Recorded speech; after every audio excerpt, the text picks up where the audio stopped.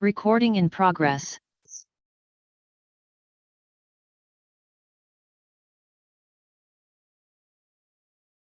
Good afternoon once again, honorable members. Let me just get my documentation in order. Before we proceed, let me make the following announcements.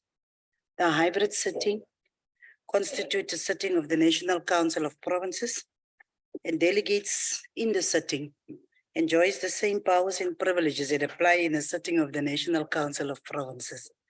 For purposes of the quorum, all delegates who are logged onto the virtual platform shall be considered present.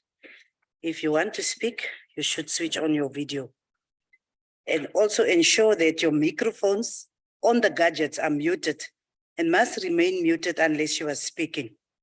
The delegates in the chamber must connect to the virtual platform as well as insert their cards to register on the chamber system.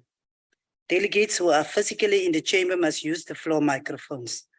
All delegates may participate in the discussions through the chat room, and the interpretation facility is active there, but I must mention that on the virtual platform, there will be a challenge with regard to interpretation. We really hope they will be able to address it.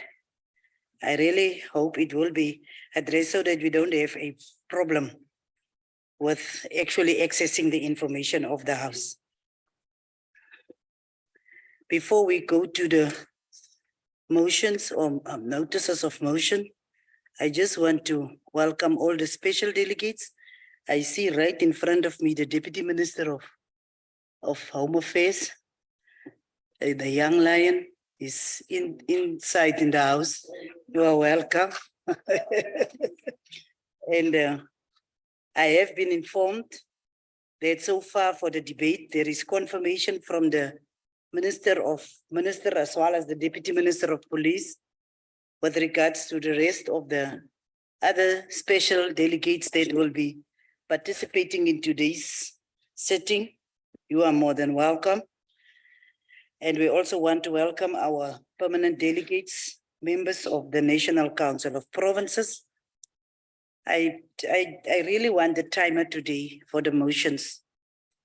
Advocate, I want the timer today for the motions because we've got a very long program.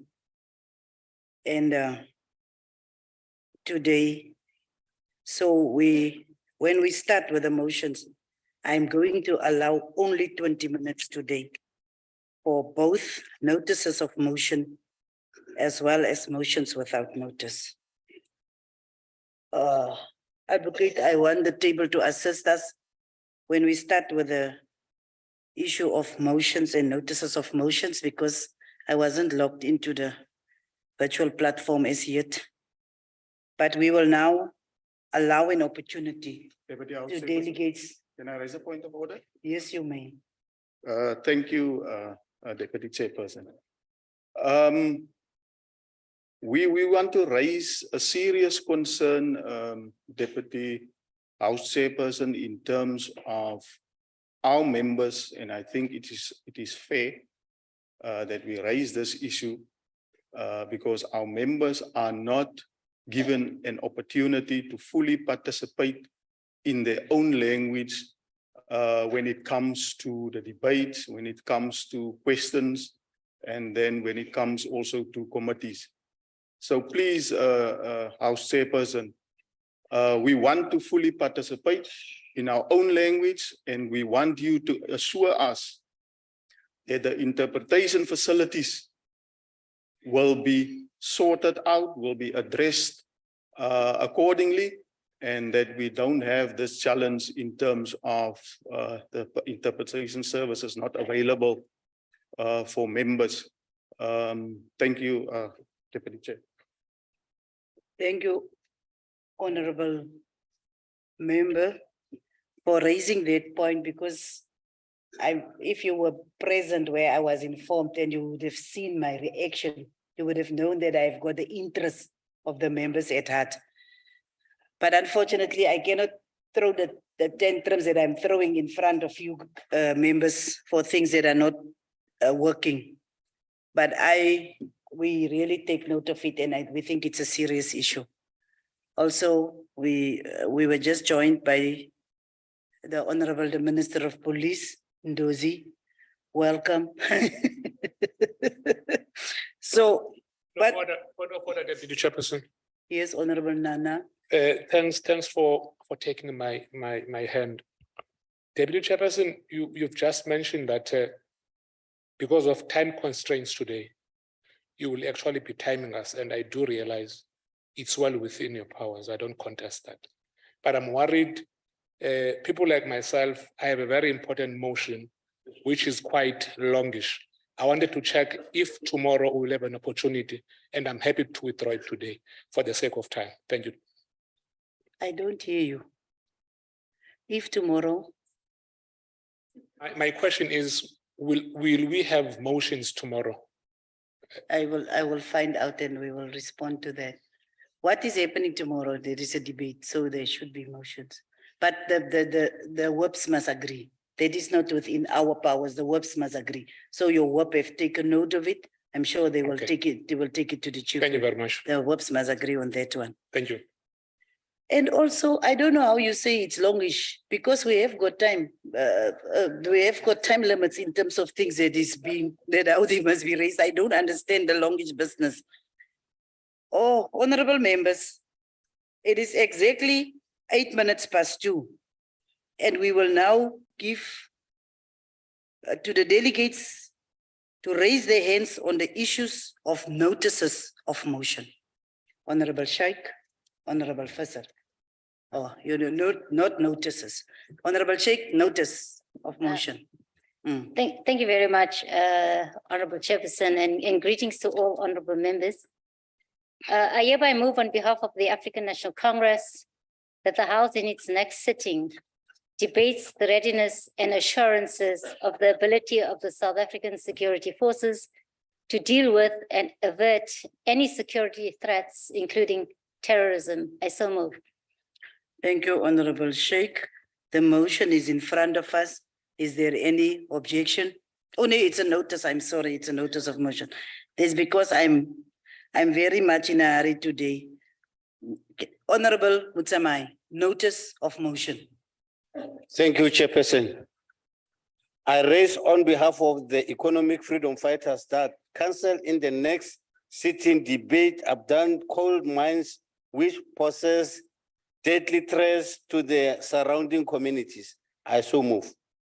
Thank you. We take note of the motion. Let me just check.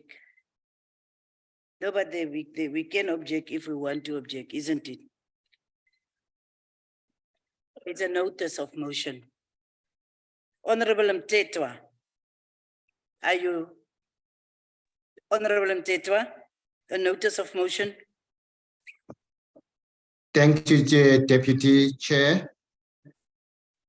Thank you, Deputy Chair. I hereby move on behalf of the African National Congress that the House in the next sitting debate the decisive combating the increase in kidnapping of especially of young kids for the huge ransom in South Africa. I so move, Chair. Thank you, Honorable Mtetwa. Noted. Honorable De Bruin. Honorable De Bruin. Thank you, Deputy Chair. Deputy Chair, I move on behalf of the Freedom Front Plus that this House notes the extensive rate of pollution in the Mangaung Metro municipality as a result of the dilapidated infrastructure regarding wastewater and sewage systems. And it should also be noted that the pollution in the rivers and streams are a health risk for the communities and wildlife in the surrounding areas, and that underground water resources are contaminated to an extent where E. coli is present. In this regard, I wish to move that this House in the next debate or debates the pollution of water resources by municipalities in the House. Thank you. Object because he doesn't understand. Who's now this? Who's now this? Honorable De Bruin, I hope the table can actually make out what you actually have said, but we accept the notice of motion. Honorable Ndongeni. Ek kan die vertaling doen. Who's that now? Thank you, Deputy Chair. Isa. I hereby move on behalf of the African National Congress that the House in its next sitting debates collaborative action geared at strengthening and accelerating meaningful social compact response to the scourge of gender-based violence in South Africa. I so moved. Thank you, Chair. Thank you, Honorable Ndongeni. The next is Honorable Matebula. Thank you very much, House Chair. I rise on behalf of the economic freedom fighters that council in the next sitting debate the increase in vehicle theft, which is being assisted by SAPS officials who are working with border patrols. I so move. Thank you, Honorable Matebula. That deals with the notices of motion. We will now move to motions without notice, and everyone should raise their hands. Honorable Fisser. Thank you, Honorable Chair, Deputy Maleka Chair. and then Boshoff. On behalf of the Democratic Alliance, I hereby move without notice that this council notes that 44 Northwest police officers have been identified to have aided the escape of criminal detainees to evade justice in the province. Further notes that 206 detainees escaped from police custody while awaiting trial or sentencing since 2019, of which 144 detainees have been apprehended to date, while 62 suspects are still on the run. Again notes that these suspects managed to escape from holding cells during transit in between court appearances or while in hospital.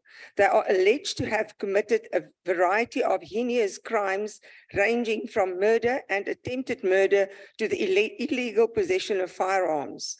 Note that most of the jailbreaks took place from the Mahikeng, Potchefstroom, Boitekong and Rustenburg police stations, and welcome the fact that Provincial Police Commissioner Lieutenant General Kwena will criminally lay charges against these 44 implicated police officers.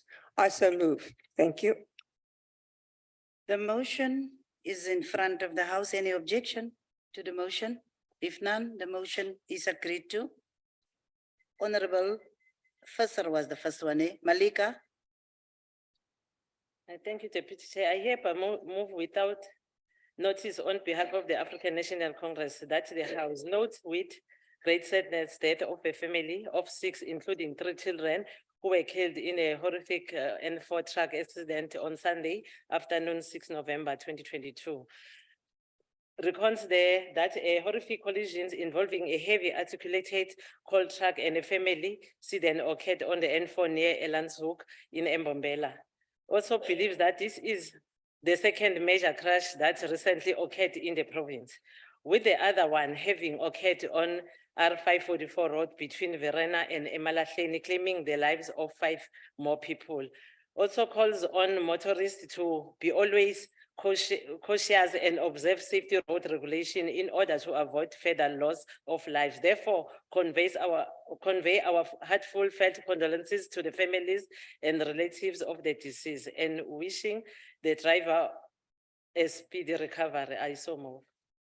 The motion is in front of us. Any objection to the motion? If none, the motion is agreed to. Honorable Boshoff. Thank you very much, Honorable Deputy House Chair. On behalf of the Democratic... Why was you at House? You can just say Deputy Chair. Achtbare voorsitter sal ek jou maar noem. On behalf of the Democratic Alliance, I hereby move without notice that this council notes that the DA in Tabacheo municipality has written to the PSA to investigate all the officials implicated in the transgression of the Municipal Finance Management Act. Further notes that a whistleblower released a report to the Oversight Committee detailing how senior officials received kickbacks after they influenced the awarding of certain tenders. Notes that this whistleblower has been victimized and has received death threats.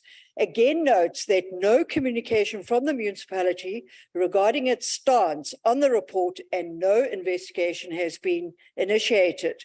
Notes that Ms. Matsi, the former MM, is said to be at the center of these tender fiascos, and it is common knowledge that her inefficiency has cost TCM millions in wasteful expenditure and denying the residents accountable governance. Further notes that Ms. Matsi was irregularly appointed in 2019 on a 5-year contract, defying numerous council resolutions which called for her to vacate her position as the accounting officer. Notes that when the DA escalated this matter to the Department of COCTA, the department concurred with the DA to have her removed. Acknowledges that the Hawks in Mpumalanga have started fighting the rot which has arisen in the licensing department by arresting those implicated in corruption. Again acknowledges that the DA will continue to monitor the appointment of a new municipal manager to ensure that all legislation is upheld when selecting a suitable candidate for this position, and to ensure that all officials involved be investigated. I so move. Thank you. Thank you, Honorable Boshoff. Honorable members, I think we have been very lenient in this house. So if you exceed 1.5 minutes, we will stop you and you won't continue with we will send the motion where it belongs as a notice of motion. I'm putting it as a precautionary measure for those that still want to follow with longish motions. Honorable Mamarkhani. Oh, Askis.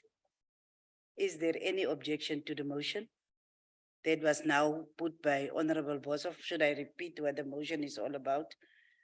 If none, the motion is agreed to in terms of section 65 of the Constitution. So, honorable members, you must listen, because if Honorable Boshoff is going on like that, I think we are at a rally. Malibongwe. Mama Rani. Thank you, Deputy Chairperson. I here move without notice on behalf of the African National Congress that the House notes that with great shock the founding of the body of a missing 21-month toddler Moteo Rashilu in bushes near Malatani in Libuakhomu on Wednesday, the 2nd November 2022. Also notes that the child was reported missing on the 28th October 2022. The mother allegedly left her at the friend's home while she ran errands, and when she had returned, she was informed that the child had disappeared. Further welcomes the opening an inquest docket by the Limpopo police to ascertain the cause of her death, and appeals to the community members with information to work with the law enforcement agencies by giving more information that will assist them in their investigation. I so move. Thank you. Is there any objection to the motion? None. The motion is agreed to. Honorable members, we've got a serious problem of child murders in this country. It is not nice to hear it all the time. Next will be Honorable Jankilson. Thank you, Madam Deputy Chair. On behalf of the Democratic Alliance, I hereby move without notice that this council notes with concern that most towns and communities in the Free State do not have functional sewage systems. Further notes that many towns and communities in the Free State do not have access to reliable and safe water in their taps. Recognizes that this has an impact on the dignity of residents and impacts on their constitutional rights to access to water and a healthy environment. Acknowledges that this needs urgent intervention that will require cooperation between national, provincial, and local governments, and resolves that the water and sanitation situation be regarded as a provincial disaster in terms of the Disaster Management Act, in order to allow urgent intervention in a coordinated manner that includes the allocations of the necessary resources to mitigate this constant threat to the lives and livelihoods of residents. Thank you. Thank you, Honorable John Kilson, is there any objection to the motion? Free State people? If none, the motion is agreed to in terms of section 65 of the Constitution. This few days, Free State people was very busy. Honorable Mulitsane, you will be the next one on the virtual platform. Honorable Mulitsane. Thank you, Deputy Chairperson. Good afternoon to everyone. Motion without notice. I rise on behalf of economic freedom fighters that the council should note that the massive sewage disaster currently experienced in Mangaung Metropolitan Municipality. Further, the House should note that Bloemfontein was once regarded as the city of roses, is but a shadow of itself, as the city is blossoming with raw sewage spillage all over the streets of Mangaung. The city should now be renamed the City of Sewage. Also, the House should acknowledge that the state of the municipality poses a health risk to residents, and such, the municipality has contravened section 24 and 27 of the Constitution of the Republic of South Africa. Also, the House should recognize that the sewage infrastructure of the metro stands outdated and has been left neglected for years. We therefore call for immediate intervention in that metro, as there exists no political will from the ruling party to fix the field. I so move. Thank you, Deputy Chair. Is there any objection to the motion? We object, Chair, there's an intervention in the. Object is fine. The motion is objected to, so it's not accepted. Honorable Mahlangu, you will be the next. You also want to, I'll put you. Thank you, Honorable Deputy Chairperson. Please allow me to rise on behalf of the African National Congress that this August House note with appreciation the decision of the University of Rose to confer honorary doctorate of law to the Honorable Ambassador Thenjiwe Mtintso in recognition of her immense and incalculable sacrifices in the fight for human rights culture in this country. Ms. Thenjiwe Mtintso, born from African working class family, is a former student of Rhodes University, a former commander of the People's Army Umkhonto weSizwe, a former member of the Parliament of the National Assembly, the first ANC Parliament female Deputy Secretary General from 2007 till 2002, and now the Ambassador of South Africa in Malawi. Ambassador Thenjiwe Mtintso's life will go down the annals of history as an embodiment of the collective heritage of struggles of the people of South Africa against racism, gender, and class oppression. We therefore express our profound sense of appreciation to the Council of Rhodes University for their bold and courageous decision, and congratulate Ambassador Thenjiwe Mtintso for her recognition by the Rhodes University. I so move. Thank you. Thank you. Is there any objection to the motion? It doesn't seem like that. The motion is agreed to in terms of section 65 of the Constitution. Honorable Mikalakis. I'm indebted to you. Thank you, Deputy Chair. On behalf of the Democratic Alliance, I hereby wish to move without notice that this council notes SONRAL's willingness to assume maintenance of the life-threatening R708 road between Winburg and Tiernissen in the Free State. The only requirement is for the Premier to write a request to this effect to the Minister of Transport, SONRAL says. In light of the fact that such a request would take pressure off the provincial department and save lives by preventing accidents, that this House strongly encourages the Premier to make such a request without delay. Furthermore, that the S234 gravel road falls under municipal jurisdiction and its current condition after the rain is hampering the economic and agriculture activities in the Tswelopele and Tokologo regions of the province. Also notes that the District Council has confirmed that a brand new grader is in its possession, but it is not being used. And finally, that this council calls upon the district municipality as well as the provincial government to urgently do everything it can to assist with the grading of that road to prevent further damage to the local economy and the agriculture sector. I so move. Is there any objection to the motion? If none, the motion is agreed to in terms of section 65 of the Constitution. Next will be Honorable Gillian on the platform. Honorable Gillian.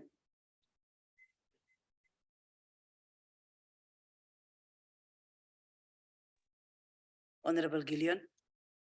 Thank you, Deputy Chairperson. Deputy Chairperson, sorry, I hereby move without notice on behalf of the African National Congress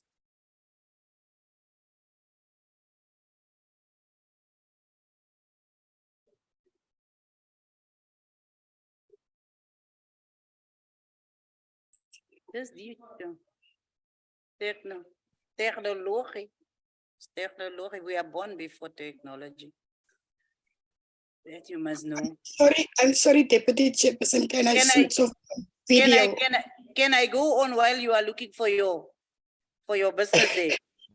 Can I switch? I am there, Deputy Chair. Can I switch off my video? The network is unstable.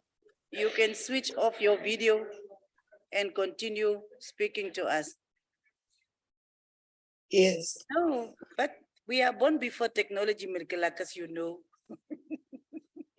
Thank you, Deputy Chairperson. I hereby move without notice on behalf of the African National Congress that the House welcomes the sentencing of a pastor to 54 years imprisonment after being found guilty of raping 2 girls and possessing child pornography.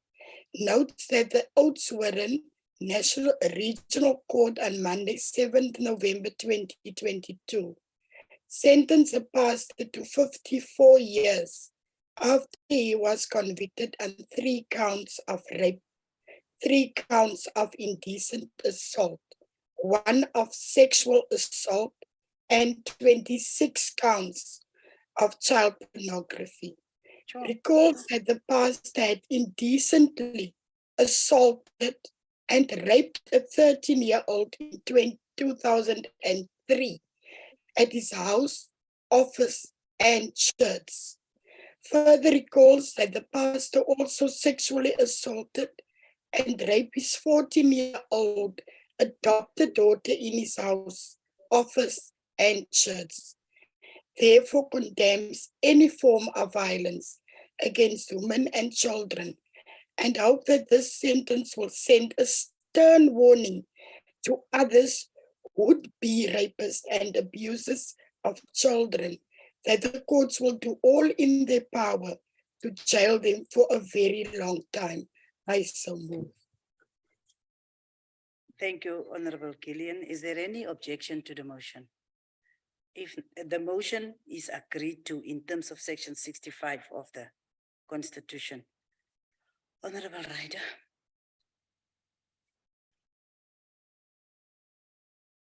Honorable Ryder, as die besering state nou nie.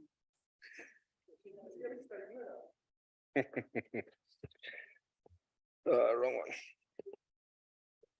Thank you, Deputy Chairperson. On behalf of the Democratic Alliance, I hereby move without notice that this council notes that we have repeatedly heard of the problems in the Mfuleni local municipality. Notes that the municipality was recently taken out of Section 139 administration by the provincial government, purportedly for reasons of political expediency. Further notes that the executive mayor of Mfuleni, in an apparent admission of his own caucus's inadequacies, recently appointed an acting mayor from another political party to act in his absence. Notes that Eskom has now secured a 1.3 billion rand judgment against the municipality for not adhering to their payment arrangements. agree that the municipality remains unable to fulfill their constitutional mandates due to the financial crisis, which has proven to be consistent and protracted. Note that the provincial executive has failed to rectify the situation during a period of administration that lasted almost 5 years, and that this House therefore recommends to the Minister of Cooperative Government that she invoke her powers in terms of Section 1397 of the Constitution and consequently dissolve the Mfuleni local municipality to allow the residents to exercise their right to vote in a competent local government to begin the road to recovery. I so move. Is there any objection to the motion? Objection, Chair. Objection. The motion may not be proceeded with and will become a notice of motion. Honorable Du Toit. Bang, né? Honorable Du Toit. Dankie, agbare voorsitter. I move on behalf of the Freedom Front Plus without notice that the House notes that Mr. Shabalala, a sheriff appointed in Secunda, serves as a board member on the South African Board of Sheriffs. Notes that Mr. Shabalala is also a chairperson of the South African Board of Sheriffs, HR and Social and Ethics Committee, and serves on the Complaints Committee. Notes that the South African Board of Sheriffs, on which Mr. Shabalala serves, refused to issue a Fidelity Fund certificate to the Sheriff, Mr. Van Wyk in Potchefstroom. Mr. Shabalala has subsequently been appointed as the Sheriff in Potchefstroom. Notes that Mr. Shabalala has a conflict of interest in serving on the board and availing himself to act as Sheriff in Potchefstroom and being complicit in refusing to issue Mr. Van Wyk's Fidelity Fund certificate in order to enable Mr. Van Wyk to serve as Potchefstroom. Notes that since Mr. Shabalala's appointment in the Potchefstroom office, the offices have not yet been fully furnished, and service to attorneys and the community of Potchefstroom is of a poor standard. And further notes that the Minister of Justice and Correctional Services, Minister Lamola, is requested to intervene and rectify the matter as soon as possible, since the current appointment is not in the best interest of justice and good practice. I so move. Is there any objection to the motion? If none, the motion is agreed to in terms of Section 65 of the Constitution. Next will be Honorable Bibi.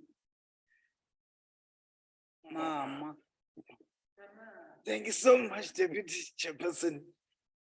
Mama, I hereby move without notice on behalf of the African National Congress that the House notes with great shock the killing of 6 people in a shack in Claremont after unknown gunmen opened fire on them on Friday night, 4th of November, 2022. Also notes that the men were murdered in the one-room shack in the settlement and 1 man survived the ordeal. It recalls that these killings occurred after the police minister, Begogwa Kekele, recently visited Claremont Township, where he hosted an imbizo, yet on tackling the high crime rate in the country. And also recognizes that crime in that area still continues unabated and residents are living in fear as they always hear gunshots at night and mostly on weekends. Therefore, the appeal to citizens to work with investigators to bring the perpetrators to book and trust that the police will do everything in their ability to find the perpetrators. I so move, Chairperson.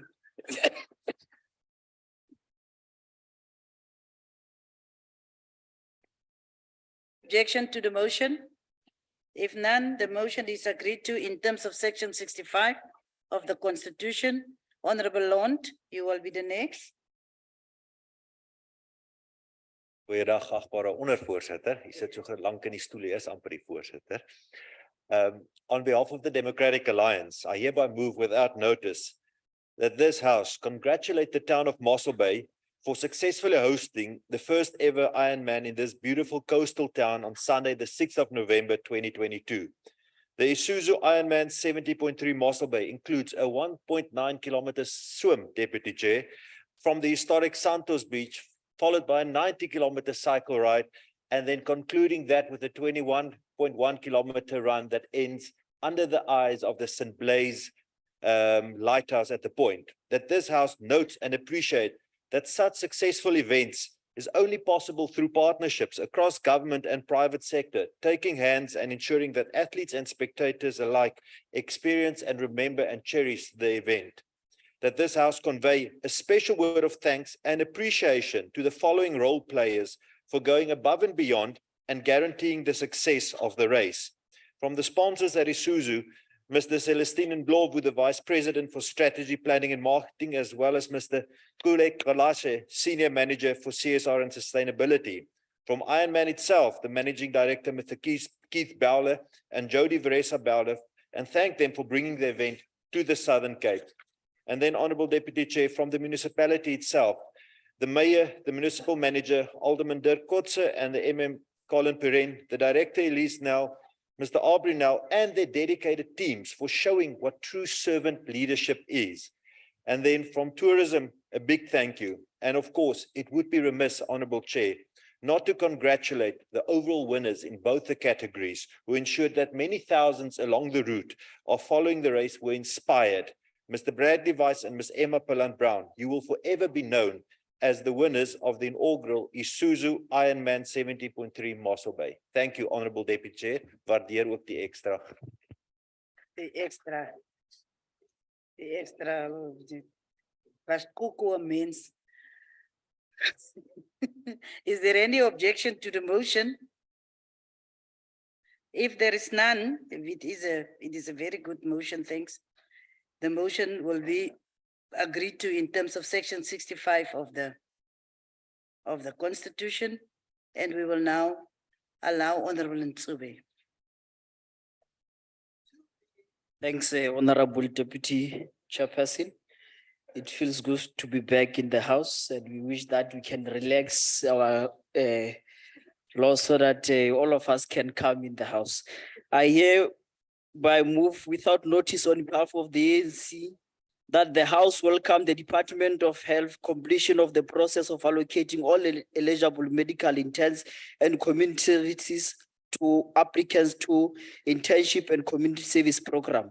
Knows that the program will run in the next annual intake scheduled to commence in January 2023.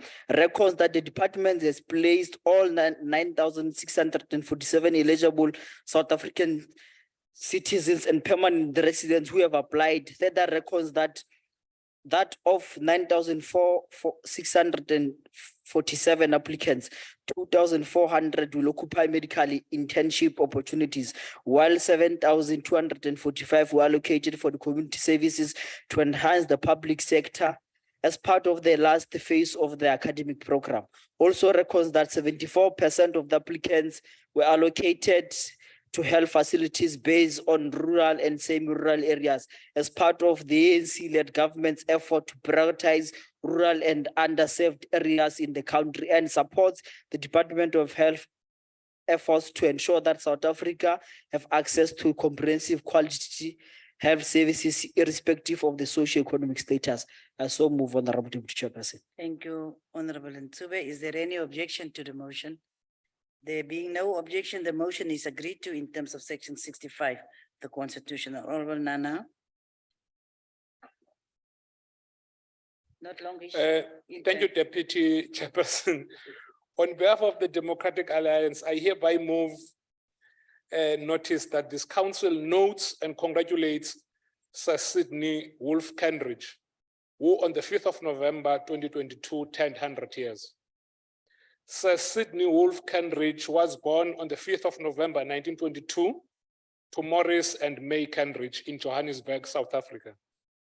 His father, Maurice, was a lawyer and a politician who first served as a member of parliament for the Labour Party and later on for the United Party. Sir Sidney Kendridge passed his matric at the age of 16 years at King Edward VII in Johannesburg. Further notes that he furthered his studies by registering at Witwatersrand University. It is in Wits University where he was elected to serve in the SRC, and in 1941 he stood firm against segregation of any form by voting against segregation of students on campus. In 1942, during the Second World War, Sir Kenrich enlisted his services, delaying his studies, and laid his life on the line by fighting against Nazism and fascism in East and North Africa. Afterwards, he went on to fight in the liberation of Italy against fascism. After the war ended, Sir Kenrich resumed his studies at Oxford University and obtained a law degree. And in 1949, he was admitted to the Johannesburg Bar. Amongst his long list of achievements against the nationalist government, he successfully asserted to the appellate division in Bloemfontein that the repressive government could not unilaterally suspend Solly Sash's passport, who was a well-known trade unionist. He also represented other luminaries such as Inkosi Albert Luthuli and Winnie Mandela.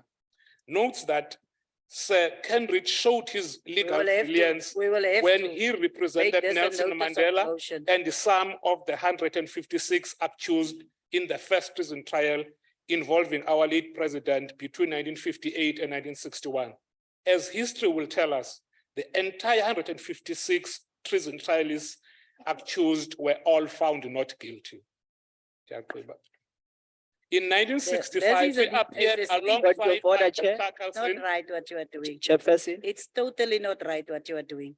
And I really didn't want to be funny because it's a very interesting story that you are telling. Really very interesting.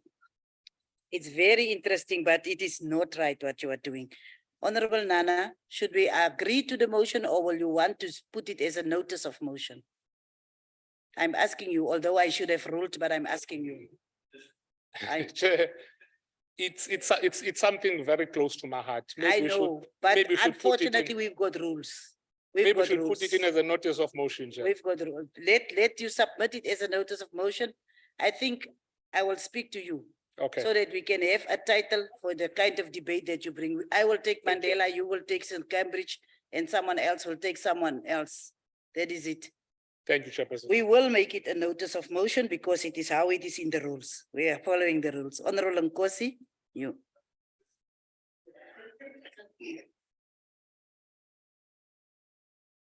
And Chabeling, you are out of order. Thank you very much, Honorable Deputy Chair. I hereby move without notice on behalf of the African National Congress that the House commends the bravery of a group of senior citizens who nabbed two armed robbers who held up a post office in Lamontville in Durban on Wednesday, 2 November 2022.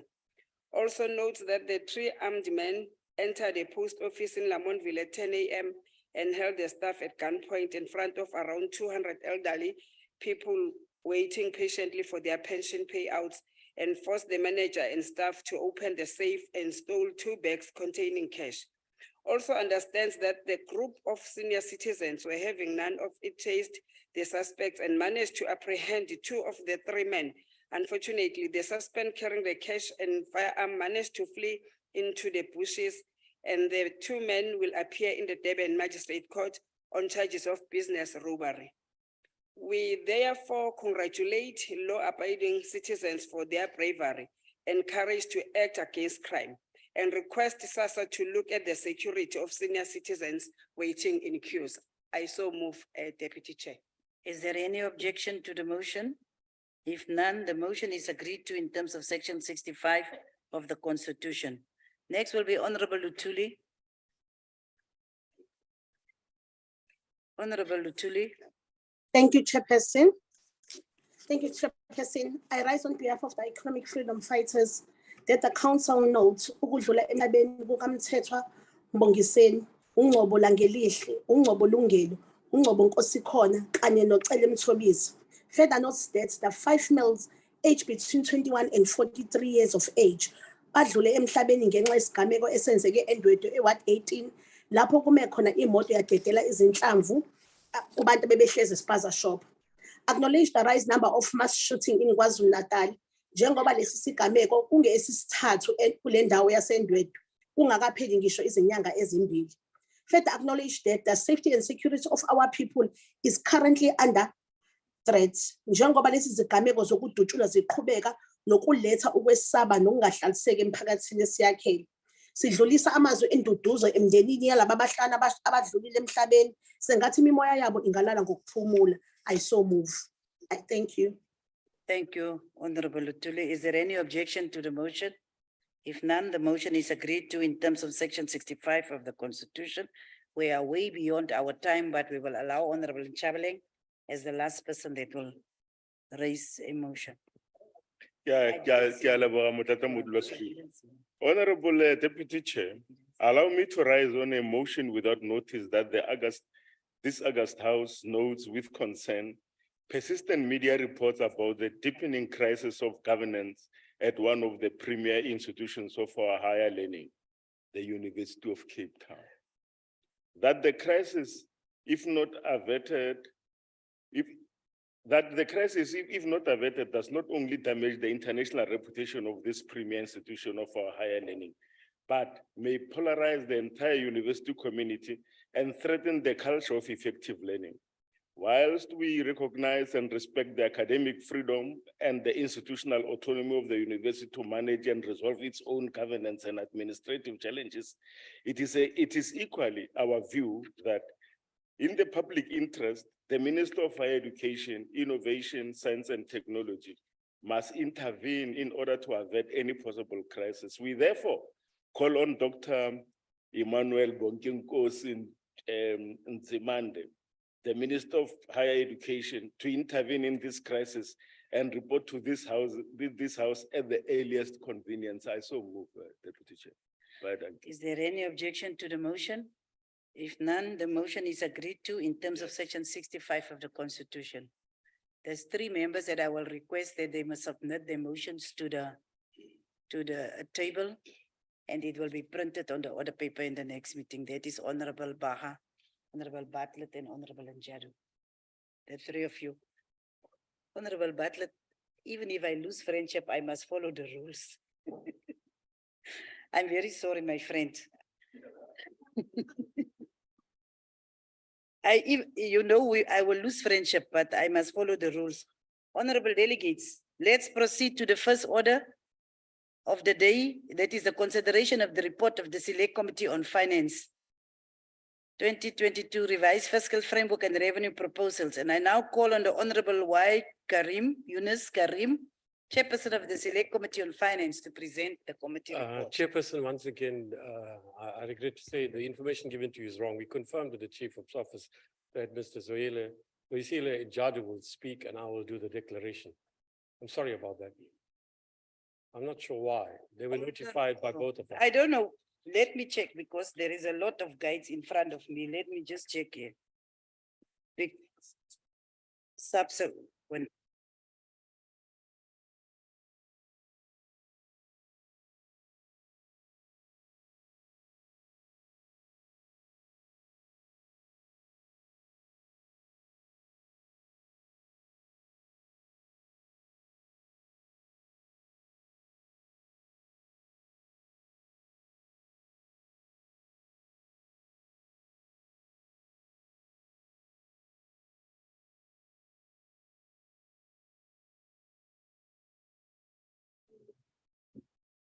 Good afternoon, Honorable Deputy Chairperson, Honorable Ministers, Deputy Ministers, Honorable Members.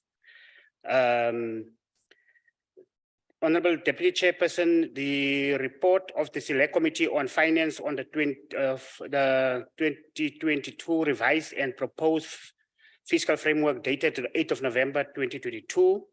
The Select Committee on Finance, Honorable Deputy Chairperson, having considered the revised and proposed fiscal framework, referred to it reports as follows. The Minister of Finance, Mr. Enoch Godongwana, tabled the 2022 medium-term budget policy statement, the MTBS, in Parliament on the 26th of October 2022, in terms of Section 27 of the Public Finance Management Act, PMFF-MA, Act number 1 of 1999, and Section 7(1) of the Money Bills Amendment Procedure and Related Matters Act, Money Bills Act number 9 of 2. The Minister, the Acting Director General, Mr. Momo, and senior officials from the National Treasury, and the South African Revenue Services, SARS, briefed a joint sitting of the Committees on Finance and Appropriations on the 27th of October 2022. The committees received post-budget tabling input from the Parliamentary Budget Office, the PBO, and the Financial and Fiscal Commission, FFC, on the 1st of November 2022. The committees held public hearings on the 2nd of November 2022 and received a total of 6 written submissions from the Congress of the African Trade Unions, COSATU, Institute for Economic Justice, Public Economy Projects, South African Institute of Chartered Accountants, Budget Justice Coalition, and the Healthy Living Alliance, the HILA. National Treasury and South African Revenue Service, SARS, responded to the issues raised during the public hearings and engaged with the committee and stakeholders on the 4th of November 2022. The Minister of Finance stated that one of the things that National Treasury was trying to do in a difficult political environment was to manage the trade-offs. He reminded members that over the past few years, more money was given to the state-owned enterprises and grants. He said that this undermines spending on baseline departments and frontline services. The minister said that standing from budget 2022, this MTPS nationally has been trying to grapple with these trade-offs. That is why it has been able to give more money for teachers and the police. He said that while National Treasury was trying to address this issue, remained a formidable challenge. He said that the SOEs, which had a strategic importance in the economic, presented a moral hazard as they made it difficult for the National Treasury to simply walk away from them in current environment. However, the National Treasury is prioritizing the resources and beginning to put more money in infrastructure and social services such as education and the police. The minister said that were it not for the extension, the social relief of distress grant implemented by government during the period of COVID-19, National Treasury would have put more resources into infrastructure and social services. That the extension of the grant was imposing another trade-off. For example, government intended to employ 30 police officers, but had to reduce that number to 15 new police officers in the next financial year. The minister emphasizes that the government had not reduced spending on social services, but wanted members to understand that the fiscal strategy in terms of prioritization, infrastructure, and social services, then Chairperson, balancing act that the National Treasury was trying to achieve.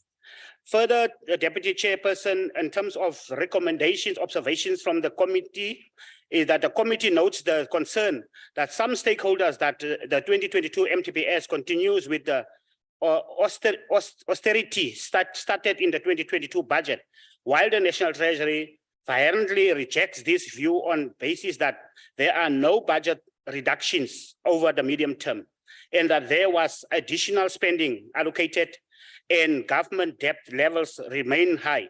The committee recommends that the National Treasury consider some of the arguments raised by these stakeholders. The committee understands the arguments by stakeholders on the austerity to be informed by the fiscal consolidation path of government of the last few years, as headlined by spending cuts or spending increase. Then, Honorable Deputy Chairperson, the National Treasury should report to the committee the extent to which the previously adopted concurrency fiscal policy and fiscal consolidation have been affected in stabilizing the fiscal frame. The committee welcomes the 2023-2024 financial year is the final year of the fiscal consolidation announced in the 2022 MTPS. We also welcome the 2022 MTPS does not include any new budget reductions. The committee notes the submissions made by the stakeholders regarding increasing the social grants, and in the sympathetic to them, The committee also welcomes the extension of the grant by another year, given the consequences of COVID-19, the July 2022 social unrest, the KwaZulu-Natal floods, and the interest, poverty, inequality, and job losses, the unemployment and poor need to be cushioned more. The committee reinstated its previously position that the position the National Treasury and government should seriously consider a basic income grant. The BIG, the committee's view on this are not unrealistic or populist. The committee is accurately aware of the severe constraints on the budget and reduced fiscal space and the huge cost that the state will have to bear. But given the conditions in the country, at present, and the limited growth rates and job creation, not to provide a BIG could lead to social consequences that will cost the state and society far more. The BIG can be introduced in an incremental measure, while it takes into account the limited fiscal space. The necessary trade-offs will have to be made. The tax proposals by the various stakeholders in the hearing of the funding of the BIG also need to be considered. Chairperson, the committee notes that the social wage, which is the combined spending on health, education, housing, social protection, employment program, and local amenities and protected in the revised and proposed fiscal framework. The committee welcomes that over the MTEF, an allocation of 3.56 trillion or 59.2% of the considered non-interest spending is dedicated to the social wage with the aim of alleviating poverty and reducing unemployment and inequality. The committee welcomes the slight improvement to the country's fiscal framework, despite the challenging economic environment internationally and domestically. Gross government debt is now expected to stabilize at 71.4. The committee further welcomes that gross tax revenues have been revised up to by 85.5 billion in the 2022-2023, which is attributed to better than expected revenue collection in the final quarter of 2021-2022. The upward revision to near-term tax-based growth projections and strong corporate income tax collections. The committee, however, notes that this revision may be based on revenue forecasts that are rather optimistic, as argued by some stakeholders in the hearings. The committee notes the explanations from the National Treasury that the strong revenue collections were due to CIT collection. Chairperson, the committee is concerned that there appears to be lack of understanding of the future of the Gauteng and e-tolls, while the public seems to believe that the e-tolls have been scrapped. Clarification was provided that a new funding model was being proposed to fund the e-tolls. The committee requires the Minister of Finance to provide a written response on this after adoption of this report. The committee recommends, as it is in its previous reports, that the public procurement bill be tabled in Parliament for processing. The committee believes that delays in tabling and processing this bill compromises transformation and localization, procurement of locally produced goods. In compliance with Section 217 of the Constitution, the committee believes that Black economic empowerment, youth, women, and people living with disabilities should be given preference when procuring. Participation, participants raise severe issues with regards to the risk of unresolved wage bill on the fiscal framework. The committee notes that while the wage bill has an impact on the fiscal framework, this matter will be referred to the Appropriations Committee for further consideration. Lastly, Chairperson, the committee thanks all those who participated in its process. Having considered the 2022 revised and proposed fiscal framework, the Select Committee on Finance adopts it. The Democratic Alliance, Economic Freedom Front, and the Freedom Front Plus reserve their positions. So the report to be considered. Thank you very much, Deputy Chair. Thank you, Honorable Gadu.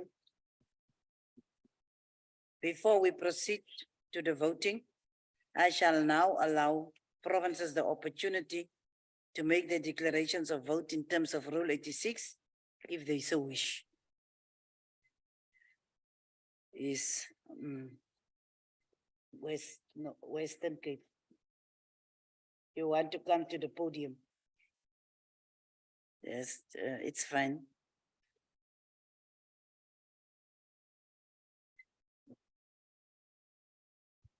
Dankie, agbare ondervoorsitter. The Democratic Alliance has made it clear that it does not support bailouts to failing state-owned enterprises. To accept is the money for you. The Democratic Alliance has made it clear that it does not support bailouts to failing state-owned enterprises. To make this already untenable situation worse, we are bailing out Sunroll due to the failed e-tolls project that the Democratic Alliance warned about from the start.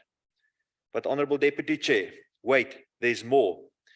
The end solution is still not clear, as the Gauteng provincial government has been told to come up with a large sum of money and work out a future funding model. So the truth is that there is still no solution to e-tolls. If only this government had listened to the alternative solutions we put forward in the first place. The debt swap for Eskom is another bailout by subversion, with no quantum revealed, no conditions disclosed, and no visible progress on splitting Eskom into three parts. The cleaning up of the Eskom balance sheet at the expense of the many other demands on taxpayers' money is a shocking absolution for one of the primary vehicles of state capture. But Honorable Deputy Chair, wait, there's more. The minister was still walking back down the red carpet after his speech when Eskom's latest borrowing spree was announced, with the World Bank advancing an eye-watering amount to fund green energy projects. The report on the fiscal framework also includes a worrying remark about the South African Reserve Bank and the recent correction in interest rates to pre-COVID levels. This is in line with international trends and in protection of the currency, as is the mandate of the Reserve Bank. The chair of the Standing Committee on Finance tried to lead the joint committees down a path of monetary policy, which is not our mandate and is specifically separate from fiscal policy. The absence of any signal that greater funding will be committed to the coalface of service delivery, which is provincial and local government level, leaves us with no option but to reject this report and the fiscal framework behind it. Baie dankie, agbare ondervoorsitter. Dankie, Honorable. Is any other declaration? Yes, Honorable Karim. Thank you, Chairperson. Basically, we don't agree with the unconditional bailout either. Nowhere in the discussion that we had, the gentleman wasn't there, the member of parliament wasn't there. Did we say that? In fact, we said the opposite. I don't know whether he read the report or his researcher read the report, but whatever it is, it's there in clear, crystal language that we do not support unconditional bailouts, that we welcome the bailouts that have been issued so far, where once again, Treasury has shown that it's taken the committee seriously. It's now actually having conditions set for it. In fact, the report goes even further. It says something to the effect that when it comes to Eskom, we also want to see what are the conditions attached, who's going to monitor it, how, and timelines. We didn't spell all that out in the report because you don't put every word down. Secondly, it's not fair to raise an issue about the Standing Committee on Finance chairperson, Mr. Joe Maswangani, is not here to answer for himself. Mercifully, the rest of us are here. He actually raised it as an issue that derives from discussions on the Standing Committee on Finance side. In fact, in the previous term when I was there, the Reserve Bank is not above accountability to the public and to Parliament, and through Parliament to the public. In fact, the report says that the committee, all of us, recognize the constitutional and legislative mandate of the South African Reserve Bank. And it's within that context we ask, what is wrong with the Reserve Bank governor appearing before the Standing Committee on Finance to explain why the repo rates have increased to the extent they have? And have they taken sufficient account of the cost of living crisis that's emerging because of that? That is all. That is our constitutional mandate. You can't have your cake and eat it, say that Parliament doesn't hold the institutions to account, and then when we seek to do it, say that we shouldn't be doing it. In fact, we're doing it within the no way in this discussion in the committee or in the report does it say we're going to question the monetary policy. That is a matter the ANC discussed at the last conference. It's coming up next year, in December, and it'll be brought to Parliament. That's not the issue here. Here is a separate issue, a particular challenge we have. So no one's questioning the legitimacy of the current role of the Reserve Bank for now. Now, it's not true either that there's been no progress, Chairperson. I don't know which planet the gentleman is living in. There has been progress on splitting ESCOM, but it's a huge monolith, really. It's a neo, what's a big word the English use? I don't know what its word is, but it's a neo, what's that word? I don't know, David, you will know. But it's a big word, it means a behemoth, meaning it's a huge, huge thing. To break it down into three, transmission, generation, and maintenance is going to be very, very difficult. We have there now a new board, which looks like it's a shiny example of what can be done if we bring our skills together. And we have a reasonably good management committee. We may differ about the current CEO, but they are doing what they're doing. And yes, they say end to Sandral. Now they're complaining there isn't an alternative. What is the alternative? It wasn't only themselves, yes, who raised it. It was COSATU, the SACP, NGOs, civil society, none of whom support the DA. Thank you very much. Thank you. Thank you very much. It seems as if we have concluded on the issue of declarations. We shall now proceed to the voting on the question. And the question is that the report be adopted, and we shall now call on the provinces to cast their votes.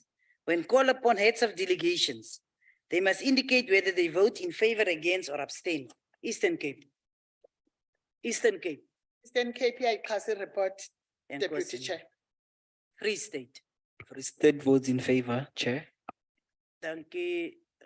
Gauteng. Gauteng in favor, Chairperson. Thank you. KwaZulu Natal. KwaZulu Natal, yes, the report. Someone must bring KwaZulu Natal some lemon water. Limpopo. Limpopo votes in favor, Honorable Chairperson. Thank you. Mpumalanga. Mpumalanga supports the report, Honorable Deputy Chair. Northern Cape. Northern Cape support the report, Honorable Deputy Chair. Northwest. Northwest support, Honorable Deputy Chair. Modise, we want you in Cape Town. Western Cape. The Western Cape, we do not support it. Thank you. The voting is now closed. 8 provinces have voted in favor. So we therefore declare the report adopted in accordance with Section 65 of the Constitution. Honorable Delegate, we will now proceed to the second order. It's a consideration of the report of Select Committee on Appropriations, Expenditure and Performance of the Early Childhood Development Grant as at the end of the 4th quarter of the 2021-2022 financial year, dated the 12th of October 2022. And we shall now call on the Honorable D.G. Mahlangu, Chairperson of the Select Committee on Appropriations. Honorable Mahlangu, you've got 10 minutes.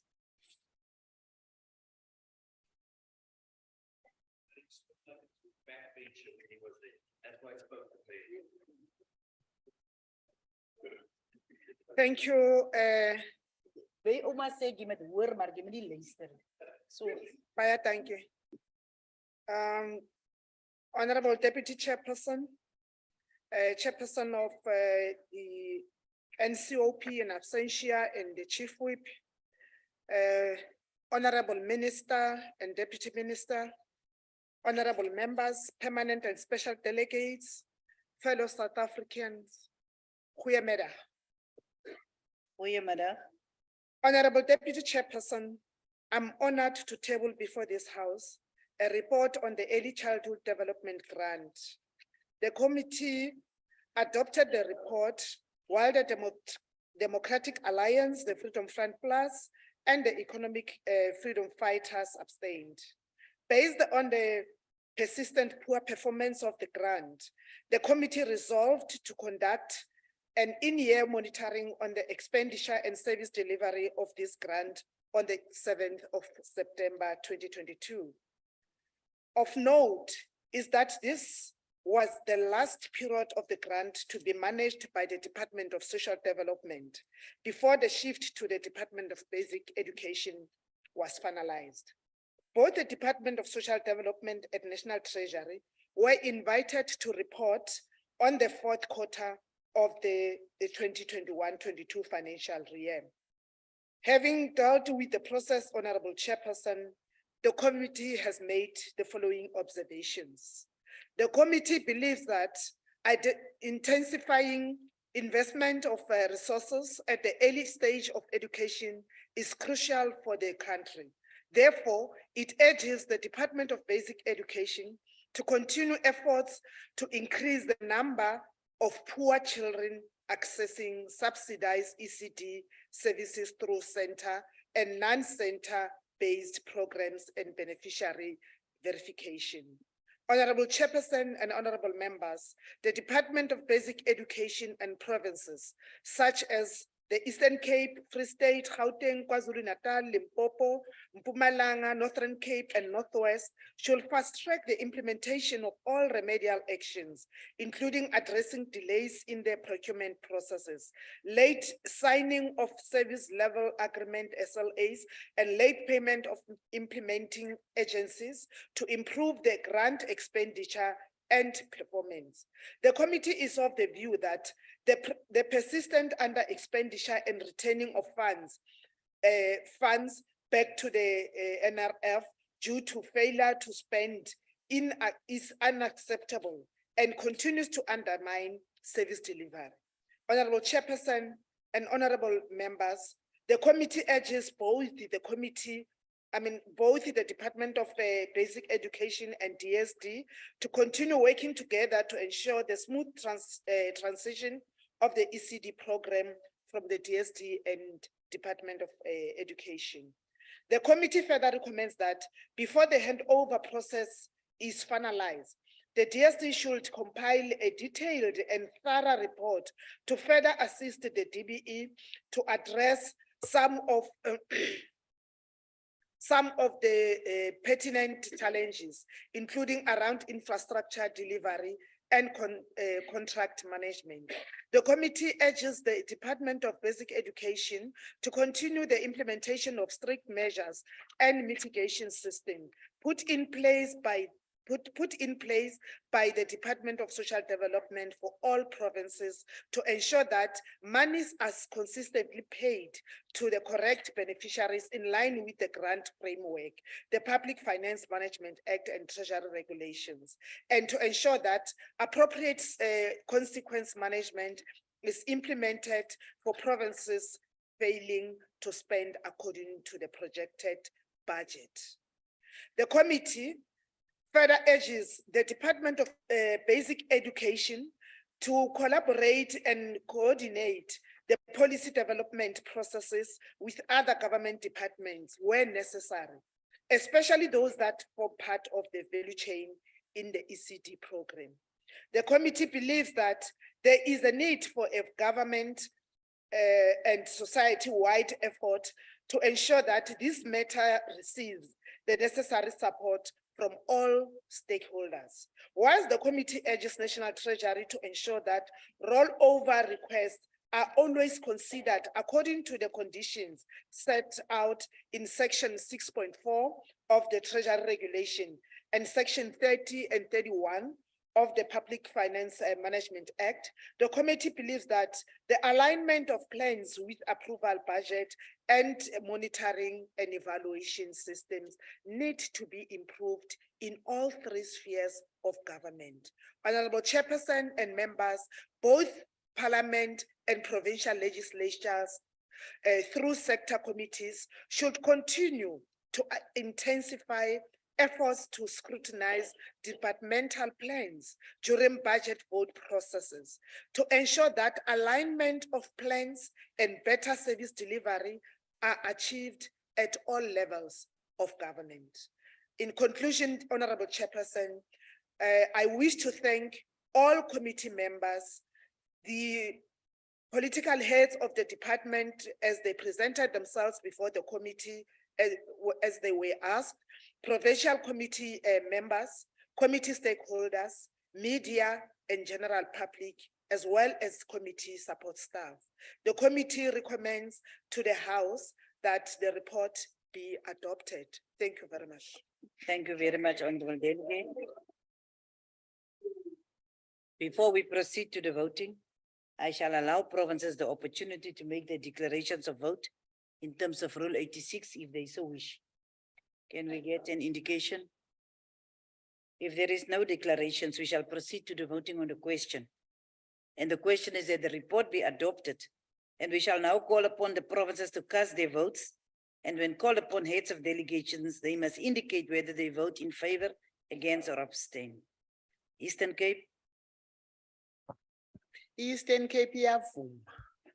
Nkosima, Free State, Free State votes in favor, Chair. Gauteng. Gauteng in favor, Chair. Thank you, KwaZulu-Natal. KwaZulu-Natal iyayeseka sihlalo. Ngiyabonga. Limpopo. Limpopo vote in favor, Honorable Deputy Chair. Mpumalanga. Pumalanga vote in favor, Honorable Chair. Northern Cape. Northern Cape votes in favor, Honorable Deputy Chair. Northwest. Northwest, yamukela motlatsa modulasetulo. We don't hear. Northwest support the report, Honorable Deputy Chair. Even if you speak to Anna, we must hear you. That is Western Cape. Ondervoorsitter, ons ondersteun hierdie verslag. Baie dankie. All the voting is now closed and all provinces have voted in favor, and we therefore declare the report adopted in accordance with section 65 of the Constitution. Those that wanted to upload, you can upload now. Thank you very much. Honorable delegates, we will now proceed to the third order, the consideration of a report of Select Committee on Appropriations, Expenditure and Performance of the Informal Settlements Upgrading Partnership Grant for provinces in the first quarter of the 2022-23 financial year, dated 12 October 2022. And we once again call on the Honorable D.G. Mahlangu, Chairperson of the Select Committee on Appropriations, to present the committee report. Honorable Mahlangu, take water before you start. You may continue. Thank you, Chairperson. Ngiyathokoza kakhulu. Ngithokoze ngilotshise uMinister neDeputy Minister. Ngilotshise amalunga ahloniphekile. Ngilotshise isitshaba sekhethu seSouth Africa.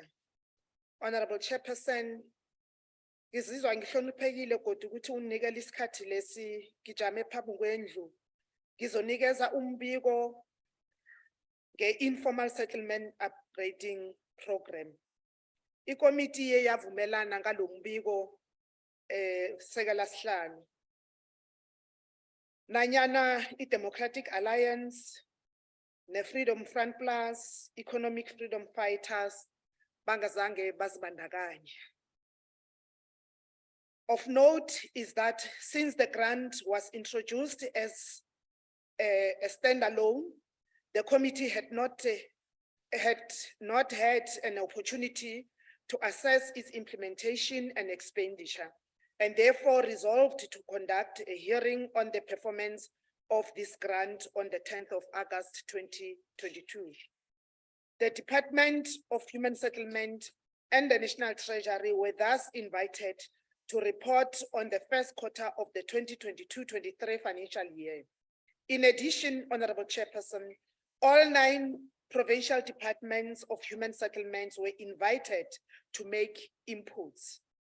The committee has made some observations through the process. The Department of Human Settlements, Honorable Deputy Chairperson, working together with National Treasury, should strive to tighten the framework of the Informal Settlement Upgrading Partnership Grant for provinces before the beginning of the 23-24 financial year. This will ensure more thorough planning, monitoring and reporting by provinces, improving the level of performance and correctly assess the risk of under expenditure to ensure that early interventions are taken to prevent wastage. The Department of Human Settlement should consider reviewing their business plans approval process and urgently address the reported delays. Approval of business plans should not occur in the middle of the financial year. Clear timelines for the approval process should be adopted by the sector, and they should be carefully considered in a transparent manner. These timeframes should be included in the business plan frame and adhere to. Honorable Deputy Chairperson and honorable members, the committee implores the Department of Human Settlement, together with the Provincial Department of Human Settlement and municipalities, to urgently take steps to intensify efforts to ensure alignment of municipal integrated development plans with those of provincial and national government. The committee is of the view that this has been a problem for the past years, and therefore urgent steps are required to address this matter. Honorable Deputy Chairperson, the Department of Human Settlement should perform a rigorous program and contract management to minimize the risk of underperformance, and provincial departments working together with the Department of Human Settlement should continuously improve program design and hold the implementing agencies and contractors accountable for poor performance, because that is a weak point that we've identified. The Department of Human Settlement should continue to hold accountable provinces that transfer funds to implementing agencies. The department should also demand financial accountability and value for money from the implementing and contracted agencies. This will eliminate any financial leakage, fiscal dumping, and corrupt elements. Honorable Deputy Chairperson, the Provincial Departments of Human Settlements should comply with Section 16 of Division of Revenue Act, which requires provinces to provide agreements it has with other organs of state and a schedule of payment to the National Treasury, the transferring officer, and provincial treasuries. These agreements should be submitted to these institutions as a matter of agency and at the latest within 2 weeks after the adoption of this report by the National Council of Provinces, if it's to be adopted today. Honorable Chairperson and members, the planned engagements through social impact required by the grant framework should be prioritized to reduce instances of community protest that often stall projects. Such public protest does not only interfere with government planned projects, but also result in the loss of people's lives and vandalism to the existing infrastructure, which negatively affects service delivery.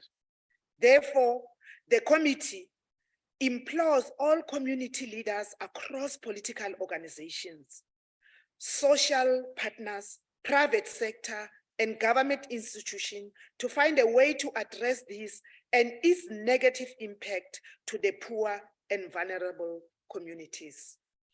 Honorable Deputy Chairperson, the committee implores National Treasury to expedite the process of reviewing all conditional grants frameworks to address the Minister of Human Settlements concerns around the grant framework being too constrained and not supporting the department to improve performance.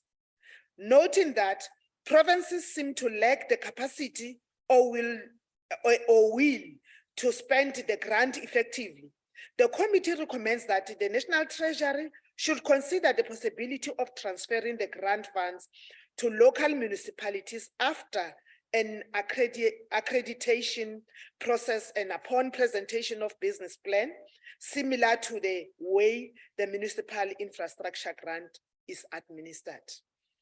The committee urges National Treasury, the Department of Human Settlement, and the provincial department tasked with spending these allocated funds to remember that these are not mere numbers and targets, but that these are, in fact, the lives of people that they are dealing with.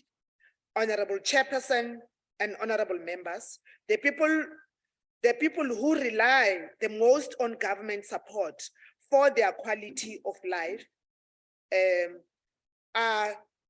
do not have a choice, but are focusing or relying on government only.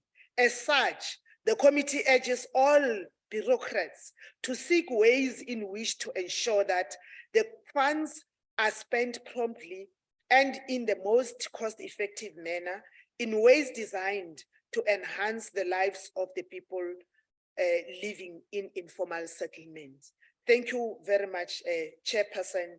Ngithokoze khulu, ngithokoze nabantu esiberekisana nabo, i-support staff ye-committee, namalunga wonke akhona wale committee, amalunga wama-provinces. Ngiyathokoza. Ngicela isihlalo. Thank you. Thank you very much. Before we proceed to the voting, we shall allow province the opportunity to make their declarations of vote in terms of Rule 86 if they so wish.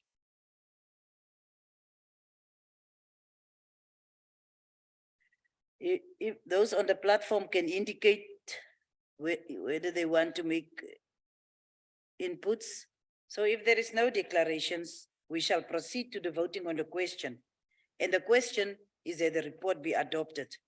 And I shall now call on the provinces to cast their votes. When called upon, heads of delegations must indicate whether they vote in favor, against, or abstain. And we will start with Eastern Cape. Eastern Cape, iyavuma. Thank you. Free State. Thank you very much, Deputy Chairperson. First State vote in favor. Thank you. Gauteng. Gauteng in favor, Deputy Chairperson. Thank you. KwaZulu Natal. KwaZulu-Natal yaweseka umbiko. Thank you. Limpopo. Limpopo support the report. Thank you. Mpumalanga.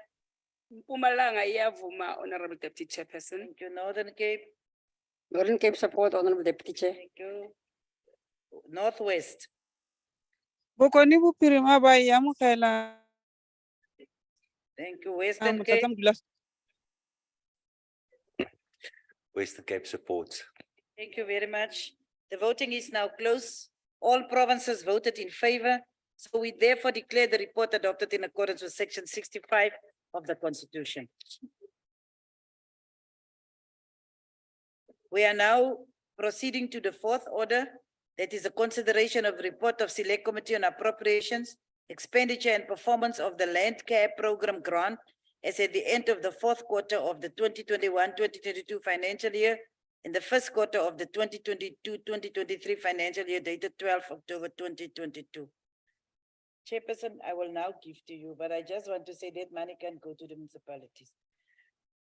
I will now call on the Honorable DG Matlangu, Chairperson of the Select Committee on Appropriations, to present the committee report. Honorable Matlangu, it's over to you.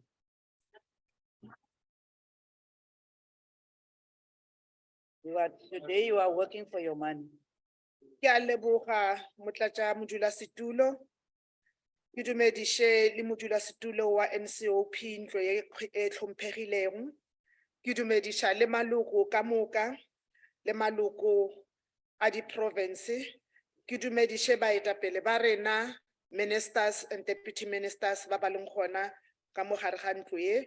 Ke dumedishe le batho ba gešo ba South Africa. Honorable Chairperson, it's an honor again to be given this opportunity to present the report on Land Care Program grant. The committee adopted the report while the DA, the FF Plus, Freedom Front Plus, Economic Freedom Fighters abstained. Due to persistent underspending, the committee resolved to conduct a hearing on the expenditure and service delivery of this grant on the 31st of August, 2022. 4 provincial departments of Agriculture, Land Reform and Rural Development, that is Gauteng, Limpopo, Northern Cape and Northwest, were invited to report on the 4th quarter of the 2021-22 and the 1st quarter of the 2022-23 financial year. The Department of Agriculture, Land Reform and Rural Development and National Treasury were thus invited to make inputs during this process. The committee has made the following observations. Gauteng, Limpopo, and Northern Cape should take specific steps to improve expenditure as well as planning processes for the grant to be received timelessly. They need to ensure that the grant is spent according to plans as well as the requirements of the grant framework. The committee is of the view that National Treasury should intensify its various monitoring mechanisms, such as meeting with the sector on a quarterly basis.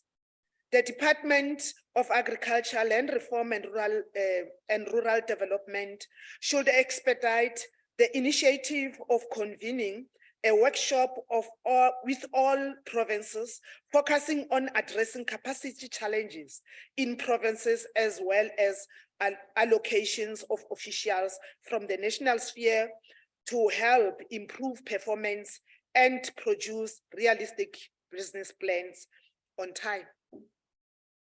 Honorable members, the transferring officer should ensure that consequence management is implemented as provided for in the Division of Revenue Act, and that other public finance management prescripts are followed where necessary to enforce compliance. However, Deputy Chairperson, the committee is of the view that this should be done strictly in terms of Section 216, subsection 3 of the Constitution of the Republic to ensure government acts in the interest of poor South Africans and service delivery. The committee further recommends that the Department of Agriculture, Land Reform and Rural Development should intensify interventions aimed at assisting provinces such as Northern Cape, Northwest, and Gauteng, where zero performance had been reported due to non-submission of business plans.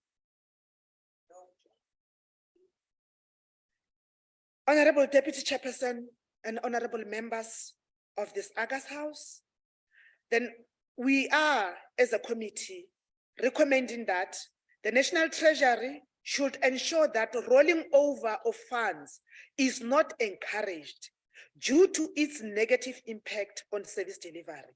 However, when it does happen, such as in the case of Northwest under expenditure due to chemical shortages, the approval process should be done in accordance with Section 6.4.1 of the Treasury Regulation and Section 30 subsection 2 G and 30 subsection 2G of the Public Finance Management Act. The National Treasury and the Department of Agriculture, Land Reform and Rural Development and its provincial counterparts should ensure that the land care grant is always prioritized, and where non-performance persists, consideration should be given to devolving the grant to municipal level or to redirecting funds away from non-performing provinces to those who are proactive in their planning. In conclusion, Honorable Chairperson, I'm once more taking this opportunity to thank the Minister for availing herself when she was requested to come with her team, and the support staff, the committee members of the appropriations, the stakeholders of the appropriations, and the media and all the participants. Thank you very much. Ke a leboga. Before we proceed to the voting, we shall allow provinces the opportunity to make their declarations of vote. If there is none, we shall proceed to the voting on the question. And the question is that the report be adopted. I will now call upon the provinces to cast their votes. Eastern Cape, Eastern KPI pass a report. It says support, Chair.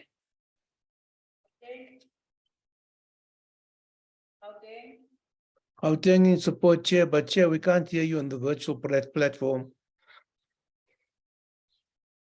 Come again.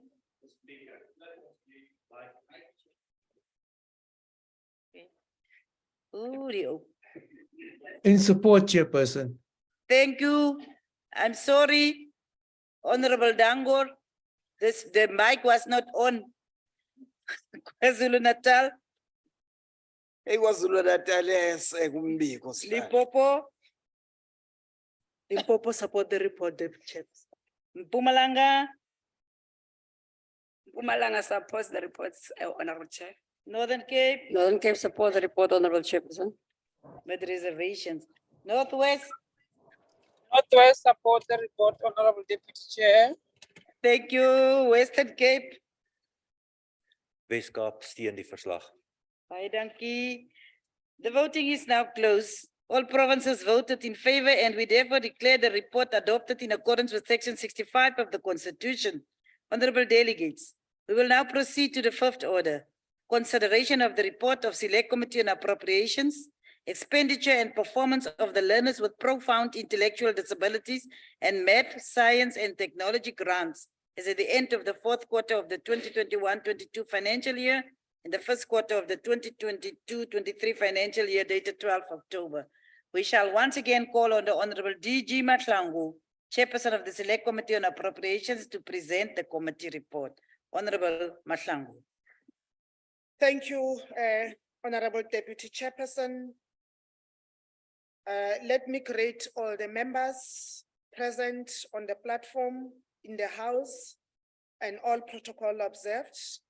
Abshen, Honorable Deputy Chairperson, the opportunity is once more appreciated and welcome.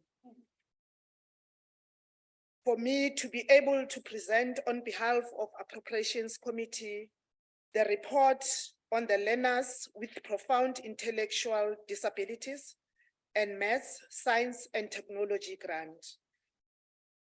The committee adopted the report while the Democratic Alliance, the Freedom Front Plus, the Economic Freedom Fighters abstained.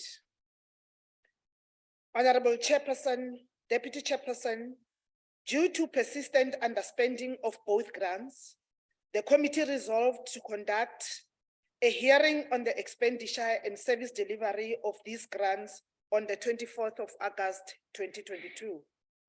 5 provincial departments of education, which are Eastern Cape, Free State, Limpopo, Mpumalanga, and Western Cape, were invited to report on these grants as at the end of the fourth quarter of the 2021-22 financial year and the first quarter of the 2022-23 financial year. Department of Basic Education, together with the National Treasury, were also invited to make inputs. Honorable Chairperson, the following are the observations made by the committee. The provincial education departments of the Free State, Eastern Cape, and Limpopo should expedite the filling of funded vacancies as they may continue to impact negatively on service delivery programs. The committee is of the view that this needs urgent action from the sector as part of the interventions to tackle the rising unemployment post COVID-19. This should include steps to address the reported high turnover of caregivers and the itinerant team members who resigned in the Free State Department of Education. The Department of Basic Education, together with its provincial counterparts, should take steps to urgently address all the issues that led to the non-achievement of quarterly targets, as articulated in the approved departmental plans within 60 days. These include the procurement of storage containers, assistive devices, and thermometers, and training for caregivers, teachers, therapists, and officials. The Department of Basic Education and its provincial counterparts should take steps to improve quarterly expenditure depending on the grant scheduled for both the learners with profound intellectual disabilities grant and the maths, science, and technology grant, whilst achieving value for money to avoid an expenditure spike in the fourth quarter of the year, of the financial year, as well as any risk of fiscal dumping or wastage of government resources.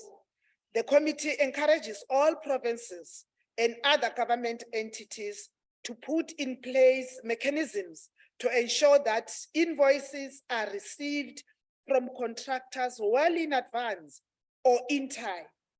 Furthermore, they should ensure that payments are processed within the prescribed 30 days period as required by Section 38, subsection 1F of the Public Finance Management Act of 1999 to avoid under expenditure and non-compliance. Honorable Deputy Chairperson and members, the Department of Basic Education, together with its provincial counterparts, should ensure that specific steps are taken to reach more beneficiaries with the learners with profound intellectual disabilities grant, depending on the availability of resources as the need is still great. Gauteng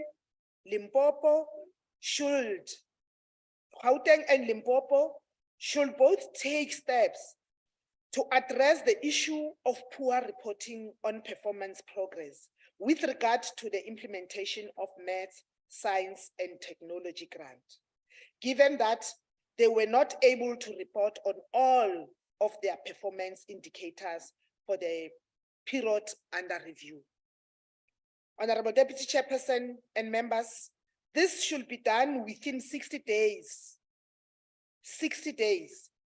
after the adoption of this report by the House, and it will be followed up. The committee views poor reporting in a very serious light as it impacts negatively on oversight activities. The Department of Basic Education should continue to strengthen performance verification and monitoring of mitigation measures and ensure regular engagement at district, regional, and executive level. MECs are, this time I'm referring to the members of the executive, MECs, and the accounting officers to identify challenges and share information across the sector. This should assist the sector to improve collaborative planning and smooth budget processes. When we work together, we will be able to reach the target. The committee is of the view that National Treasury should continue to intensify its efforts to conduct quarterly provincial budget visits with a view to assist the sector to address spending challenges and ensure better management of conditional grants. Conditional grants have conditions attached to them. The committee wishes to stress that the funds allocated are clearly desperately needed by the intended beneficiaries.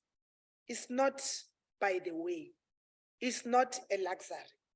And that the responsible departments should always have the interest of these beneficiaries foremost in their priorities as they perform their daily task. Thank you very much, honorable members and the honorable deputy chairperson. Gore le mphe sebaka, le mphe le tsebe. Ke a leboga ka boikokobetso. Ke a leboga, honorable member. Before we proceed to the voting, I will allow provinces the opportunity to make their declarations or vote in terms of Rule 86 if they so wish. I don't see any indication of a declaration. We shall now proceed to the voting on the question. And the question is that the report be adopted. Before I go to the voting, honorable members, after this voting, those of you that are very thirsty can fetch tea, but you go one by one so that you can relax toch. Slechts tea. Die chief wil het weghardloop van die koek. Tea. We shall now proceed to the voting on the question. And the question is that the report be adopted.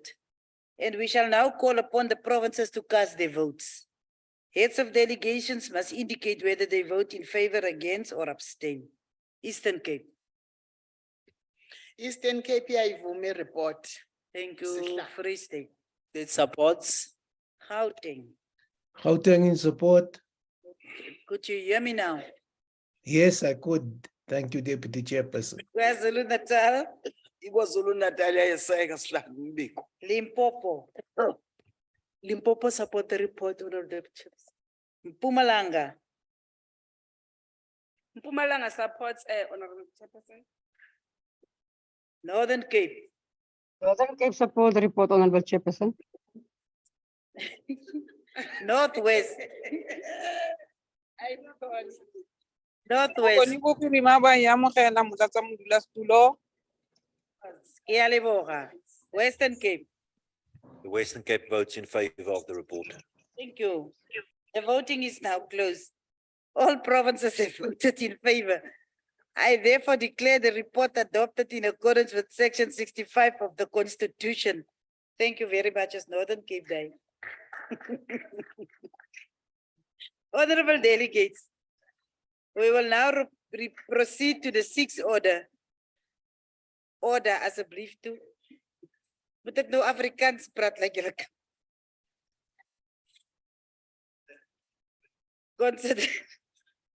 Consideration of report of select committees on security and justice. Betoog die Noord-Kaap so dom vat. Interim critical infrastructure protection regulations in terms of section 27 of the Critical Infrastructure Protection Act 2019, dated 2nd November 2022. And I will now call on the Honorable Sheikh, Chairperson of the Select Committee on Security and Justice, to present the committee report.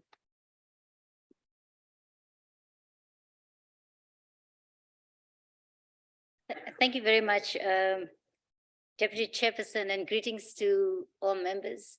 Greetings to the Minister of Police, the Deputy Minister of Home Affairs, and all members on the virtual and platform and who are physically here.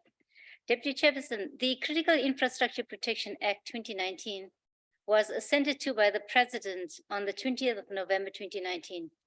As per section 27 of the Act, the Minister of Police must table any proposed regulations in Parliament for scrutiny before promulgation. Section 7 of the Critical Infrastructure Protection Act deals with the functions of the Critical Infrastructure Council. And in order for the council to be able to perform their functions immediately, it was deemed necessary to split sections of the regulations pertaining to the functioning of the critical infrastructure from the main set of regulations. The Minister has approved the draft regulations and they were published for public comment, which have been incorporated in the version that has been submitted to Parliament for scrutiny. The draft regulations deal with the following important aspects related mainly to the functions and procedures to be followed by the Critical Infrastructure Council. Regulation 1 relates to definitions and includes key definitions such as the Critical Infrastructure Protection Regulator and application. Regulation 2 provides for the establishment and functions of the Critical Infrastructure Council. The council is established in terms of section 4, subsection 1 of the Act, and must advise the minister in the exercise of his or her functions in terms of the Act. Regulations 3 and 4 deal with ordinary meetings and special meetings of the Critical Infrastructure Council, respectively. Regulation 5, resolutions of the Critical Infrastructure Council in respect of application for declaration of infrastructure as critical infrastructure. This regulation provides that the council must adopt a resolution whether or not it intends to recommend declarations of such infrastructure as critical infrastructure, as well as recommend an appropriate risk category for the infrastructure in question. Further, the council must, within 14 days of the meeting of the council, notify the applicant of the intended recommendation of the council. Regulation 6 deals with resolutions of the Critical Infrastructure Council to dispense with publication, and it provides for instances where an applicant requests the council for approval to depart from the procedure of the publication of the notice referred to in section 17, subsection 4A of the Act. The council must consider the request to determine whether the applicant showed good cause as contemplated in section 17, subsection 5 of the Act, and adopt a resolution whether or not to approve such requests. Regulation 7 deals with resolutions of the council infrastructure, or deals with the resolutions of the Critical Infrastructure Council in respect of policies, protocols, and standards. Regulation 8 deals with the assignment of functions by the minister and provides for instances where the minister has assigned any function on the council in terms of section 7, subsection 1C of the Act. And in such instances, the chairperson may, within 14 days of receipt of the assignment, call a special meeting of the council if he or she is of the opinion that the matter is urgent. Regulation 9 and 10 deal with ad hoc committees and standing committees respectively to assist the council in the performance of its function. Regulation 11, establishment of the Critical Infrastructure Protection Regulator. This regulation empowers the National Commissioner to establish a Critical Infrastructure Protection Regulator as a component within the structures of the South African Police Service to ensure the maintenance of the administrative systems and procedures necessary for the implementation and enforcement of the Act. The National Commissioner must appoint a suitably qualified and experienced police official of a rank not less than that of level 14 as the head of the regulator. Regulation 12 provides for the functions of the Critical Infrastructure Protection Regulator, and Regulation 13 deals with the manner of service of notice. Regulation 14 finally deals with the commencement of the regulations. Honorable Chair, the committee was of the view that the protection of critical infrastructure has intensified internationally, largely due to the increasing threats of terrorism. Preventative security measures have become a major focus area of critical infrastructure protection. Countries like Singapore have recently introduced legislation specifically aimed at proactive steps to protect their critical infrastructure against terrorism. For this reason, the committee was of the view that the implementation of the regulations would be of utmost importance in protecting South Africa's critical infrastructure. Honorable Chair, the Select Committee on Security and Justice, having considered the interim Critical Infrastructure Protection Regulation in terms of Section 27 of the Critical Infrastructure Protection Act 2019, recommends that the National Council of Provinces approves the interim regulations. I thank you. Thank you, Honorable Sheikh. Before we proceed to the voting, I shall allow provinces the opportunity to make their declarations of vote in terms of Rule 86 if they so wish? I don't see any indication. Thus, we shall proceed to the voting on the question. And the question is that the report be adopted. And I will now call upon the provinces to cast their votes. When called upon heads of delegations, they must indicate whether they vote in favor, against, or abstain. Eastern Cape, Eastern Cape, ICASI report is done.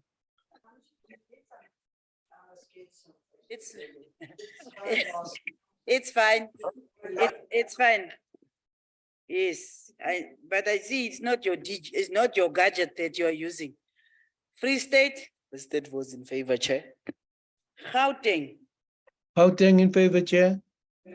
KwaZulu-Natal. KwaZulu-Natal ayaseka sekela sihlalo. Thank you, Limpopo. Limpopo in favor with Honorable Deputy. Thank you, Mpumalanga. Pumalanga in favor, Honorable Deputy Chair. Thank you, Northern Cape. Northern Cape in favor, Honorable Deputy Chair. Northwest. Northwest in favor, Honorable Deputy Chair. Thank you, Western Cape. Die Weskaap steun dit ook. Baie dankie. No, I think Honorable Butler said a very bad precedent now here, but the voting is now closed. All provinces have voted in favor, and I therefore declare the report adopted in accordance with Section 65 of the Constitution. Honorable delegates, we will now proceed to the seventh order.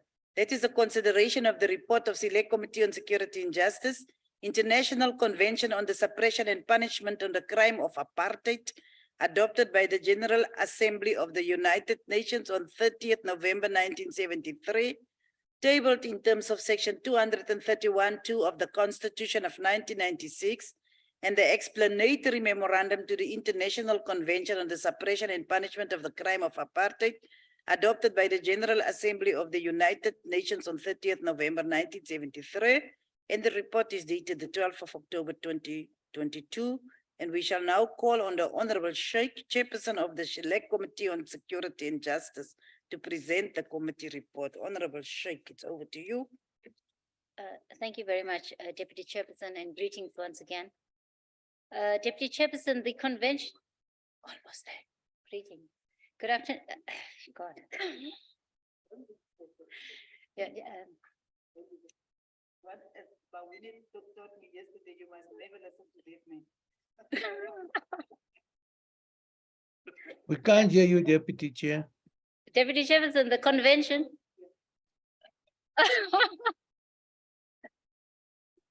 The Convention on the Suppression and Punishment of the Crime of Apartheid has its roots in the opposition by the United Nations to the discriminatory racial policies of the South African apartheid government.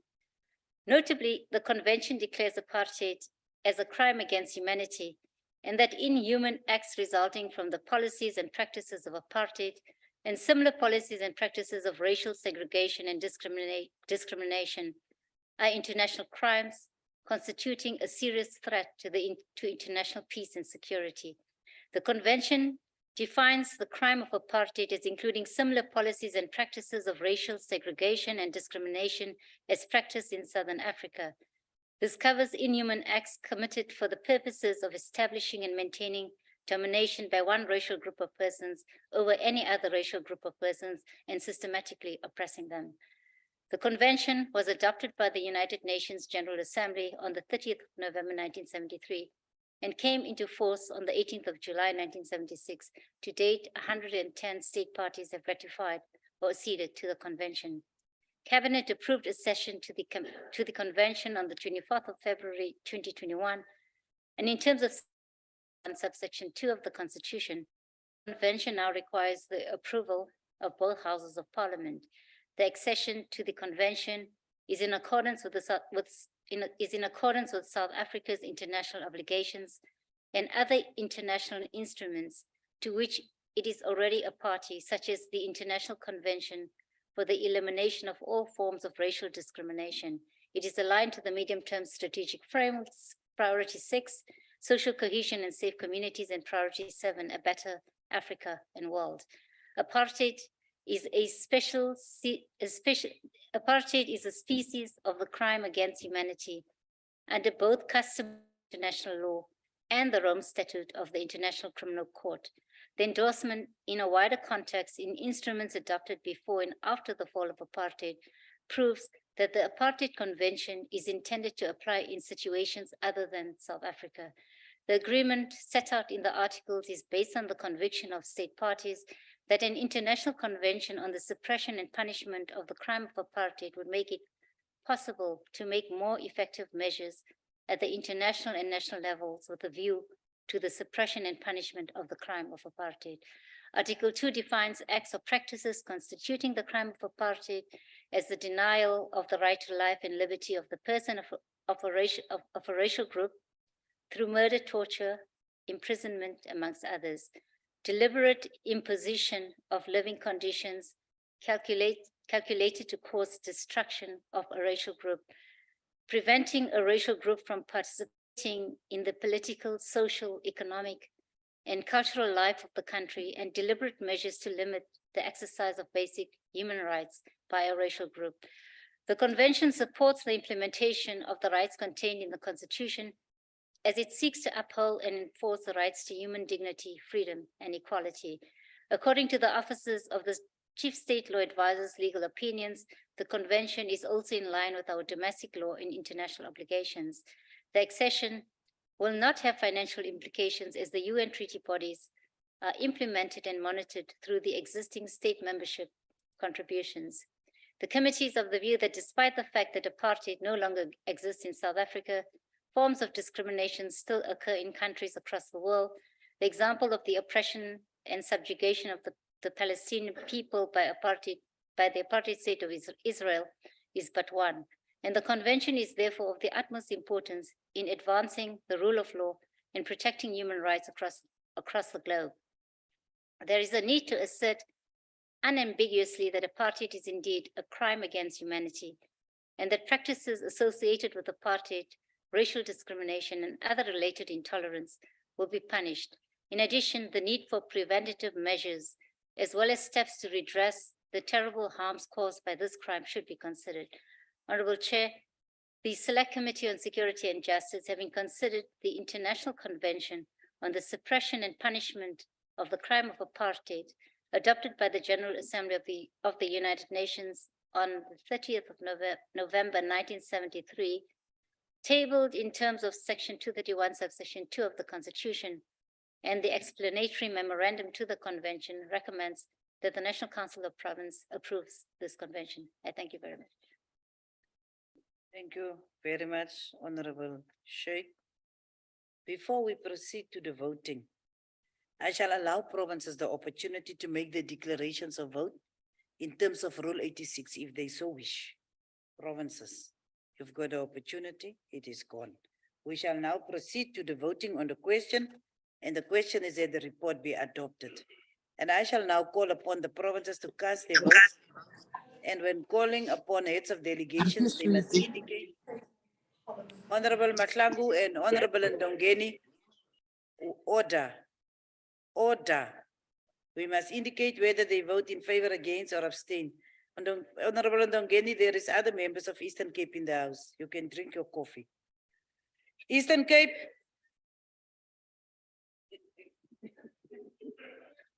Confused that whether to stand on behalf of the Eastern Cape because Honorable Knoxall was voting outside here. So Eastern Cape vote in support of the report, Honorable Deputy Chair. Thank you. I don't want confusion. That's why I assisted you. Free State. Free State votes in favor, Chair. Thank you. Gauteng. Gauteng in favor, Chair. KwaZulu Natal. KwaZulu Natal, stand. Thank you. Limpopo. Limpopo support, Deputy Chair. Thank you. Mpumalanga. Mpumalanga iyavuma, Deputy Chair. Northern Cape. Northern Cape support, Honorable Deputy Chair. Northwest. Ukoni mupirima boya amogela ka diatla tse pedi. Ke a leboga. I don't hear you very clearly because I want to understand what language you are speaking. Western Cape. Western Cape votes in favor of the report. Thank you very much. Voting is now closed. All provinces have voted in favor, I therefore declare the report adopted in accordance with section 65 of the Constitution. Honorable delegates, we will now proceed to the eighth order. Consideration of report of Select Committee on Security and Justice, International Convention for the Protection of all persons from enforced disappearance, tabled in terms of section 231(2) of the Constitution of 1996, and the explanatory memorandum to the International Convention for the Protection of all persons from enforced disappearance, dated 12 October 2022. And we shall now call on the Honorable Sheikh, Chairperson of the Select Committee on Security and Justice, to present the committee report. Honorable Sheikh. Thank you very much. Thank you very much, Deputy Chairperson, and greetings once again. Deputy Chair, the Convention for the Protection of All Persons from Enforced Disappearance is intended to prevent and eradicate the enforced disappearances of persons described under international law as crimes against humanity. The Convention defines enforced disappearance as the arrest, detention, abduction, or any other form of deprivation of liberty by agents of the state or by persons or groups of persons acting with the authorization, support, or acquiescence of the state, followed by a refusal to acknowledge the deprivation of liberty or by concealment of the fate or whereabouts of the disappeared person, which place such a person outside the protection of the law. Enforced disappearance is characterized by four cumulative elements: the deprivation of liberty against the will of the person, involvement of government officials, at least by acquiescence, refusal to acknowledge the deprivation of liberty or concealment of the fate or whereabouts of the disappeared person, placement of the disappeared person outside the protection of the law. It is the first universally binding treaty that defines enforced disappearance as a human rights violation. State action is a critical part of what constitutes enforced disappearance. There are 5 key areas in terms of the obligation of state parties: the fight against impunity, investigation and prosecution, prevention and combating of the phenomenon of enforced disappearance, the rights of victims, the rights of children, the abduction and disappearance from parents who have themselves disappeared.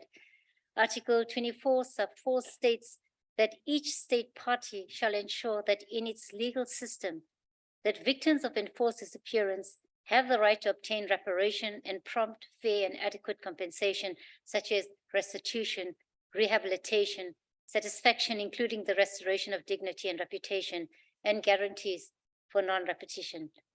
This article does not impose an obligation on state parties to create a fund for compensation. This article gives victims the right to approach any court to enforce their rights and seek remedies according to the convention.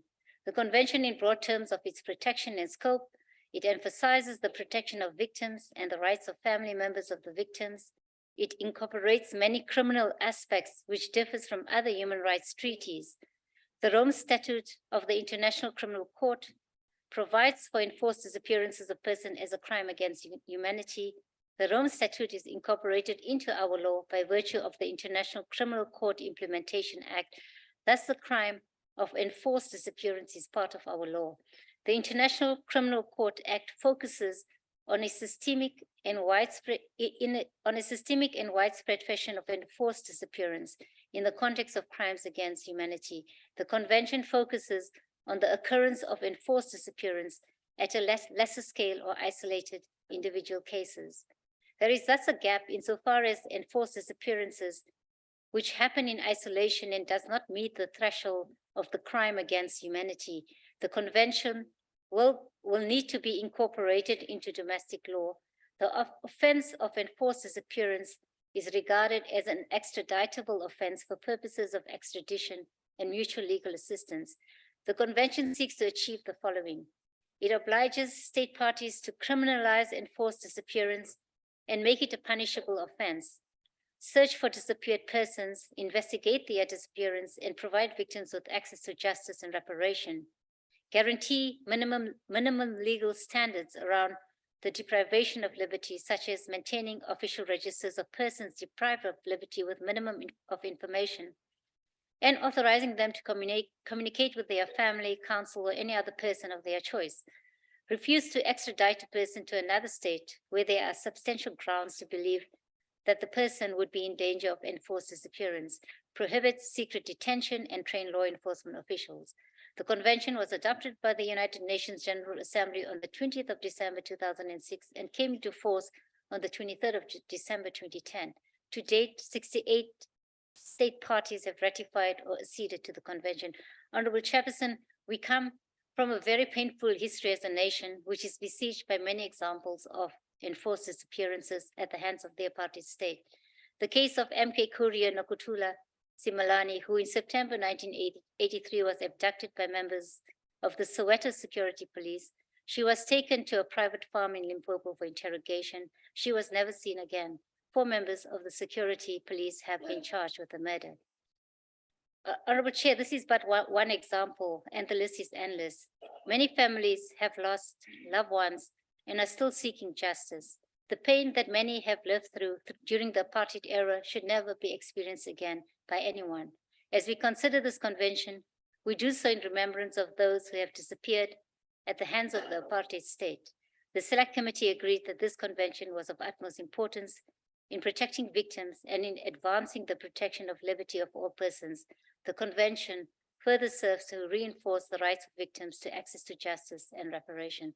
Honorable Chair, the Select Committee on Security and Justice, having considered the International Convention for the Protection of All Persons from Enforced Disappearance, tabled in terms of Section 231, subsection 2 of the Constitution, and the explanatory memorandum recommends that the National Council of Province approves the convention. I thank you very much. Thank you, Honorable Sheikh. Before we proceed to the voting, let us allow provinces the opportunity to make their declarations of vote in terms of Rule 86 if they so wish. There is no declarations. We shall now proceed to the voting on the question. And the question is that the report be adopted. And we shall now call upon the provinces to cast their votes. When called upon heads of delegations, they must indicate whether they vote in favor, against, or abstain. Eastern Cape. Eastern Cape iyavuma nge-report. Thank you. Free State. Free State votes in favor, Chair. Thank you. Gauteng. Gauteng votes in favor, Chair, as we remember Imam Harun's inquest today. I didn't hear. I didn't hear. In favor, Chairperson. Thank you. Thank you, Gauteng. KwaZulu-Natal. KwaZulu-Natal iyeseka sihlala report. Shouldn't you go to the office because it's cold inside here? Limpopo. Limpopo ya thekga modulasetulo, motlatsa modulasetulo. Thank you. Mpumalanga. Mpumalanga vote in favor, Honorable Deputy Chair. Thank you. Northern Cape. Northern Cape vote in favor, Honorable Deputy Chair. Thank you. Northwest. Northwest in favor, Deputy Chair. Thank you, Honorable Modise. Western Cape. We vote in favor of this report. Thank you.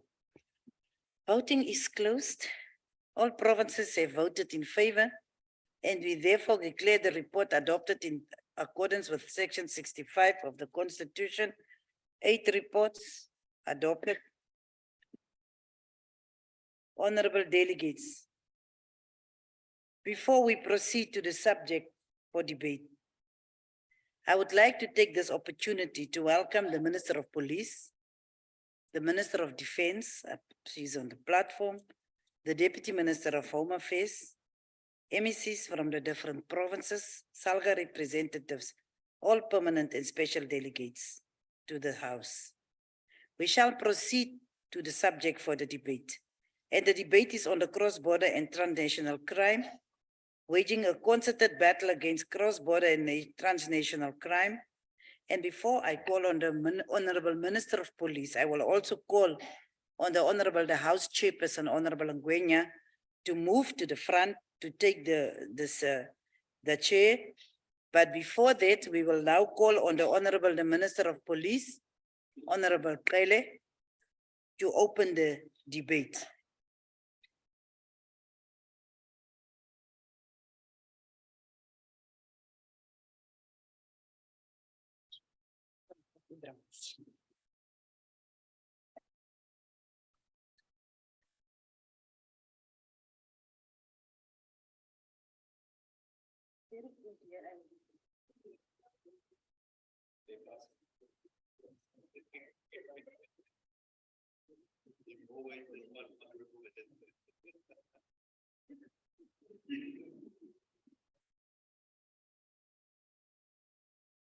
Chairperson. Saat lepas sih kau. Yes, aku.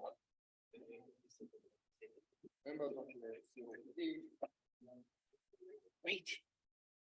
The time.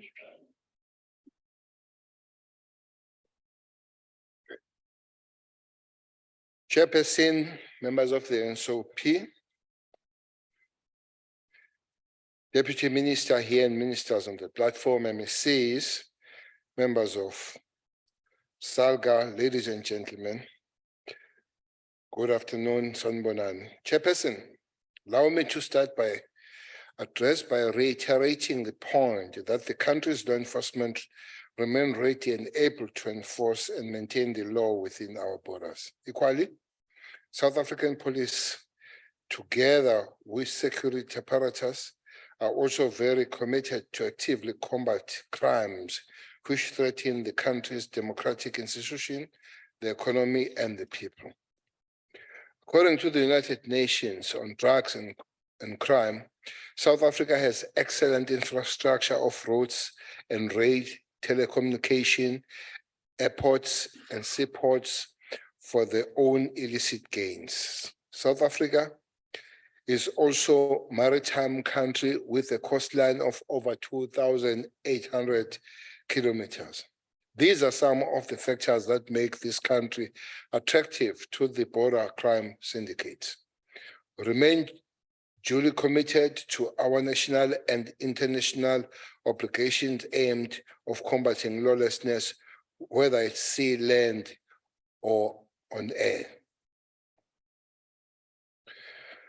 Cross-border crimes, which are defined as serious crimes with a cross-border dimensions committed at or along the external border of our country. These include crimes such as trafficking, moving drugs, people, body parts, and weapons across international borders, cyber crimes, financial crimes, international terrorism, and environmental crimes. Human trafficking, extortion of business and individuals, kidnapping, organized robbery and organized violence, smuggling of contrabands, including firearms, vehicles, tobacco products, alcohol, minerals, are some of the illicit markets that have been identified within our shores. We are encouraged that the fight on transnational cross-border crimes is not ours as a country alone, but with our friends. In March this year, this ministry attended a Troika meeting hosted in Sentin, Gauteng. The ministerial Troika attended by security ministers and representatives from Mozambique, Tanzania, Zimbabwe, and Eswatini, endorsed the trilateral strategy to counter drug trafficking on the southern route.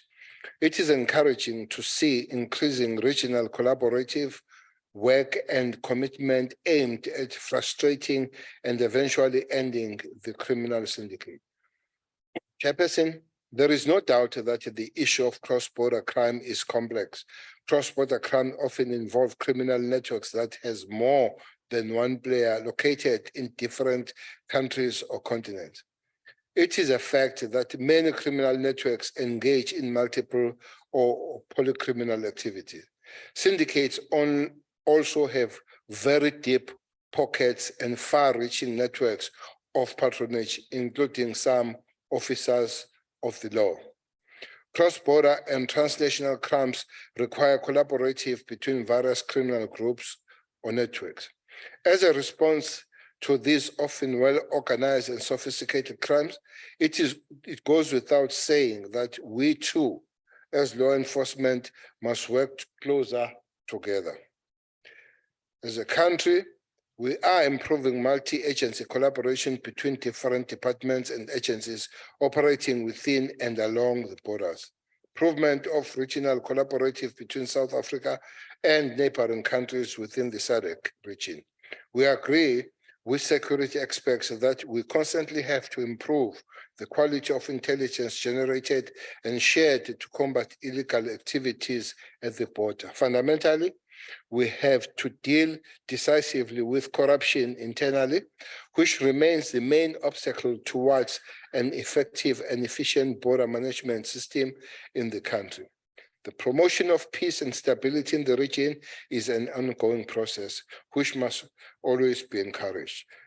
Together as a country and the region are cutting off the heads of criminal networks through intelligence gathering, information, analysis, and sharing. The DPCI, which is known as Hawks, and the South African Police Service continue to study these networks and gather as much intelligence on them and their mode operandi. This will allow us to always be a step ahead of them. Regionally, it is through exchanging information of lessons learned and best practices between states that we can deal the organized syndicates a heavy blow. While appreciating that we are all sovereign states, some of our legislations, policies, and regulations must talk to each other. This has been one of the main resolutions during the ministerial troika hosted earlier this year with some of my regional counterparts. Waging a concerted battle against cross-border and transnational crime requires all hands on the deck. In this regard, the South African Regional Police Chief Cooperation Organization, known as SAPCO, continue to register many policing successes.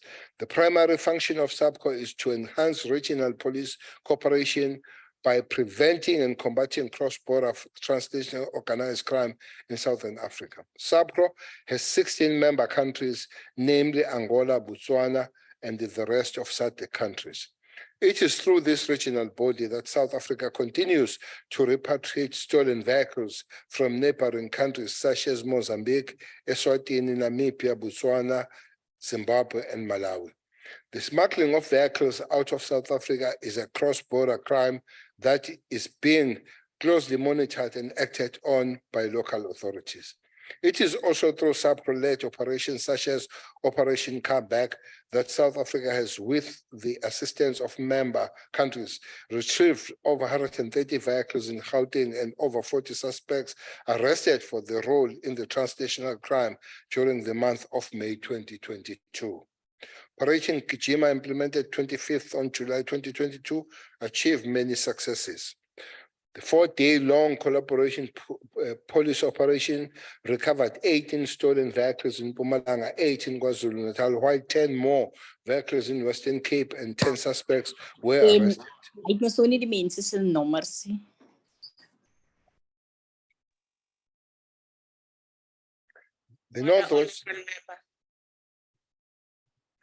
The Northwest Province saw 13 undocumented persons arrested, while the Northern Cape resulted in the arrest of 36 such persons, charged with contravention of the Immigration Act. We are aware that the vehicle smuggling syndicates operate in all 9 provinces. This is also reflected in increased hijacking figures in our crime statistics. Police have also arrested Mozambicans, Zambians, Malawians, Eswatini, and as well as Indian and Pakistani nationals for their roles in these specific crimes. As a way of dismantling this syndicate, police have also seized undisclosed amount of cash as well as firearms and drugs since July 2020.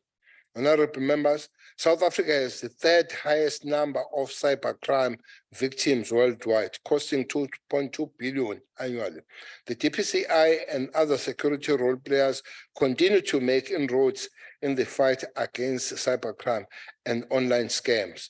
Online scams involve various types of fraud in cyberspace, including pushing, credit fraud, theft, identity theft, advanced payment fraud, card not presented fraud, and cryptocurrency scams. Amongst many local successes targeted at cyber financial fraud syndicate, in 2021, the DPCI arrested 8 suspected Black X that's the name of the group, Black X Online Scammers in South Africa with links to Nigeria, Italy, and Ireland. The Black X are recognized as a mafia group in Italy and considered a major security threat worldwide, responsible for most of the world's cyber financial fraud. Inroads also continue to be made in combating illicit mining across all provinces. Over and above 7 billion cost to the economy, illegal mining has a range of negative social and financial impact. The smuggling of counterfeit goods results in the loss of millions of rand in tax revenue. To this end, this government to inject human resources and funding to fight the illicit mining in all affected provinces. Most recently, intelligence-led policing operations have been stepped up, and necessary resources and specialized units of the SAPS have also been deployed to keep residents living in affected mining communities safe. These increased operations have been most notable in communities of West Rand in Gauteng, which is known as the epicenter of mining. Gauteng police continue to conduct operations that have led to the arrest of undocumented nationals and persons suspected of illegal mining called as Zamazamas. The DPCI is also closing in all role players higher up in the illegal mining value chain. Government is firm on the position that any attack on power stations, fuel and water pipes, and other criminal infrastructure are deliberate acts of sabotage that will be brought to book. Chairperson, recently the police have arrested a kingpin of a person that steals the oil on the pipes that move the oil in the Republic of South Africa. It's a young boy of 26 years who's run a huge syndicates that moving trucks of oil, dealing. He knows every pipe, what carries petrol, what carries crude, and everything. But police have done very good to arrest him together with his illegal factory, where foreign nationals are working in that factory in his own home. So that's a success that has just been achieved. We know that these crimes are being conducted by well-organized criminal syndicates hell-bent on damaging the country's economy.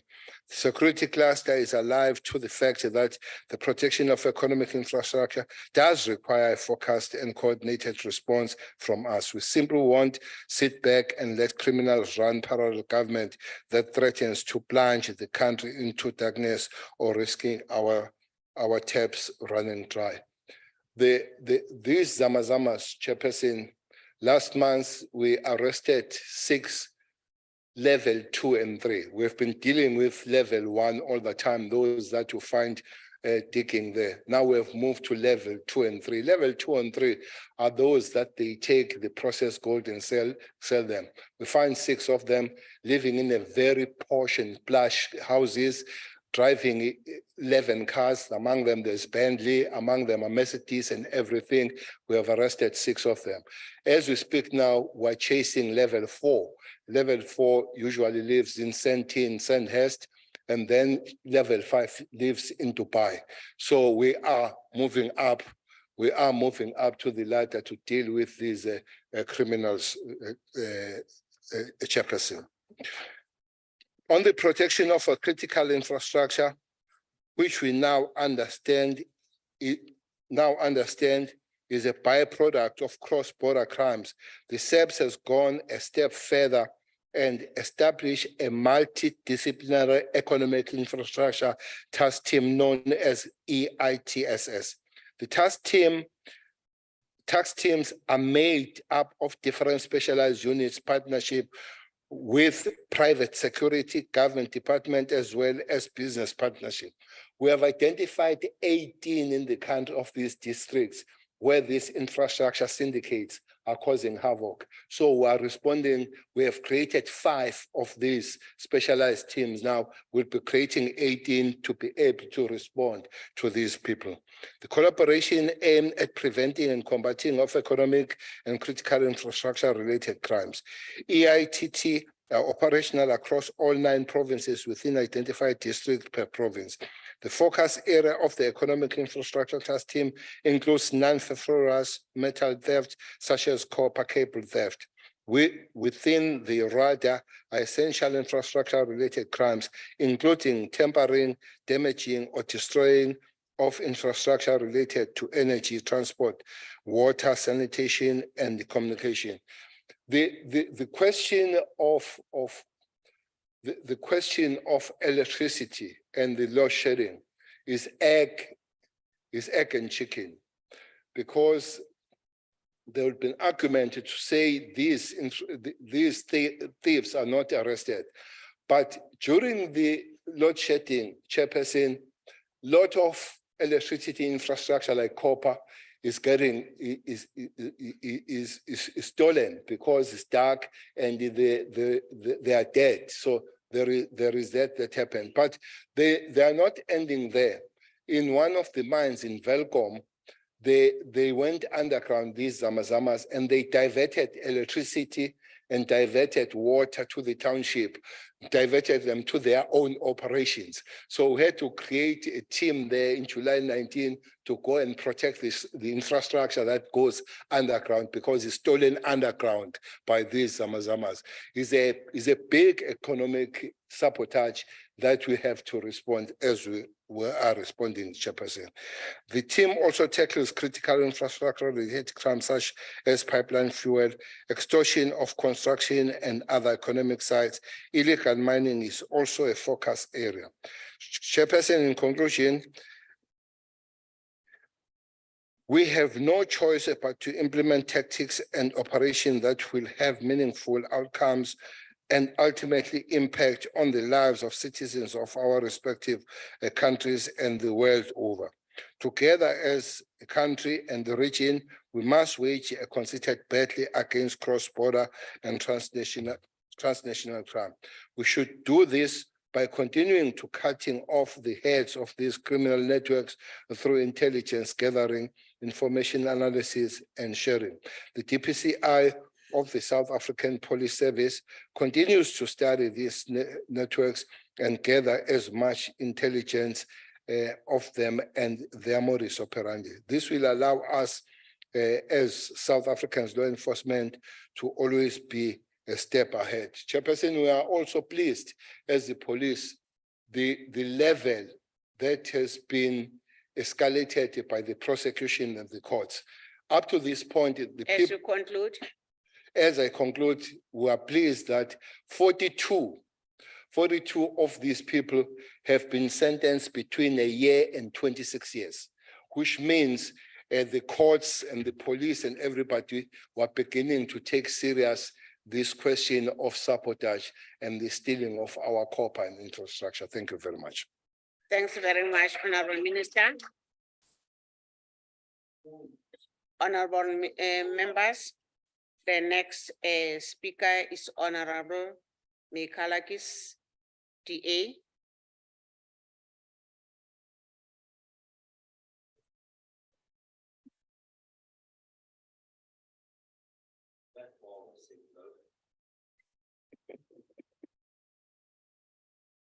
Thank you, House Chairperson. House Chairperson, cross-border crimes is a vast field.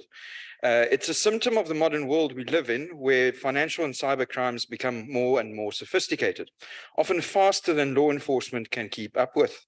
It can also be problems that are centuries old, like stock theft and human trafficking, which is a modern form of slavery. My colleagues who will stand at this podium later will unpack some of these and the DA's position in more detail.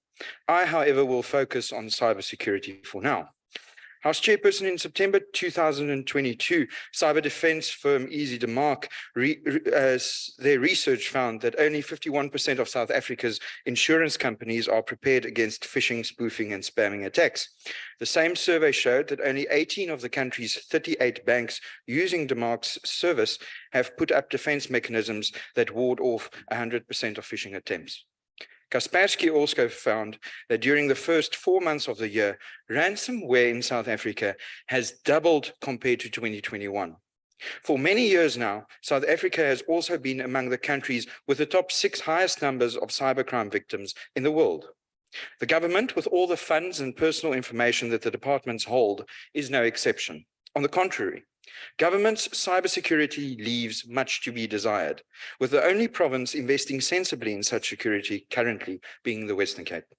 Recent developments such as the Cybercrimes Act should be welcomed. However, as the DA and others warned during the legislative process, implementation problems render this progress almost worthless. The National Cybersecurity Framework was last approved by government more than 10 years ago.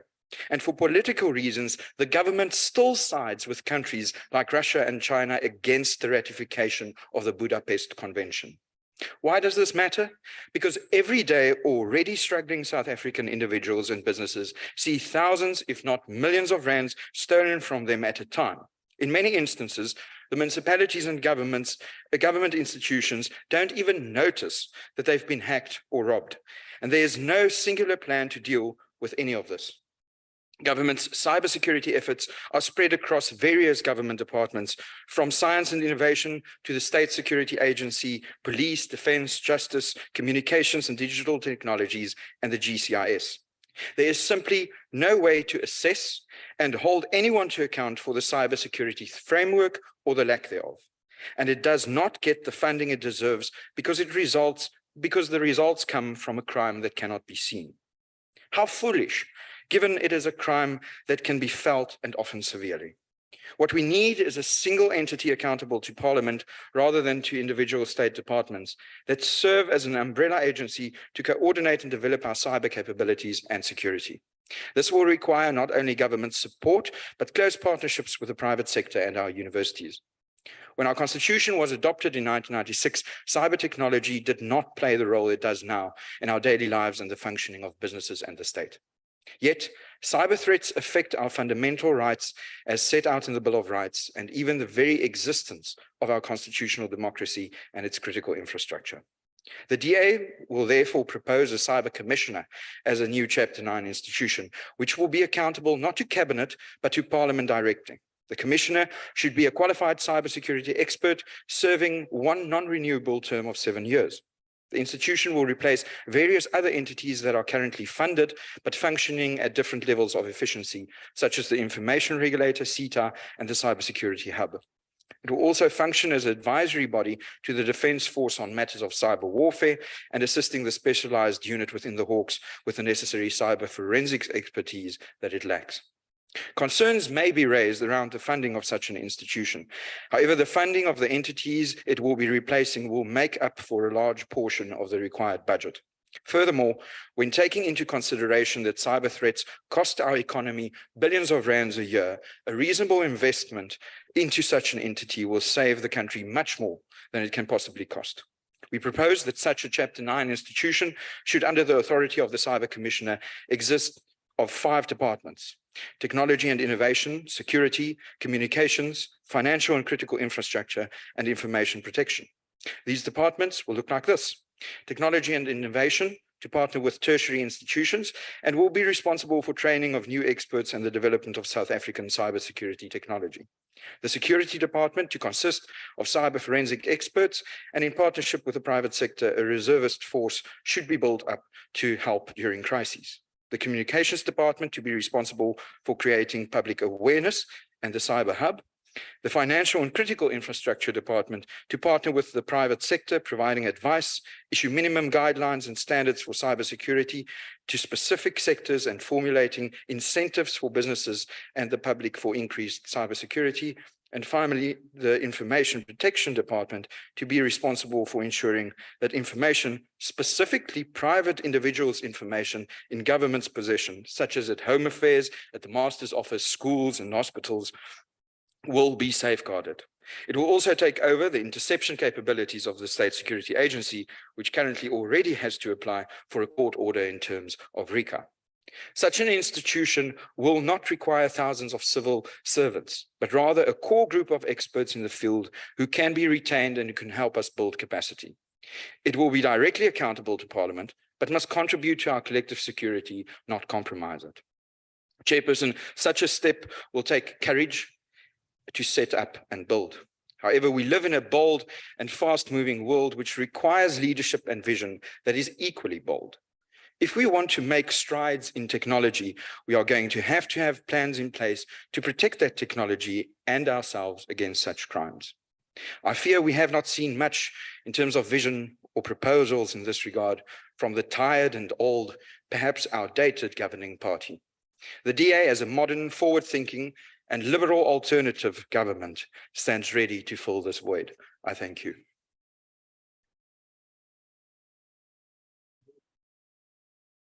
Thanks very much, honorable members.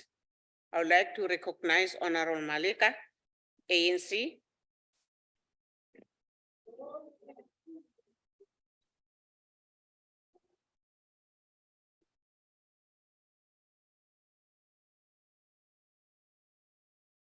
Thank you. Mike.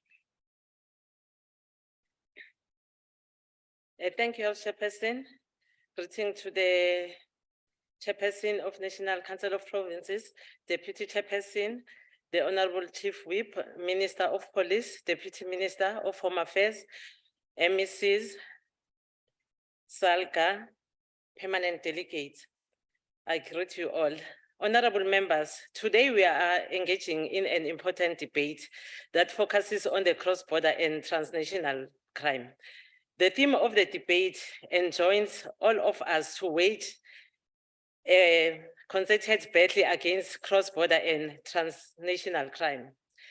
I will premise my contribution to this debate on a report released recently by the Institute for Security Studies, which I believe highlights the nature of organized crime, its modus operandi, as well as its impact on the people, the economy, and infrastructure.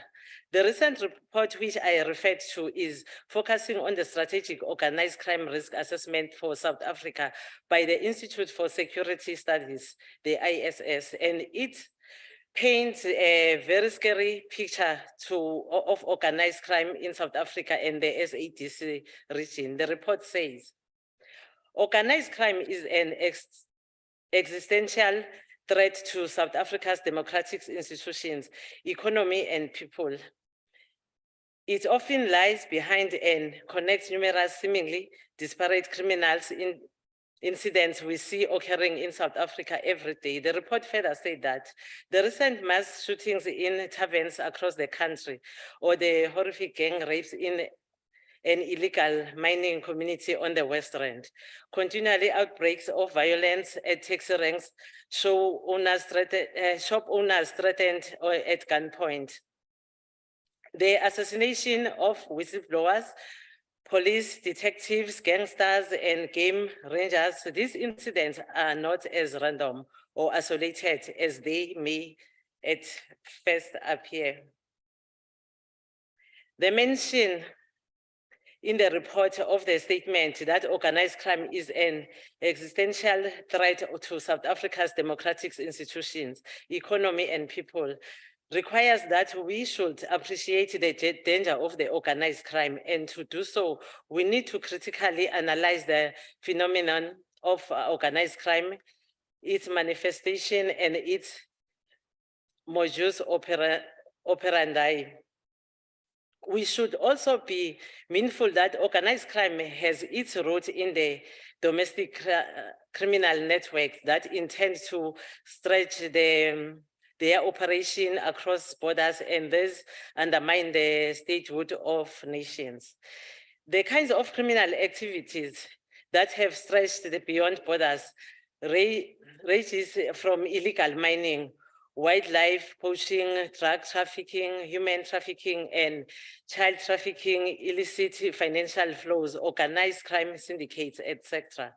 The critical question which should bother us as we engage in this important debate, it is ability of the state to keep cross-border crime activities. For our part, in South Africa, we have witnessed the growth of illegal mining in our country. The incidences of mass shootings, the wildlife poaching, as in the case of rhino poaching, the reporting crimes of human trafficking that mostly affected women and children. What is critical is that some of criminals involved in these kinds of crimes are more foreign nationals. This obviously does not suggest that this act of criminality have nothing to do with the hand of South Africans, but to illustrate a point that in order to deal with this crime, we must appreciate in its external link and migration issues that are linked to it. The matter of the link migration regime with the within the region and its challenges is a matter that requires its own discussions. Whatever the point should be made that the instability in the region and the weakness of institutions to regulate the movement of goods and people contribute to the increase of cross-border and transnational crimes. It is also worth mentioning that organized crime stretches beyond our shores. The criminal network have long been globalized. What complicates matter for us in South Africa is that the COVID-19 pandemic has forced the government to divert its resource allocations to the fight against the pandemic. This has shifted focus away from critical institutions that are forefront of law enforcement. House Chair, to make reference to the ISS report again, the report identifies 3 categories that best. Honorable House Chair. Just want to check if the member is willing to take a question. No, I'm not willing. That, can I continue? Yes, continue, Honorable Malika. Thank you, Chairperson. That the report identifies 3 categories that best describe the kind of criminal activities that can be classified as organized crime that have an external link. The first one is what is called the selling the illicit. This includes crimes such as illicit drugs, illicit firearms, human trafficking, as we said earlier, fishing and environmental crimes. The second category of organized crime that has a cross-border dimension is what is termed dealing in violence. This includes crimes of extortion, kidnapping, and ransom and extortion, organized robbery, and organized violence. The third category of organized crime includes crime that targets critical infrastructure, organized corruption, illegal mining, mass public transport, economic and financial crimes, and health sector crime. It is common cause that the categories of the crime outlined in the report are known to us as they are reported, especially in the media. As a country, we are faced with these kinds of crime on a daily basis. The reality is that it will be difficult to deal with the challenge of cross-border and transnational crimes if the socio-economic conditions of the people in our sister countries are attended to. Again, the capacity of state institutions in various countries requires collaborative and coordinated efforts to address the challenge of cross-border and transnational crimes. As we said many times, that these crimes happen in communities, and some members of the communities may as well have information about such crimes. It will be critical to strengthen the mobilization of communities to contribute in the fight against cross-border crime and transnational crimes. Thank you, House Chair. Thanks very much, honorable member. Honorable members, I would like to recognize ex-Ngata, Eastern Cape. Thank you, Honorable House Chair, the Honorable Ministers, Honorable Deputy Ministers, fellow Honorable MSCs, Honorable Members of the House, delegates from all provinces, distinguished guests, ladies and gentlemen, good afternoon. Honorable Chair, this year marks 58 years since Vuyisile Mini and his comrades were hanged on the 6th of November 1964 by the apartheid regime for fighting for justice and freedom for the majority of the population, were denied their human rights and dignity because of their color. Honorable Speaker, I come before you today to salute these giants for their contribution. We are the descendants of those who were hanged. We are the descendants of those who were imprisoned and killed. We are the descendants of those who fought 9 years of resistance. We are the descendants of those who worked in many parts of the country to build, providing cheap labor, to build the cities and the towns that we see. So the damages and the oppression caused in our province, the impact is still felt 28 years down the line. And therefore, any finding model that fails to appreciate this legacy is in itself an injustice. Honorable Chair, the fitting tribute that we can pay to Vuyisile Mini and his comrades is to place our country into a more broader economic emancipatory path as represented in the Freedom Charter for the benefit of the majority. It is for us to work hard to reverse the neoliberal measures that are worsening the escalating cost of living for the majority. We owe Vuyisile Mini and others no less than this, for it is a developmental state with a capacity that can be able to fight the cross-border crime. Honorable Chair, last Monday only, we went to Humansdorp to launch our Community Safety Month under the theme, Musa ukuthula kusonakala. Loosely translated, don't be quiet when things are going wrong. This is a call for action. This is a call for active citizenry, for mobilization of communities into organs of people's power. This is not applying only in our own country. It would apply to our other neighboring countries. This would be in the spirit, in our case, of the Freedom Charter, that the people shall govern. Honorable Chair, in our interaction with role players and various stakeholders in Humansdorp, these include educators and learners, it becomes very clear that those who commit this crime, those who commit all these criminal acts, they do not fall from the trees. They come from households. This apply in our country, would apply to other neighboring countries as well.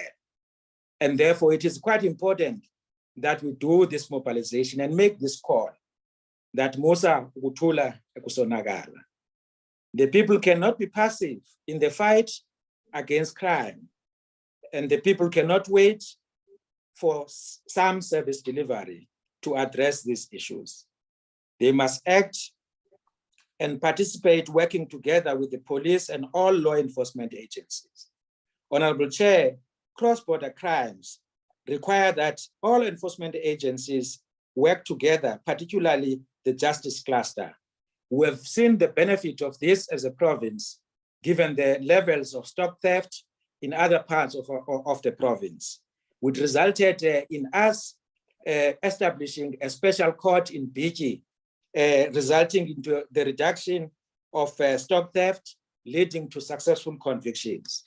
And therefore, it is important that there is this collaboration. We must work together, ensure that we work hard to root out all corrupt elements in the justice cluster and to strengthen accountability mechanisms.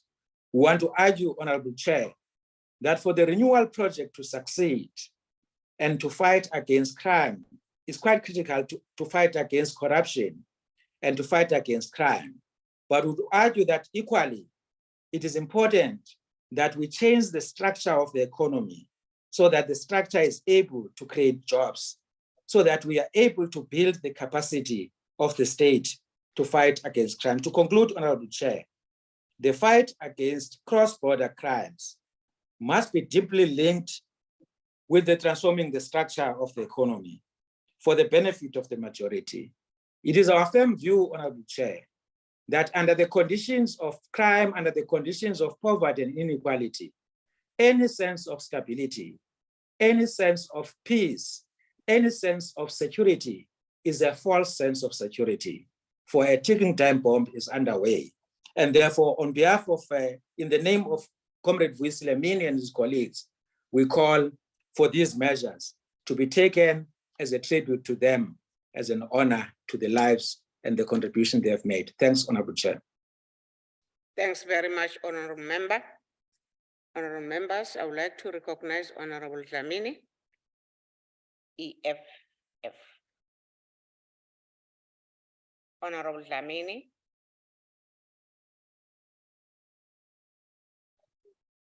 Siyaku.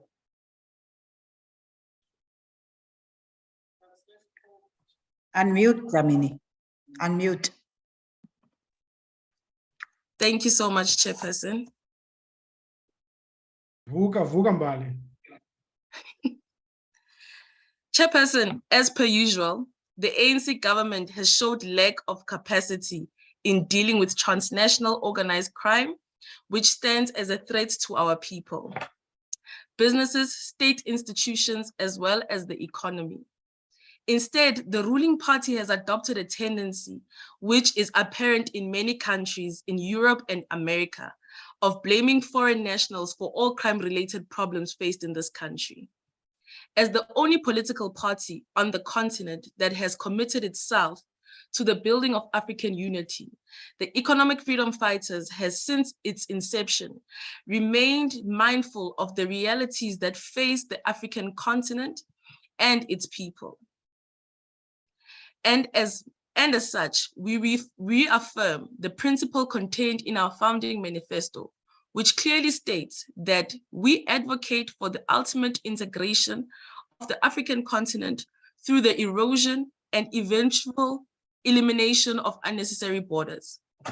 The EFF is therefore mindful of the fact that the transnational crime is a symptom of a far deeper structural problem that exists in this country, such as corruption and the structure of many African country governments and economies, which provides an ideal environment for transnational syndicates to emerge.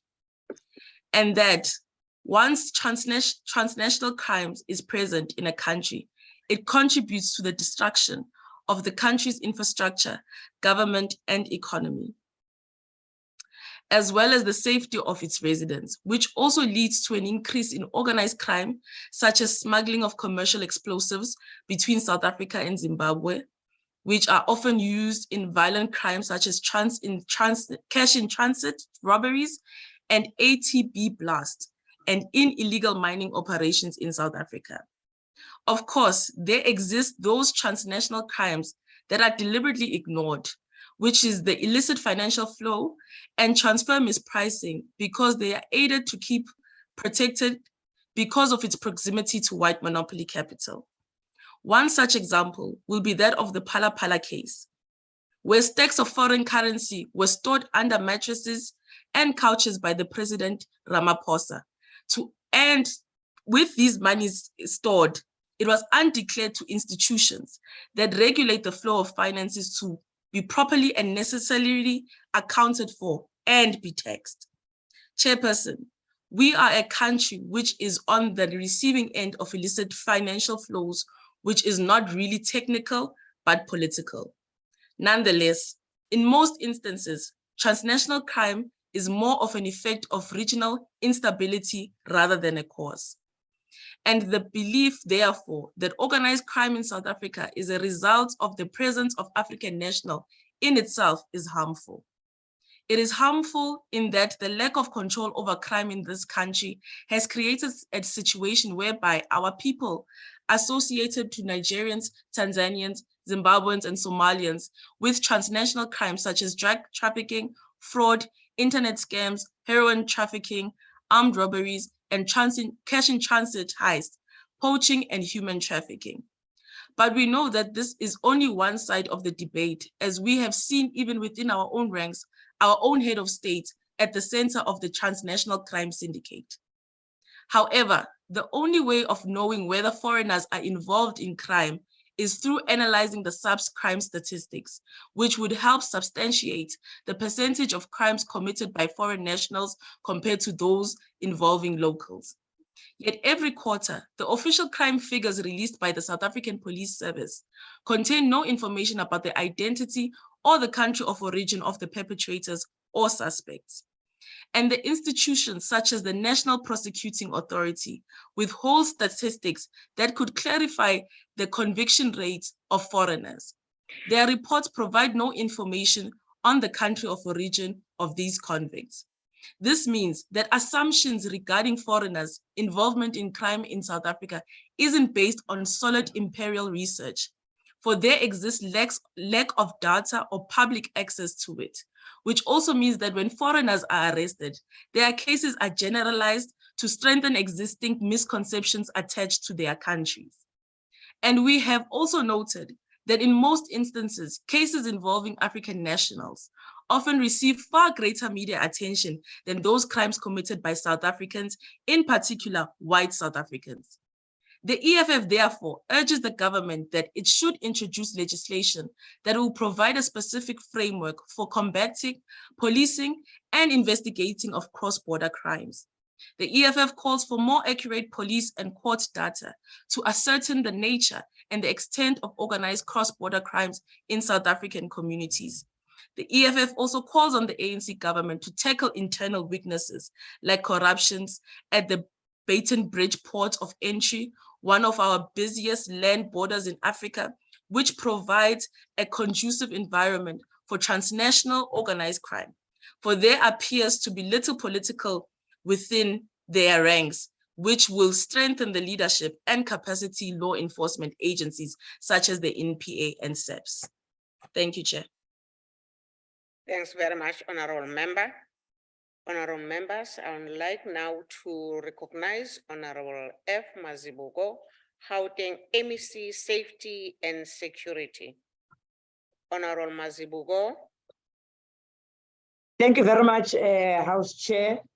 And let me acknowledge the Minister and all my colleagues, the MECs from other provinces that have joined the debate today. Let me also acknowledge the honorable members of the NCOP from the various provinces. Let me also acknowledge Salga. Let me also acknowledge all those that are listening to this interesting debate. All protocols observed, ladies and gentlemen. House Chair, as Gauteng, we find it a bit difficult to participate in this debate because as a province, we're not necessarily situated at a point whereby we're closer to any border, but we're right in the middle of the continent called South Africa. And as a result, everyone wants to come to Gauteng because they are looking for better job opportunities. As you know, that Gauteng is the economic hub of South Africa. So it means everyone will want to see an opportunity to actually come and either participate economically or come and participate in other ways of surviving. Others will arrive here with being undocumented. We, House Chair, who do Operation Ukai Molao, in the wee hours of the morning, we actually come across kumbis carrying people. Sometimes it is women with children, and most of them not even having any passports or no birth certificates. And when you ask them, wherever you are passing, sometimes with language barrier also can't communicate with them, Honorable House Chair. They indicate that the only person carrying a passport is only a driver. The rest of the passengers, they don't necessarily have any documentation. And you then ask, isn't that there's a border gate and any other thing? They basically be honest and say, no, we come through a fence or we come through other ways of actually coming in, because that is another way of coming in. Others, they indicate that, no, we actually stop our transport and then we count how many people don't have a documentation and then be able to talk to those that will be responsible, and that's how we pass and are able to come through. So they drive all the way up until they reach Gauteng because they're coming to Gauteng to seek better opportunities. The minister has already touched on challenges of illegal mining. That majority of them are also associated with some of the nationalities that don't necessarily live within us here in Gauteng. They come all the way to come and do illicit mining.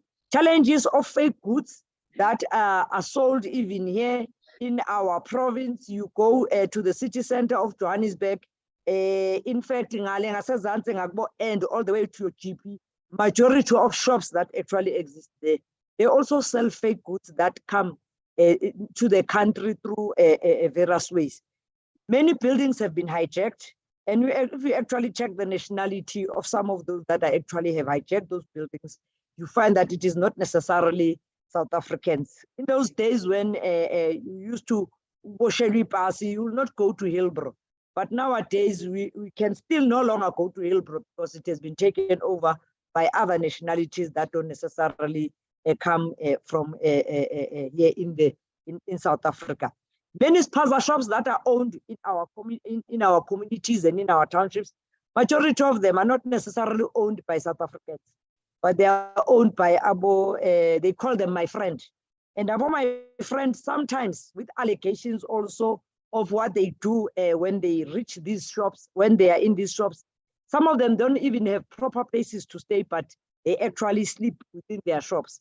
Allegations of now even in Naledi, a young girl of 12 years, it is alleged her coco sent her to the shop and she was sexually molested by the shop owner who is a Bangladeshi. So time and again, you actually get these allegations that also come from our townships whereby our young people also are vulnerable. Things that are also sold within these spaza shops, Honorable House Chair, they are also shocking sometimes. Those are two schools, they even sell our Makov mixer that you have never even seen even in our chemist or within our pharmacy system. Illegal cigarettes that is also sold, illicit cigarette that is also sold within many of these spaza shops. It leaves much to be desired. So that tells you that some of the things that you find here in Gauteng are not necessarily things that are made in South Africa, but they come one way or the other through Mshosha Pansi. They actually come here in Gauteng. We are at the receiving end as the Gauteng province because everyone comes here, and if they can't survive, they find better ways to survive. Some of them, it leads also to committing a crime. Others, it leads them to actually doing all sorts of things that actually can assist them to be able to have money. House Chair, as Gauteng, like I indicated, we are at the receiving end, but provinces that are closer to these borders, they are the ones who can tell a better story of what it is that really happens in their provinces and how the healthcare system is actually also burdened, just like it is also burdened here in Gauteng. Many of them even taking medication. Moving from one clinic to the other, declaring this sickness and to the other. But that also shows that as Gauteng, our infrastructure is under strenuous demand because majority as they come, that's why we now already have 700 informal settlements. Majority of those that live in these informal settlements are those that are undocumented. You go to Diepsloot, Aghambegi, House Chair, because some of them actually, when a person gets a RDP house, they then hire out that Mkuku that they were staying in, especially a reception area that is in Diepsloot. Majority of people that are there is of foreign nationality. And that is why we are Liwala. Crime is very high. Even community of Diepsloot, even close of the streets and demand that they be arrested. But some of the challenges is our very own laws, House Chair, whereby they are arrested and as a result, they are released because of certain laws that are there that says they have not committed any crime or theirs only is to be charged for being in the country illegally. But over and above, even Lindela is very full, House Chair, because they can't cope. Even if they are deported back to their countries, they actually come back because they are looking forward to actually coming to live here in Gauteng and be able to work here in Gauteng or be able to do any other thing. And majority of our people living here in Gauteng, they depend on cheap labor, House Chair. Abanye ama plumber, abanye ama painter, abanye ama electrician.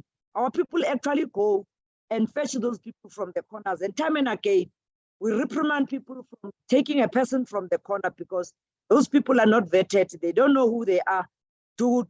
House breakings are on the increase.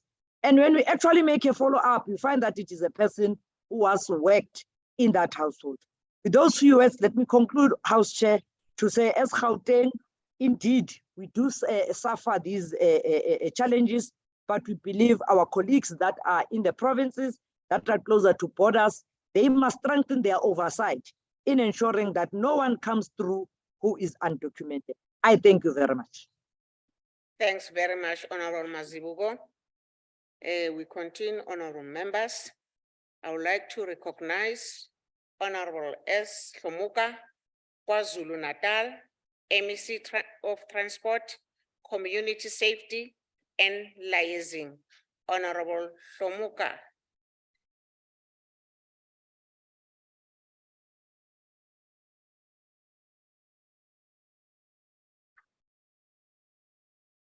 Siyakoba.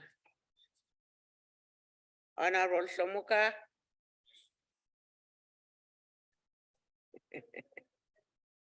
Okay, mhlambe uzobuya qhamuke kodwa siyaqhubeka thina manje. Honorable members, I will recognize Honorable Dango, ANC.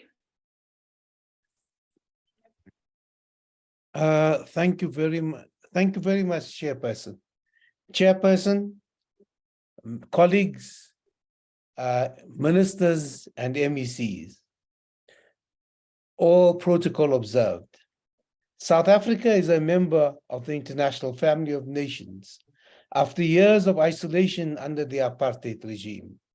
South Africa has been reintegrated to the global family and thus has rejoined the international community. This means that political dynamics taking place elsewhere in the world has impacted on the affairs of our country.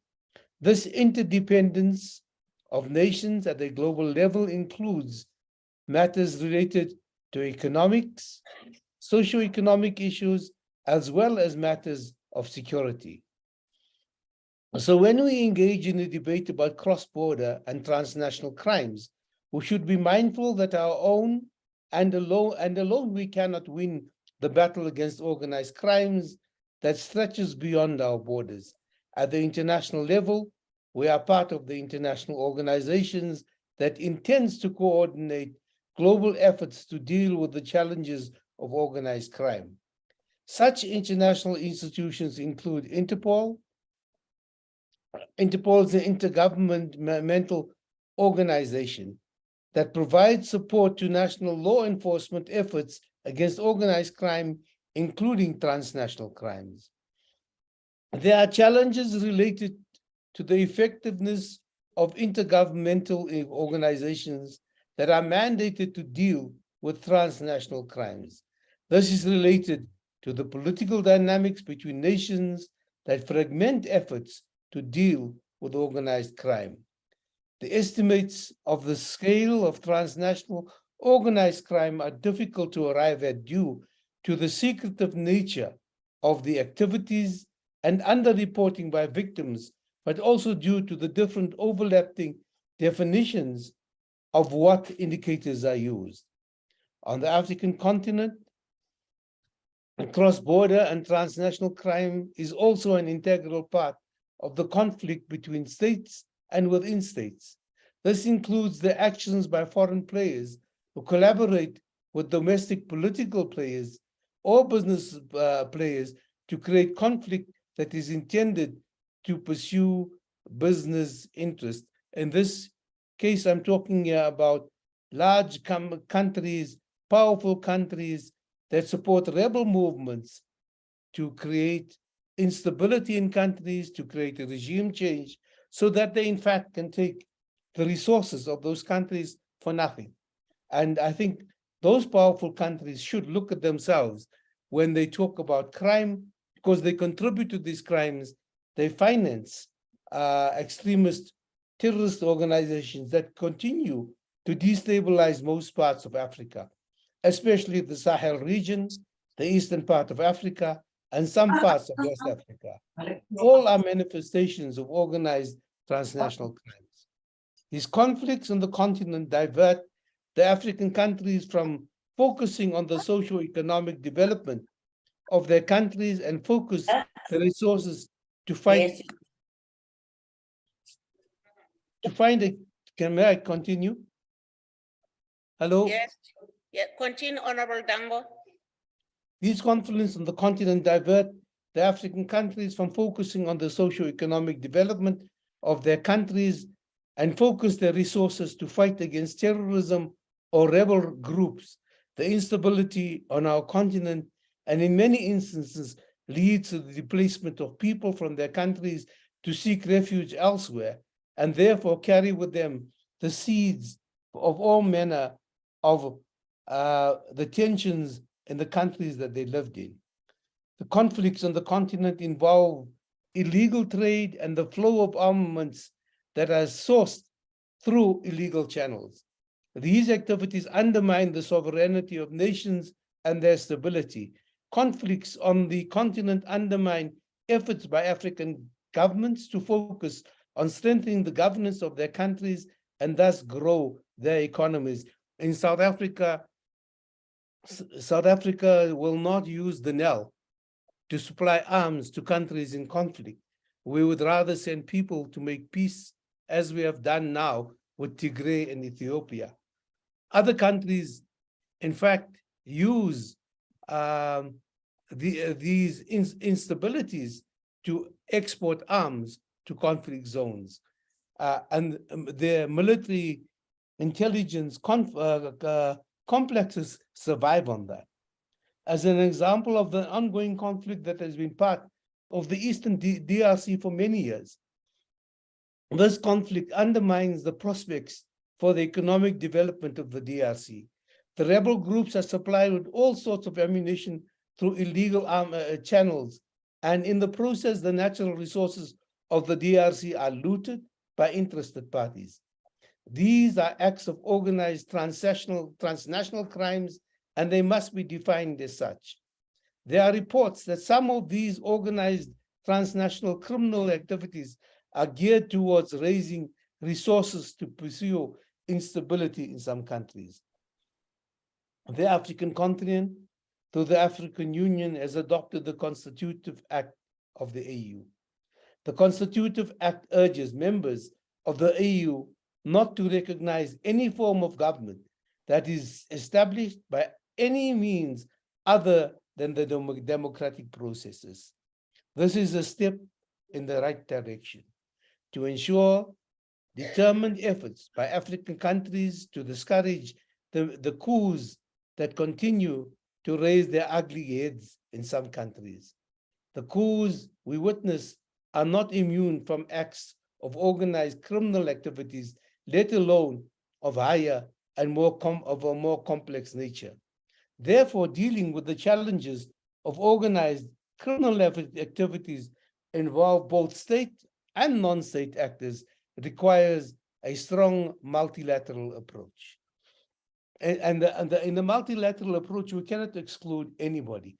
We cannot exclude Russia and China.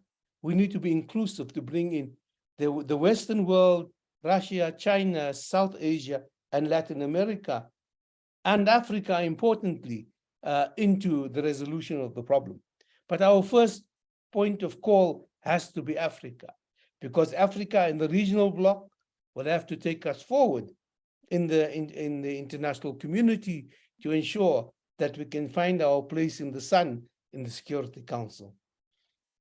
And this will assist in curbing transnational crimes such as human trafficking, drug trafficking, illicit financial flows, illegal firearms trade, illegal wildlife, money laundering, and other transnational organized criminal activities. The African people are driving the agenda of the economic integration of the continent. This will contribute to the economic growth of the African countries. The ACFA will encourage intra-African trade by stimulating the local production. The integration of the African economy can only be realized in a peaceful and stable Africa. the continuous conflicts that are sponsored by some external players militate against the efforts of the African people to march towards the rebirth of our continent.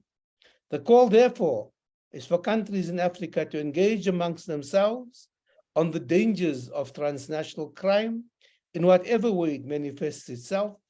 The countries of Africa should join efforts to deal with the challenge of cross-border and transnational crime. It requires the strengthening of the institutions and the African states, and to coordinate activities to address this challenge. I thank you very much, House Chairperson. Thanks very much, Honorable Dango. Yes, Honorable Member. Chairperson, I rise on a point of order. I believe that the last speaker may have been an imposter, because the Honorable Dangle that we know definitely would have referred to 1652 in his speech. Thank you, Chair. That's not point of order. Okay, honorable members, let us continue. Let us continue, honorable members. Yakuba. Honorable members, I would like to recognize Honorable Vice DA. Yes, sir.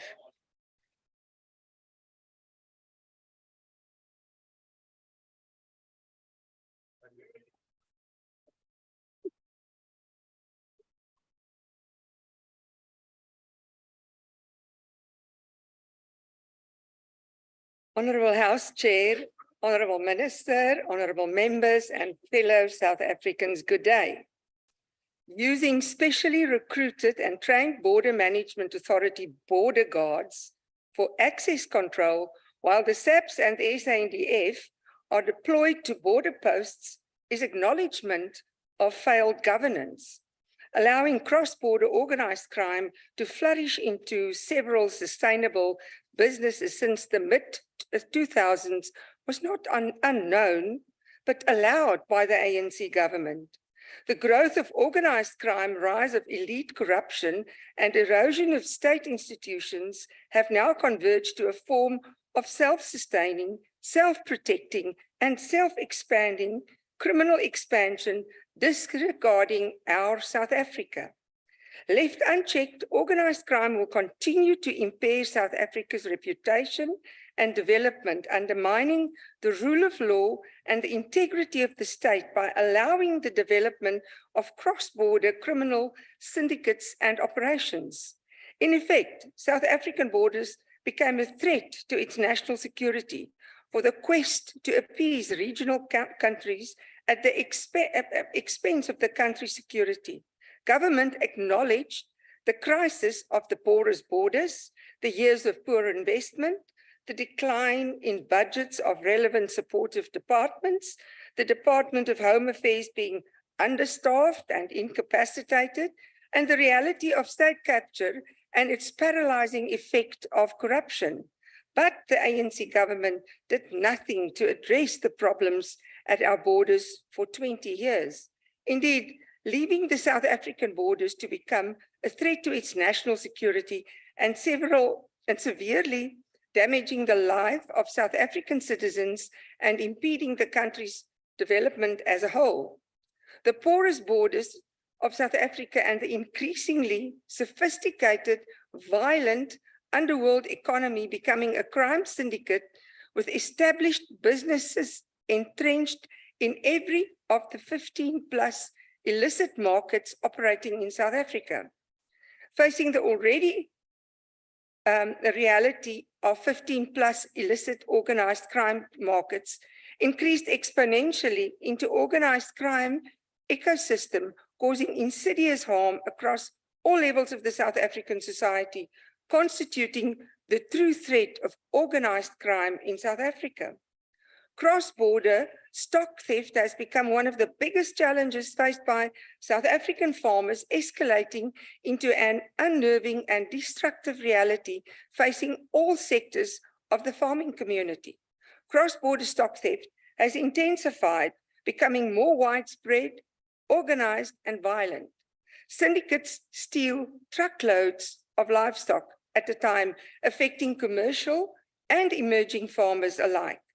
In rural communities, livestock is regarded as a living wealth and mostly the only source of income and sustenance of subsistence farmers. Theft of livestock for subsistence farmers means loss of livelihoods, but it also has a serious impact on commercial farmers and the red meat industry. All farmers have lost their trust in the SAPS, with it being understaffed and incapacitated. Despite stock theft being declared a priority crime, the low prosecuting the success rate of the criminal justice system is to the disadvantage of all our farmers. Livestock theft is costing the SA economy about 1.44 billion rand annually. Farmers are unable to recover their stolen livestock once they cross the unsecured, porous borders between South Africa, Eswatini, and Lesotho. In many of these cross-border stock theft cases, it is alleged that syndicates are supported in their operations by the SANDF and or SAPS members, but at a price.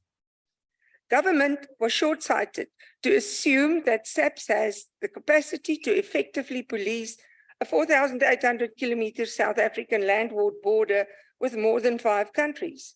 In 2009, government overturned their initial decision and ordered the SANDF to resume the function of border security, but with challenges of resources and budget cuts. Will the newly established Border Management Authority be able to function with the needed integrity and capacitated manpower, as well as sufficient patrol vehicles, be well-resourced and well-trained to be more than paper soldiers executing a paper plan driven by paper pilots, to take control and resume the function of proper border security? Will the Border Management Authority be able to ensure that South Africa's borders are protected despite the degrading border infrastructure to stop South Africa's borders being a playground for illegal migrants and cross-border syndicates with their illicit economies of destruction of our South African lives and livelihoods? I thank you, Chair. Thanks very much, Honorable Member. The next speaker is Honorable N. Zuza, Deputy Minister, Home Affairs.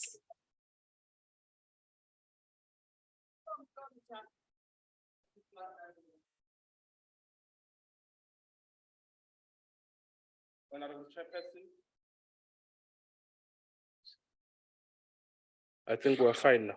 Yes. Honorable Chairperson, honorable members, delegates from provinces, ministers, deputy ministers, and MECs. It is an honor for me to participate in this critical debate about advancing our agenda of creating a safe and secure South Africa by waging a war against cross-border and transnational crime. The mandate of the Department of Home Affairs is derived from the Constitution of the Republic of South Africa, as well as various acts of parliament and policy documents. And part of its mandate is the responsibility of ensuring an effective and seamless process of facilitating the movement of people and goods in and out of the country. This process has a direct effect on national security and international trade. It is the department through its efforts that creates an enabling environment for corporates to trade in the Republic of South Africa. It thus becomes imperative that our ports of entry are well prepared in managing the entry of such people as well as goods. The department also endeavors to stimulate economic growth in the country through a responsive and efficient immigration regime that will maximize benefits and minimize risks to the country. In ensuring that we align with this responsibility, the department has dramatically improved the efficiency of critical processes that enable a seamless process of movement, and we have enhanced security in ensuring we protect our borders from criminal activity that pose a threat to our sovereignty. South Africa is still a country with borders, and we will always ensure that we protect the sovereignty and our borders as they currently exist. These efforts are in line with the National Development Plan, which is committed to building a South Africa that is safe and conducive to inclusive development. There can be no development without investment, and there can be no investment without an enabling environment. The onus is on us to ensure that we create and maintain a safe and secure environment that supports economic growth. The department is also responsible in conjunction with the Department of Defense for the control of the illegal movement of people and goods in vulnerable segments of our borderline. Honorable House Chair, we made a commitment in the budget vote of 2019 that we will fight the corruption that allows people and goods to enter the country illegally. This remains top priority for the department, and we have made significant progress in tackling corrupt elements that have negative impact on our country's economic growth. We have identified the challenges which we acknowledge and are mitigating them. We have the responsibility as a department not just to point to challenges, but to resolve those particular challenges. It is as such that we have also taken a step in the right direction by adopting an integrated approach to border management that is characterized by a single command and control structure known as the Border Management Authority. The establishment of the Border Management Authority is an ultimate priority for the entity to manage and oversee the various aspects associated with securing South African borders. The establishment of the entity will, amongst others, play a pivotal role in leading joint and coordinated efforts among key stakeholders to include the sharing and use of resources. This effort will further include addressing the current aging strategic infrastructure in our ports of entry and within the border environment.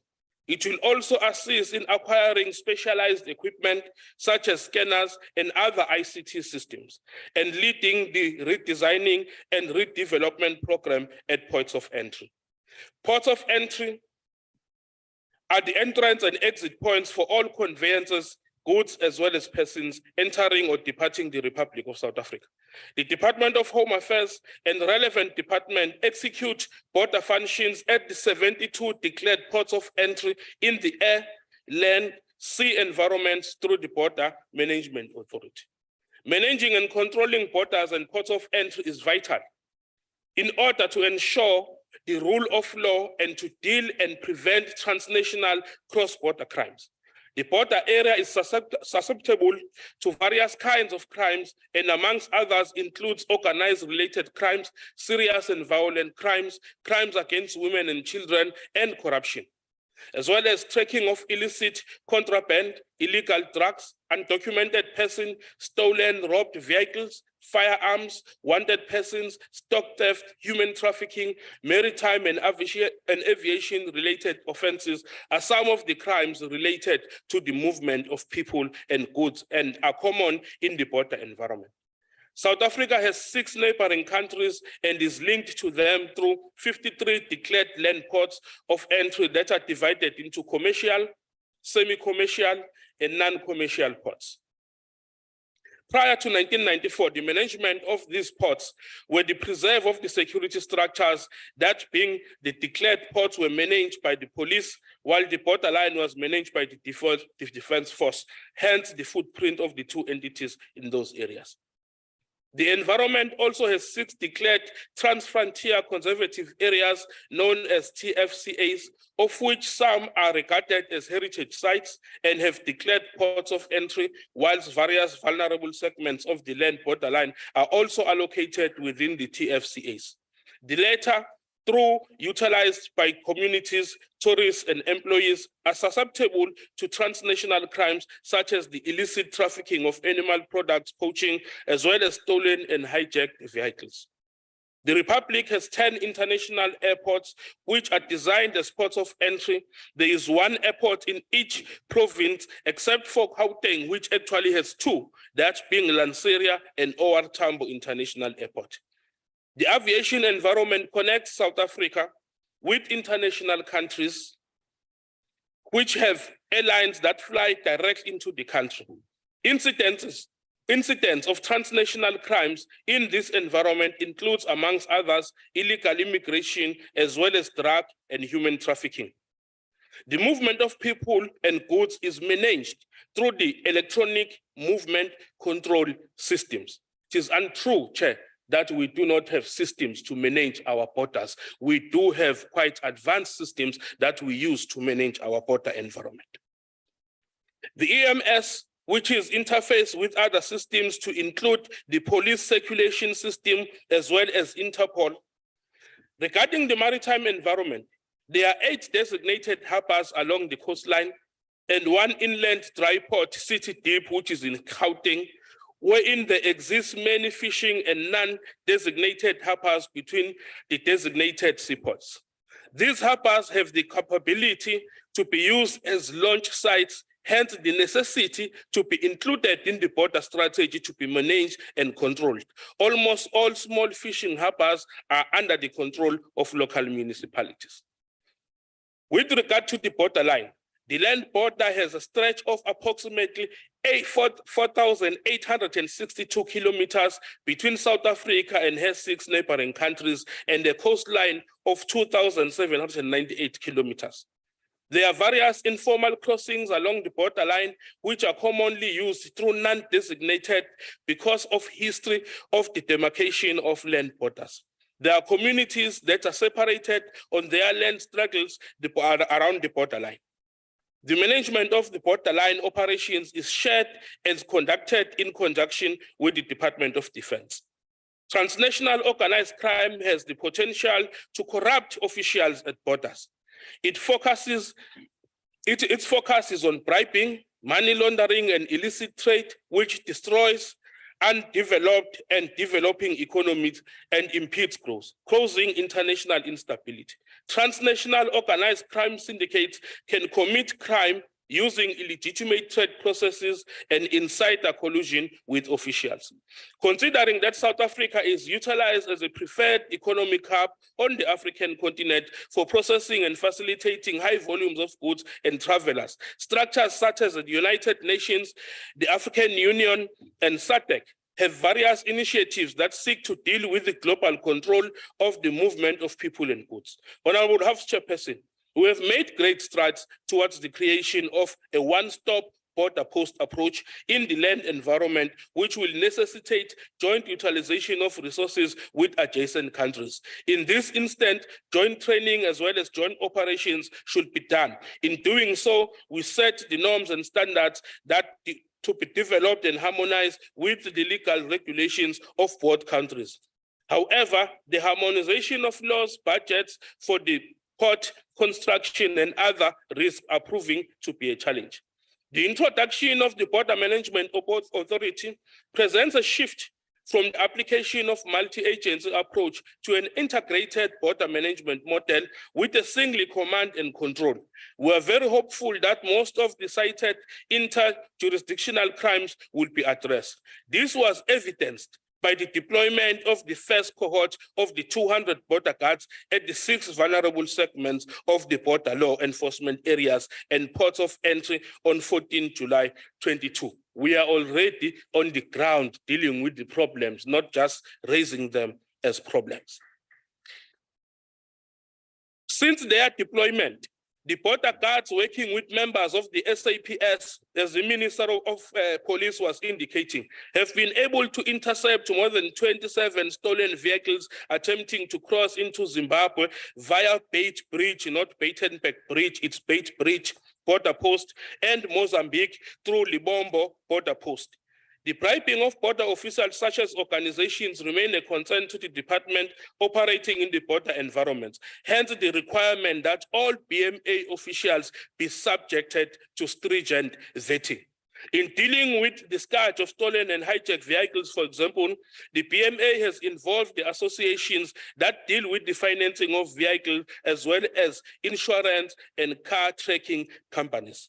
Our strategic tools in securing our borders is the advanced passenger processing, which has been in operation since 2009. The advanced passenger processing provides us with pre-departure passenger check-in data from air and ship liners. It then performs a risk assessment which enables us to control the movement of high-risk travelers prior to their arrival at our borders, making sure that we deal with the security issues in the countries of origin, not only when it's inside the country. It also gives advance warnings to the Department of Home Affairs and other relevant departments on persons of interest on board airliners and other forms of conveyance, and enable us to prepare for the arrival of such person. It also gives us early warning to enforcement agencies of wanted persons trying to board flights leaving South Africa prior to them reporting even for immigration. In the current calendar year, the APP was able to intercept 47,350 people who were either V-listed or overstayers or had invalid or expired travel documents, all these contributing to the safe and secure movement of people in our border environment. In the fight regarding illegal immigration at our ports of entry, we are introducing in all our commercial ports the biometric movement control system that will replace the current movement control system. The BMCS is intended to mitigate against the use of fraudulent passports at port of entry and will further eliminate the discretion used by immigration officers to facilitate the illegal movement of travelers into South Africa. We have further introduced the use of transit visas to countries that have been challenged on migration. This to stop all the people who are coming through pipes there at our chamber, and we have proven to be successful in dealing with it. Lastly, Chair, border guards have been deployed to 8 vulnerable segments of the land border law enforcement areas as an intervention to address interjurisdictional crime. This is the right step in ensuring that we win the war against cross-border and transnational crime. I thank you, Chair. Thanks very much, Honorable Deputy Minister. Honorable members, the Honorable Shomuka, he got a problem of connectivity. He cannot join us. Now he is apologizing. Apparently, Honorable Shomuka is struggling with connectivity. Siakoba. Honorable members, I would like to recognize Honorable FF Ranzlani, Lipompo, MEC Transport and Community Safety. Thank you very much, House Chair, and good afternoon to the Honorable Minister of Police in the Republic of South Africa, Honorable Kele, the Deputy Minister of Home Affairs, honorable members of the National Council of Provinces, my colleagues from other provinces, MECs, SALGA representatives, and all distinguished guests. Honorable Chair, receive our warm greetings on behalf of the people of Limpopo. We are delighted to take part in this debate with a great sense of anticipation that this interaction will assist to amplify our safety concerns as the provincial government in Limpopo. This debate, Honorable Chair, takes place a few days shy from the hustle and bustle of the festive season, a period that requires the country to optimize its safety and security arsenal. Chairperson, as the province of Limpopo, our situation is made more precursor because of our geographical location that connects us to the rest of the African continent. We continue to experience our fair share of troubles in relation to the persistent challenges regarding cross-border and transnational crime.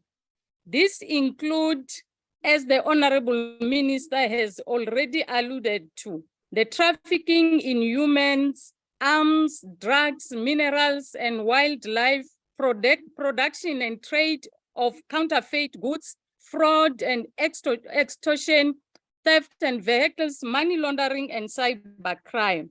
The N1 stretch connecting South Africa and the neighboring Zimbabwe is being contaminated by unscrupulous elements who are preying on the immorality of our officials stationed at our borders. Honorable Chair, there are unimaginable levels of complicity which are major contributors to this problem.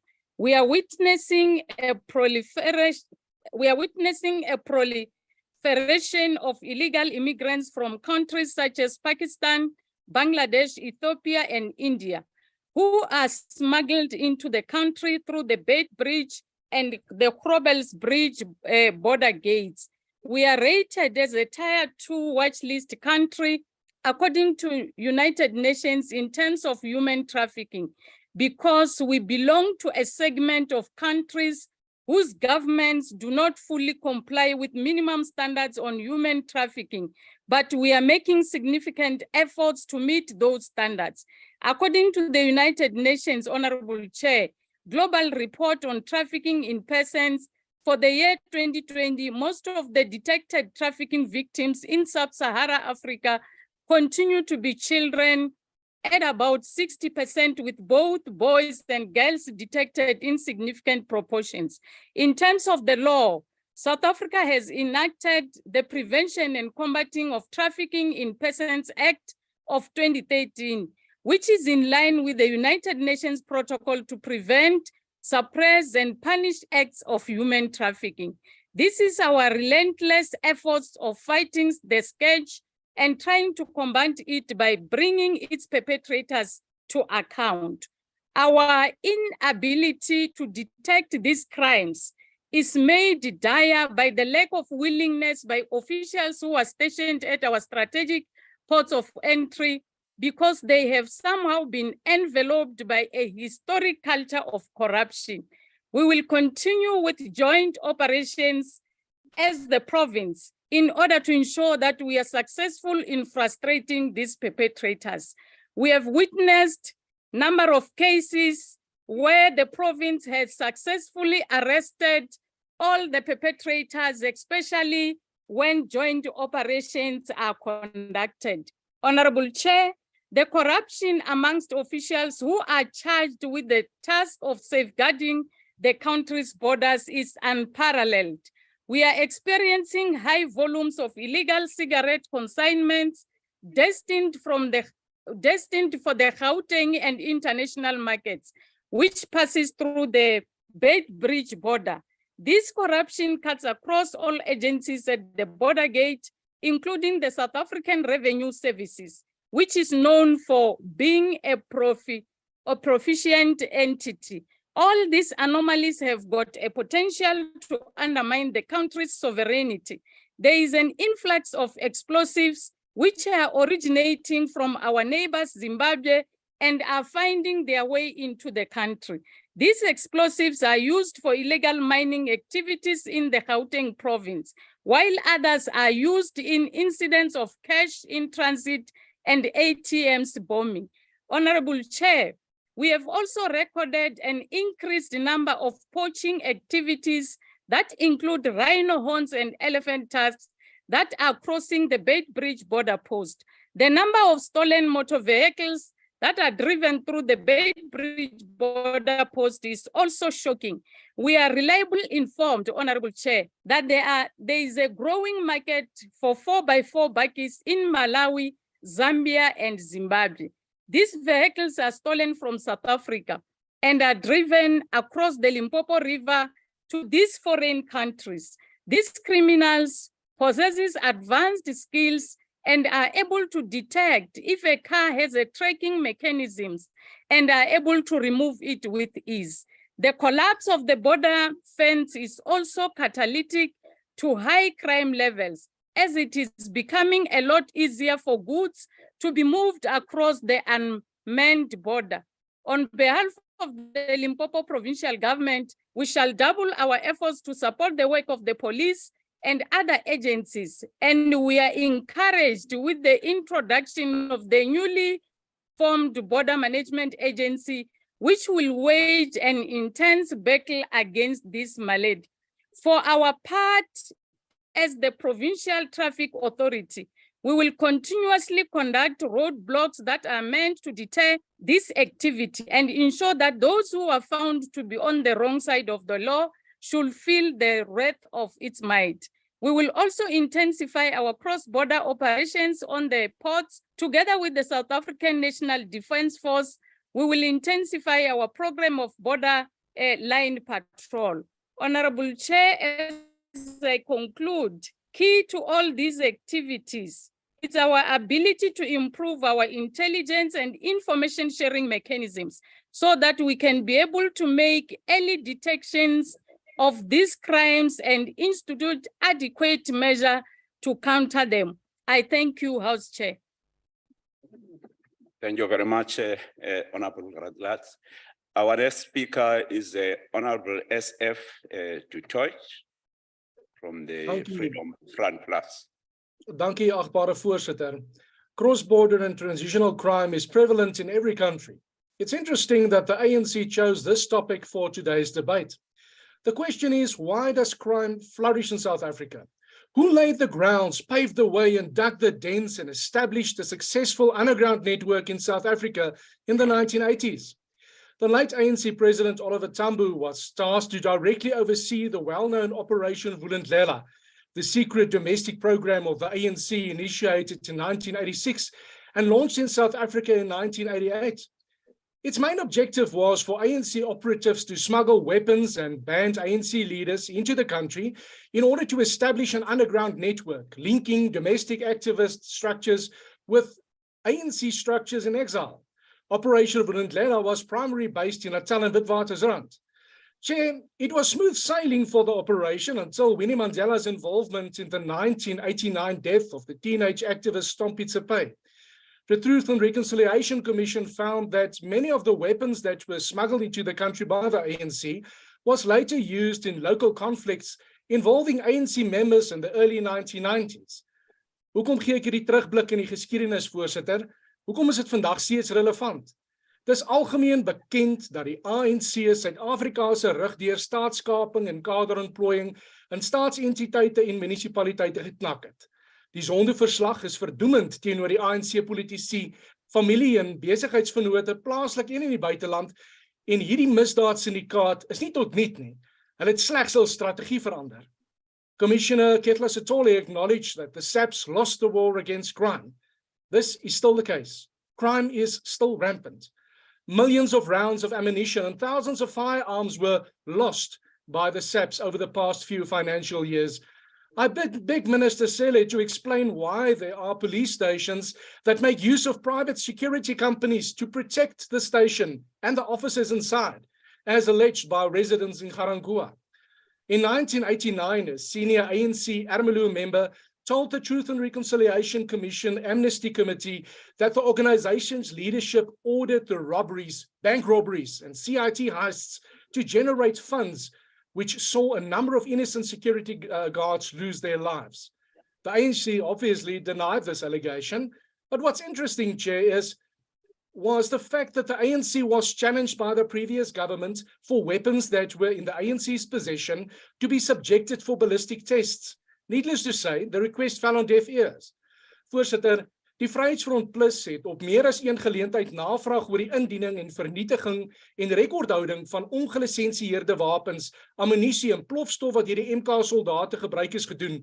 Nie die minister van verdediging, die minister van polisie kon enige inligting oor die aantal wapens en of plofstof wat moontlik deur die MK's ingedien is of nie ingedien is, nie voorsien. Nogal vreemd. 'n Mens sou dink dat daar in belang van staatsveiligheid opgetree sou word. Since December 2021 up to 3 February 2022, 59 cash-in-transit heists took place in South Africa. And between 2008 and 2018, over 2,300 incidents took place. According to the Hawks, more than R1 billion was stolen in these heists between 2008 and 2016. Hoe gemaak, voorsitter? Misdaad is van die min bedrywe in Suid-Afrika wat floreer. Indien die regering ernstig oor die bekamping van oorgrensmisdaad en die uitwissing van misdaadsyndikaate, onwettige mensenhandel, sluipmoorde, dwelmhandel, onwettige mynbedrywighede en terreurgroepe in Suid-Afrika was, sou dit lankal uitgewis gewees het. Die ANC moet op sy eie stoel begin vee. The problem, Chair, is that Government is again shifting the blame instead of facing the music. Die afgelope paar maande is die vergrootglas van die ANC korrupsie, Zondo-verslag en die Pala skandaal na onwettige immigrante en Zamazamas verskuif. Dit is 'n probleem, maar hulle verskuif die aandag. How can the ever-escalating crime figures be stopped, Chair? The answer is straightforward, Chair. Remove the ANC from government, strengthen the Crime Intelligence Center, and focus on effective policing. Get someone else to wear the hat. The ANC crime syndicate is leading by example, and South Africa deserves better. Thank you, Chair. Thanks very much, honorable member. Order, honorable members. The next speaker is Honorable D. Vos Salga. Honorable Chairperson of the Councillor Salga. NCOP. Honorable Chairperson of the NCOP, Honorable Deputy Chairperson of the NCOP, Honorable Minister and Deputy Ministers, Honorable Chief Whip of the NCOP, Honorable House Chairpersons, Honorable MECs, Honorable Permanent Members of the NCOP, and other special guests. Honorable Chairperson, SAGA acknowledges that cross-border crime remains a challenge that is felt throughout all sectors. Local government is also not immune to the effects of cross-border crimes. Municipalities that are affected by cross-border crime are suffering devastation on several levels, such as violence and attacks towards community members, including serious injury, rape and murder, damage and illegal use of infrastructure, such as water and electricity, as well as cable theft, damage of critical infrastructure, land invasion for informal settlements, criminal elements from the possession of illegal firearms to allegations of human trafficking, cross-border gang-related conflicts, increasing trend of people committing crime in South Africa and immediately crossing back into their country. Efforts to curb the threat and fear of violence, criminality, and destruction have mainly been isolated, and there is a need for coordinated, holistic, and prevention-driven approaches that integrate national, provincial, and local government in partnership with civil society and business. Community safety cannot be delivered by one sphere of government only. A whole of government approach is required, and collaboration with non-state actors is required to expand into a whole of society approach. The Constitution recognizes the different spheres of government at national, provincial, and local level as distinctive, yet emphasizes the independent and interrelated nature of government, providing that it provides a comprehensive approach and mechanism for an integrated response to crime and violence prevention. Local governments, specifically councillors, are well placed to roll out crime and violence prevention interventions at local level. The responsibility of local government in provision of safety and security, as well as crime and violence prevention, is derived from the key legislation and policy frameworks, which include, but is not limited to, the South African Police Service Act, the Criminal Procedure Act, the National Road Traffic Act, and the Disaster Management Act. Honorable Chairperson, what is apparent from the various sections within the Constitution and other key legislation is that all three spheres of government have constitutional obligations to deal with matters of safety and security in the country. The SAGA National Conference in March 2022 had a commission on migration which resolved on, amongst other things, the support that should be rendered to border municipalities by the different arms of government, as border municipalities are essentially a different and special group of municipalities with unique challenges that are not similar to other municipalities. The conference also resolved that SAGA should lobby for a special intergovernmental program that will seek to address the unique challenges of border municipalities, including special IGR arrangements, legislative exemptions, and special provisions, funding and capacity building. SAGA will be hosting a national summit on migration in February 2023 which is aimed at bringing together various government entities and the private sector to discuss the various implications of cross-border migration and how it should be managed to mitigate the negative effects. Crime knows no borders, and transnational criminal networks source illicit products in one country, traffic it to another, and market it in the third in less than 24 hours.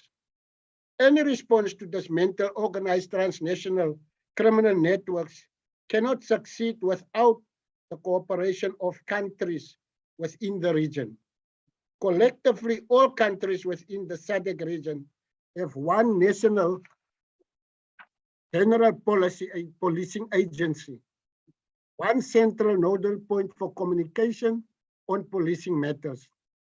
Honorable Chairperson, on the flip side, SALGA also considers that certain crime trends and crime patterns are unique to provinces and some border countries. For example, cross-border crime between KZN and Mozambique and the Western Cape and Namibia will have unique crime trends that are influenced by transnational cross-border criminal networks. These provinces would then need specific MOUs and supporting operational plans with the respective countries that specifically target these criminal networks that impact the crime trends in the province. Local government would play a supportive role in the multidisciplinary and multi-agency approach that would be the national and or provincial government's prerogative. Noting the resource constraints that local government does have, their supportive role would be as a force multiplier to operations that would be endorsed by the local framework.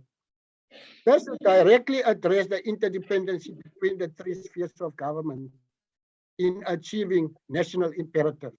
Honorable Chairperson, for this deliberation, it must be highlighted that as SALGA, we would like to tender the following key considerations. South Africa has a strong and coherent policy framework on community safety, but there is a need for improved coordination regarding the implementation of efforts.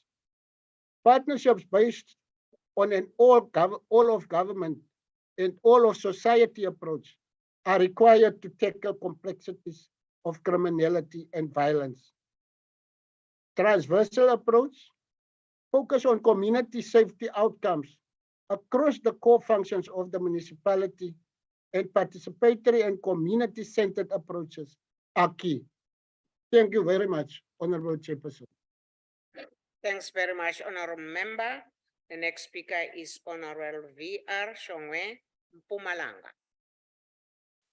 Thank you very much, Honorable Chairperson. Let me take this time and greet the members of the NCOP, the Minister of Police and the Deputy Minister of Home Affairs. And let me take this time and say all protocol observed for the sake of time. I'm also happy to join this debate today. I think it's a debate that is meant, or chosen to educate all of us about the environment from our different provinces and the entire country. Illegal immigration and cross-border crime are consequences of economic imbalances between Southern Africa and other countries. Not only do people from countries such as Eswatini, Mozambique, Malawi, Zimbabwe, and Zambia view our country as a figurative land of milk and honey, so do people from other countries from the continent. As a result of political instability, wars and high rate of underdevelopment in the region, multitudes find coming to our country seen as a viable thing to do. Others come here with relevant and proper documentation, and such individuals are also contributing positively to the economic development and growth of our country. That must be said. There are others as we all know, who cross the border illegally, often with the help of, local communities from the different borders. These people will come here and look for work. And I must mention to you, Chairperson and members, that the issue of Russia and Ukraine that came from one of the honorable member, I think that particular issue should be left, at the international level and national level, because that is a matter which I think has a particular objective, and it has nothing to do with us as South Africa, except that it affects us in one way or another. Some who cross the country legally do so with visitors' passport or travel document. They will later find some, odd jobs that includes working as a domestic helpers or childminders, among others. This, by the way, is illegal because what they will be having is only visitor passport and not work permits as required by the law for foreigners who work in another country. And I must say, one matter that have been highlighted here in this debate today is that it's not foreigners in all times that are involved with crime. And I want to put it in perspective. Out of the 5 mines that we visited around Ermelo and Brayton, we were able to arrest, or police were able to arrest about 89 foreigners coming from different, countries. And I think it is important that when we talk about these issues, we are scientifically correct in terms of numbers. The economic imbalances in the region make people to commit crimes, cross-border illegally, at times do so using fraudulently obtained document. Others commit crime by bringing large quantities of illegal and counterfeit goods in our country. And that have been said by a number of speakers today. And it is very much important that we also, all of us as provinces that are sharing, with borders, like our province, we are sharing with Eswatini and Mozambique. I did go there with SANDF to look at the situation of our borders. There are a lot of, things that needs to be fixed there that they used to be, to protect the influx of people to our province and our country and so on. But I must say, it is not South Africans who have no trust to SAPS. It's only a certain section of people that do not have trust with SAPS. And it must be mentioned that it is because a certain number of police, maybe those that are involved in wrong activities, but that does not mean the SAPS in general, people do not have confidence with them. This we have seen many times, and earlier this year, I went with the members of the South African National Defence Force. We visited various areas in Komazi. We have seen ourselves how people were moving without utilizing established entries at the border to move in and out of the country. Therefore, honorable members, one of the things that we should continue to prioritize as a country is the enhancement of border management and make it extremely difficult for those that are coming here illegally to come here. We should vigorously address acute staff shortages, augment resources such as patrol vehicles, and also increase the level of sophistication of the equipment we use to combat illegal movement of goods and people at our ports of entries. Lack of adequate personnel and resources are some of the factors that exacerbates the challenge of people crossing our border illegally. Others include insufficient patrol vehicles and aging infrastructure have made our country to become a target of illegal immigrants. And crime syndicates as well, smuggling of vehicles to neighboring countries. Hence, there's a dire need to strengthen our borders. And I think I've shared that with the Minister of Police so that he can be able to share that particular challenge with his colleagues at the national level. Our borders have suffered years of poor investment on infrastructure and have become a threat to national security. We are witnessing an increase in the smuggling of drugs, counterfeit clothes, human trafficking through land borders. In addition, illegal immigrants has increased societal tensions, which have resulted sometimes in xenophobia attacks. Well, failure to address illegal immigration and cross-border crime, risk fueling of xenophobic tensions and rendering border management obsolete, which would in turn threaten our national security. Lack of cooperation in SADC leads to regional borders becoming a breeding ground for crime. And I must say, we must also try as a country to involve the technology, that of managing our areas through cameras and other, technological equipments that will assist us in making sure that we monitor our borders. Because if we don't do that, we will be dealing with symptoms in terms of crime in our different provinces and the country. Because those people are coming in and out in a wrong way and in areas where they are not supposed to go through from. And that must be made sure that we prevent it to the best of our ability.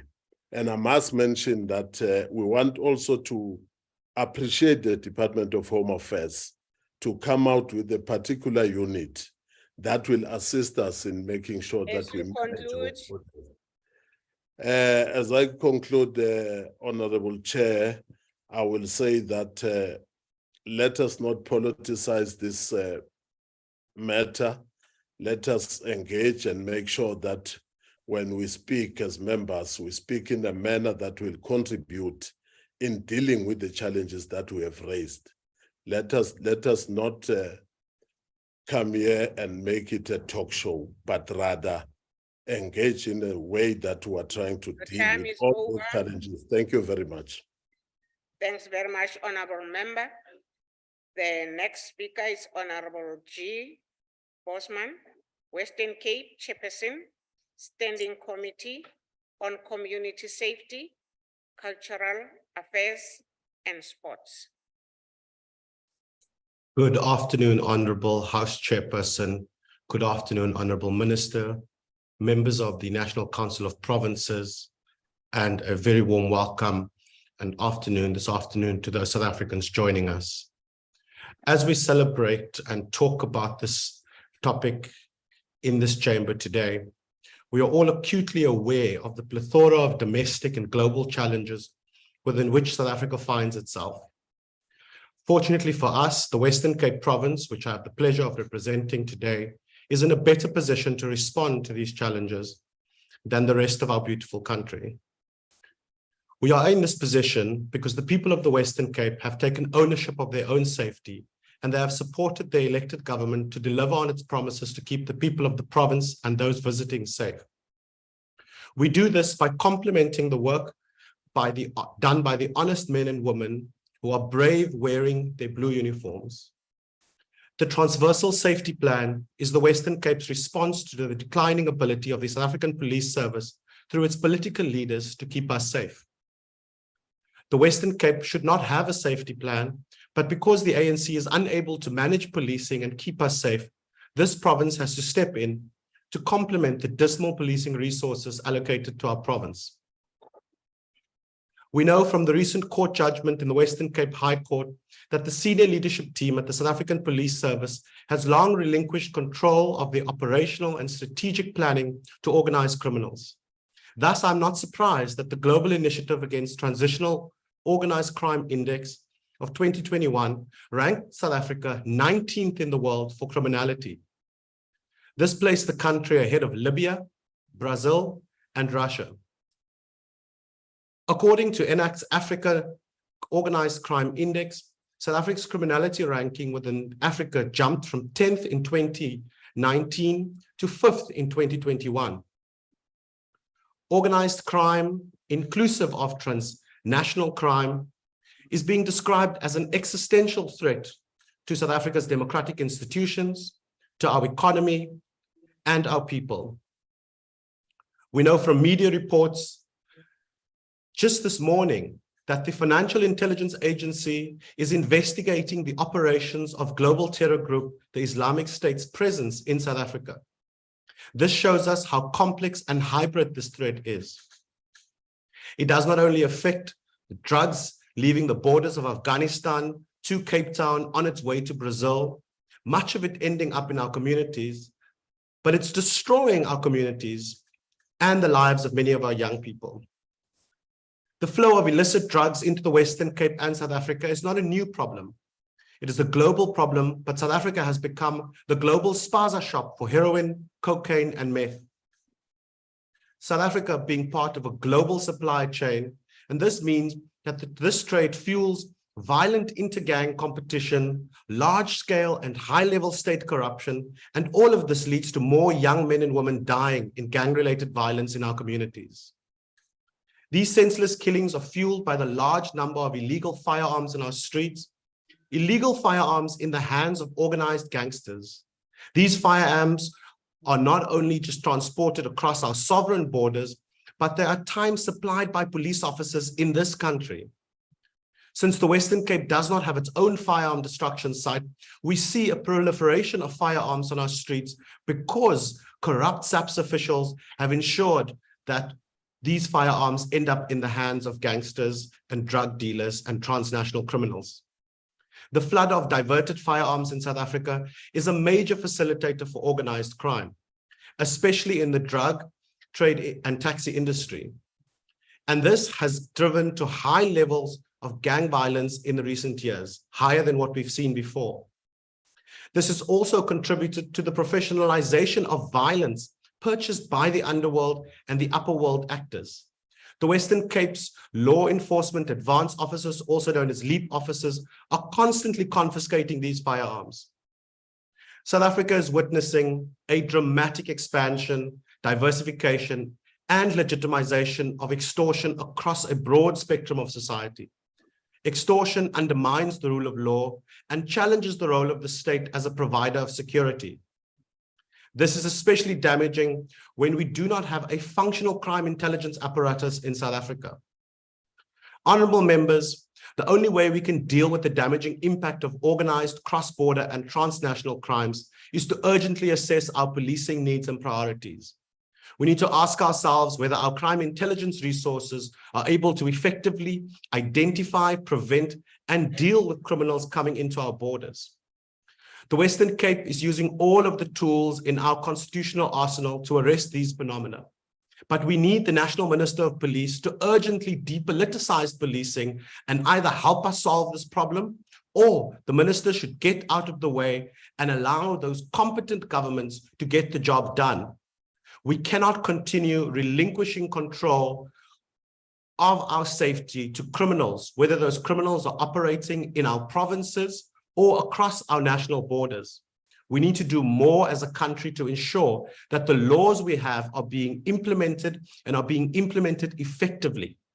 It makes no sense that we have a secure border and a border management agency, but we don't have the capacity to actually arrest those and prosecute those who are found guilty of crimes. So I again ask, can we have a depoliticized policing and security apparatus in South Africa that helps us solve the problem of criminals coming into South Africa and criminals operating outside of South Africa? I thank you, House Chairperson. Thanks very much, Honorable Member. The next speaker is Honorable S. Lehari, Northwest MEC, Community Safety and Transport Management.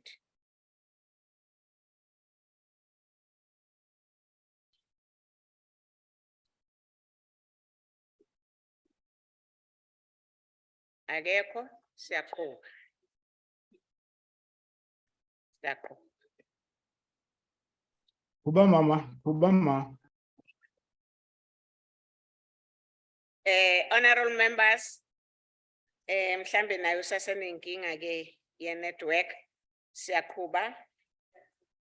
Yes, I would like to recognize Honorable T.R. Modise, Minister of Defense. Thank you very much. Honorable Modise. Chairperson, thank you. Thanks, Mama. Chairperson, honorable members, any threat to any person, any threat to property of any citizen, or indeed anybody within the confines of our borders should cause us concern.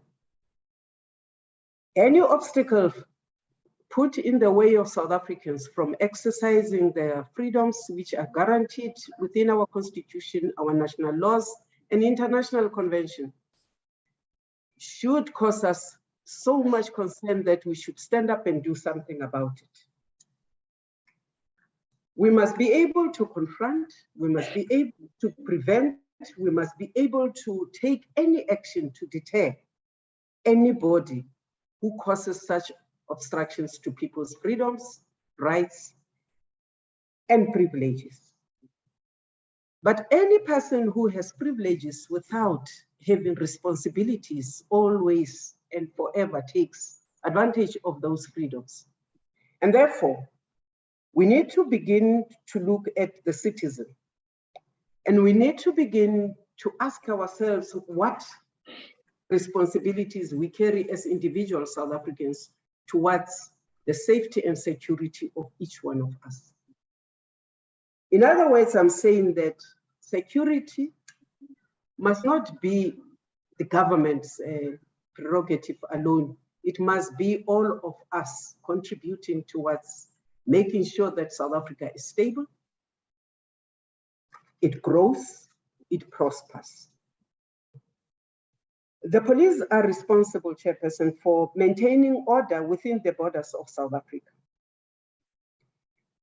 The Home Affairs systems and policies must ensure orderly entrance and exit of the movement of all of us, whether we are citizens or visitors.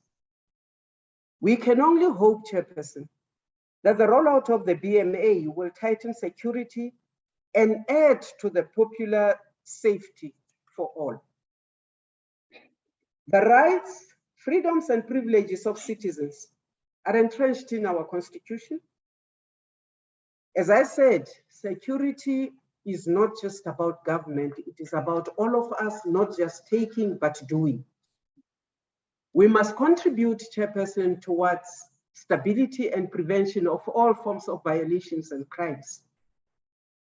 This reminds me of the national crime prevention strategies of the 90s, which emphasized strengthening of the criminal justice process, which was meant to lead into a more effective and efficient justice system.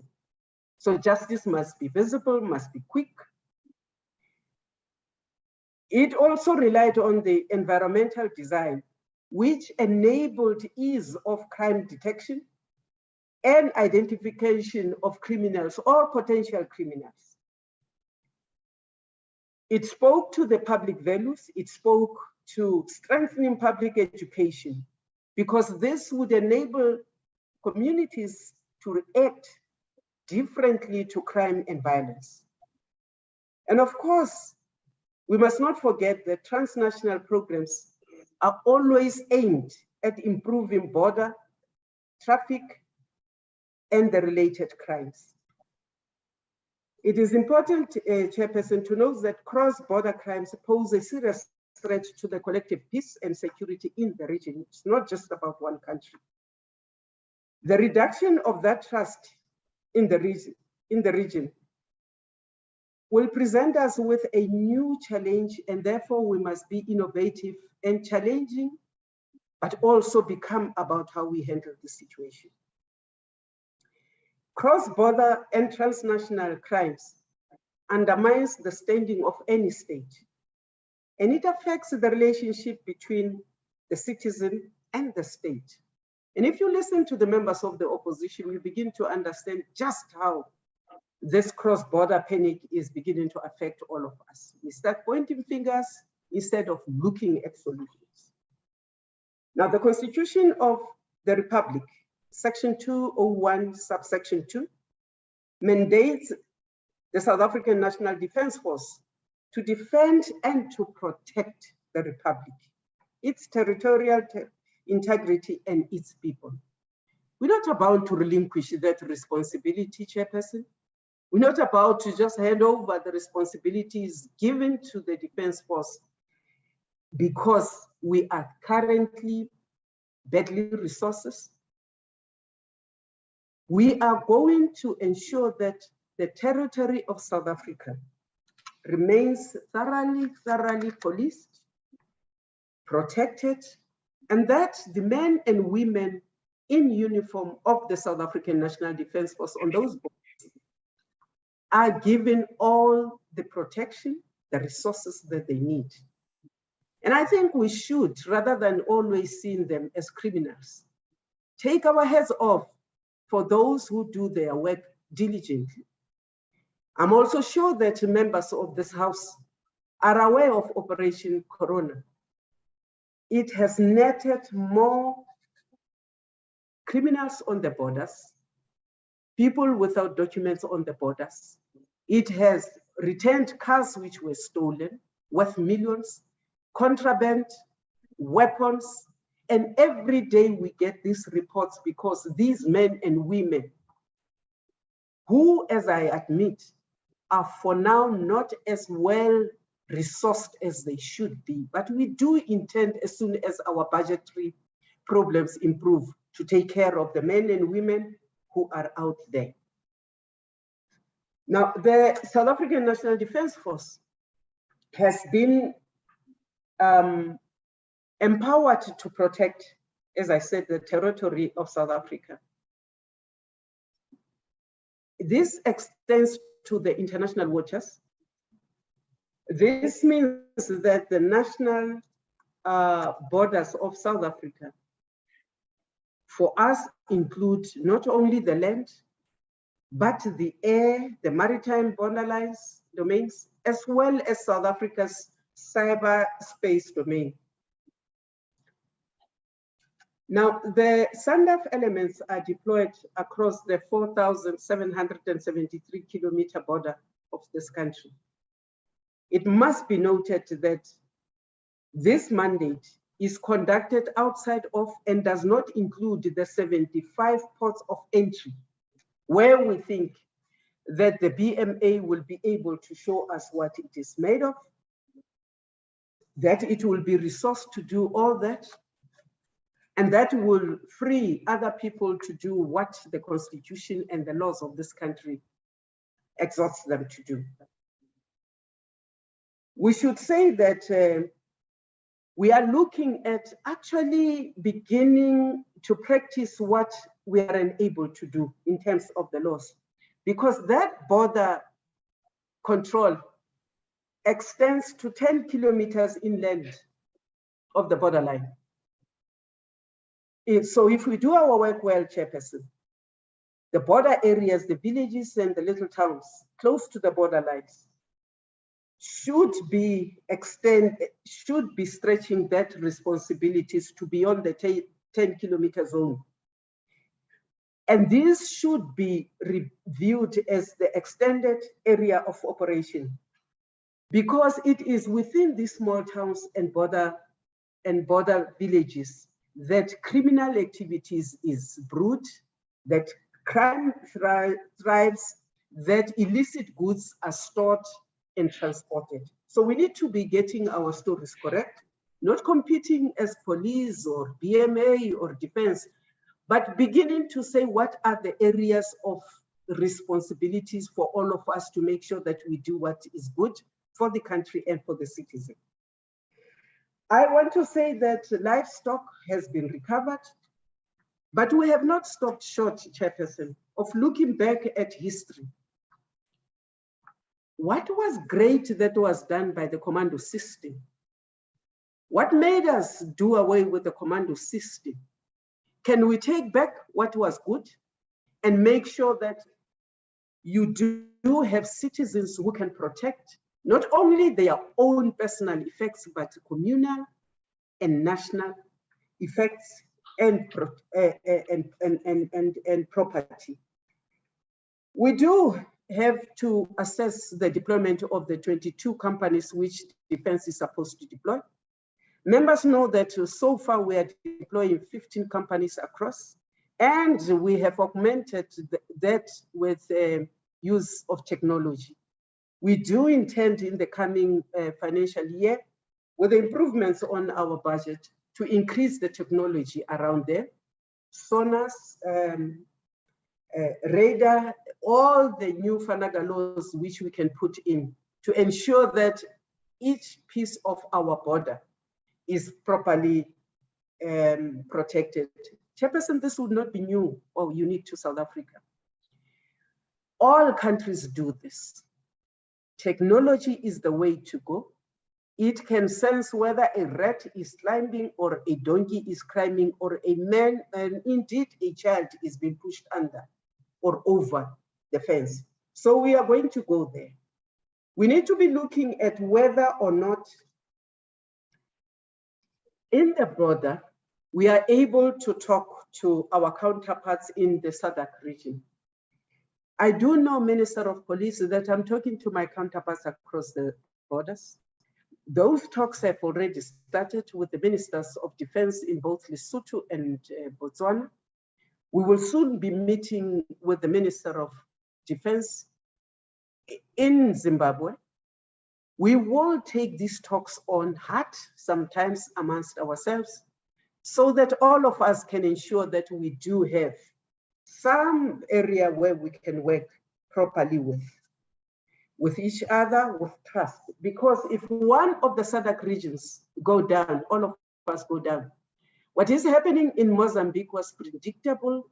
We knew for years that small arms were coming from up there in Somalia via Mozambique, coming down south. We have also known for a while that South Africa was destined for the heroin and the other drugs, which were also flowing up there, coming into this country, because South Africa is perceived as the one that has more resources.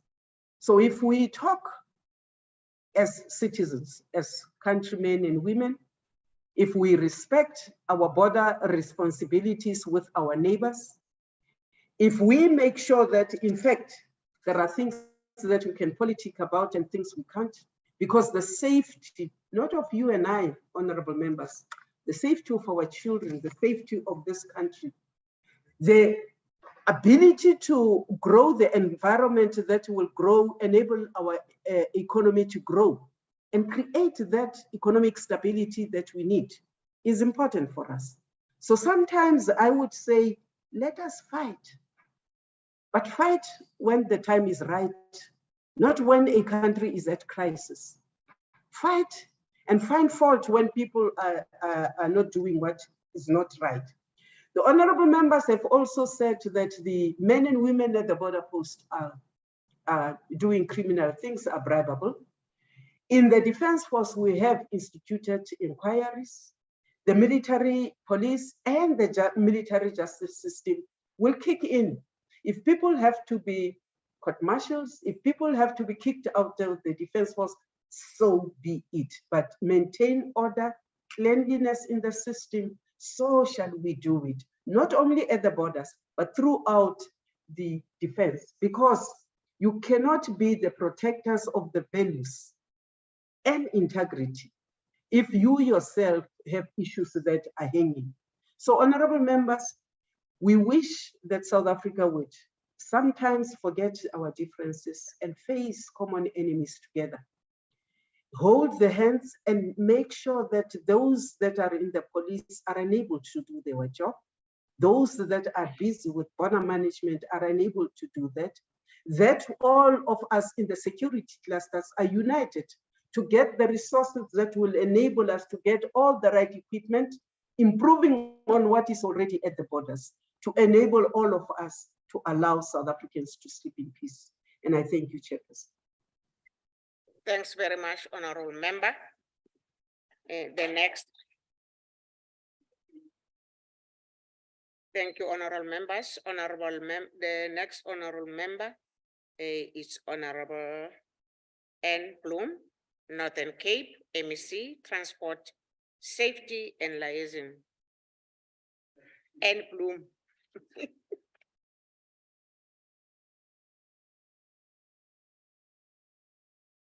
Siyakuba.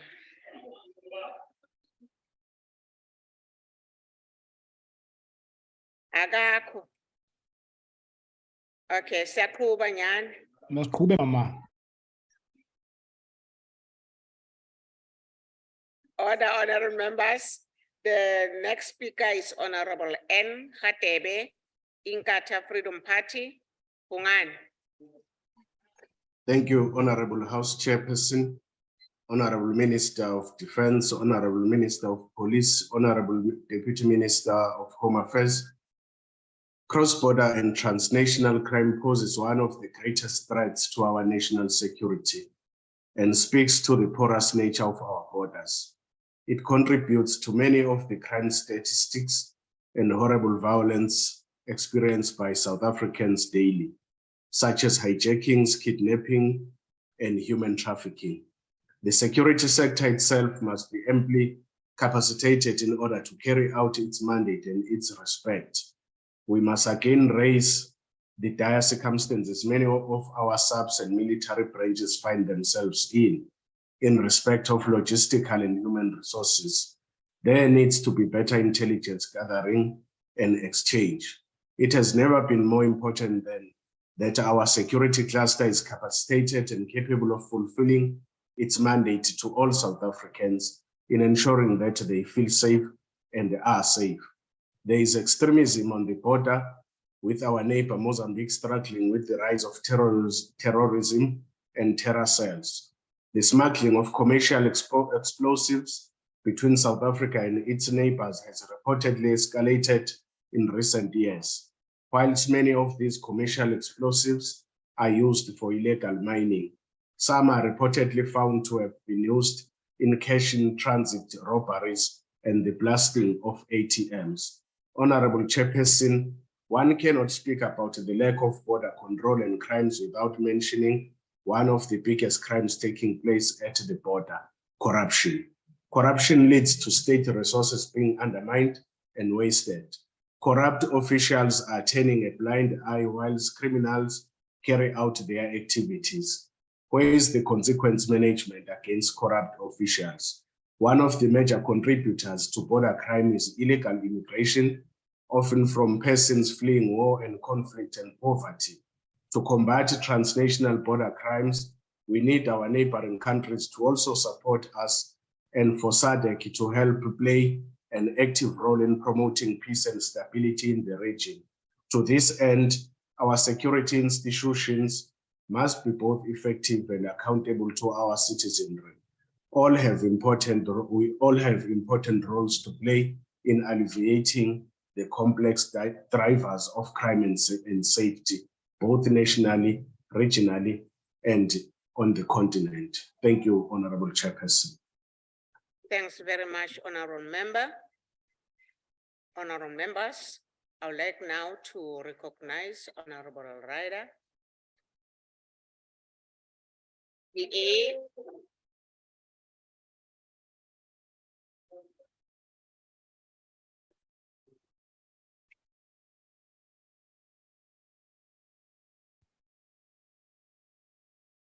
Thank you, House Chair.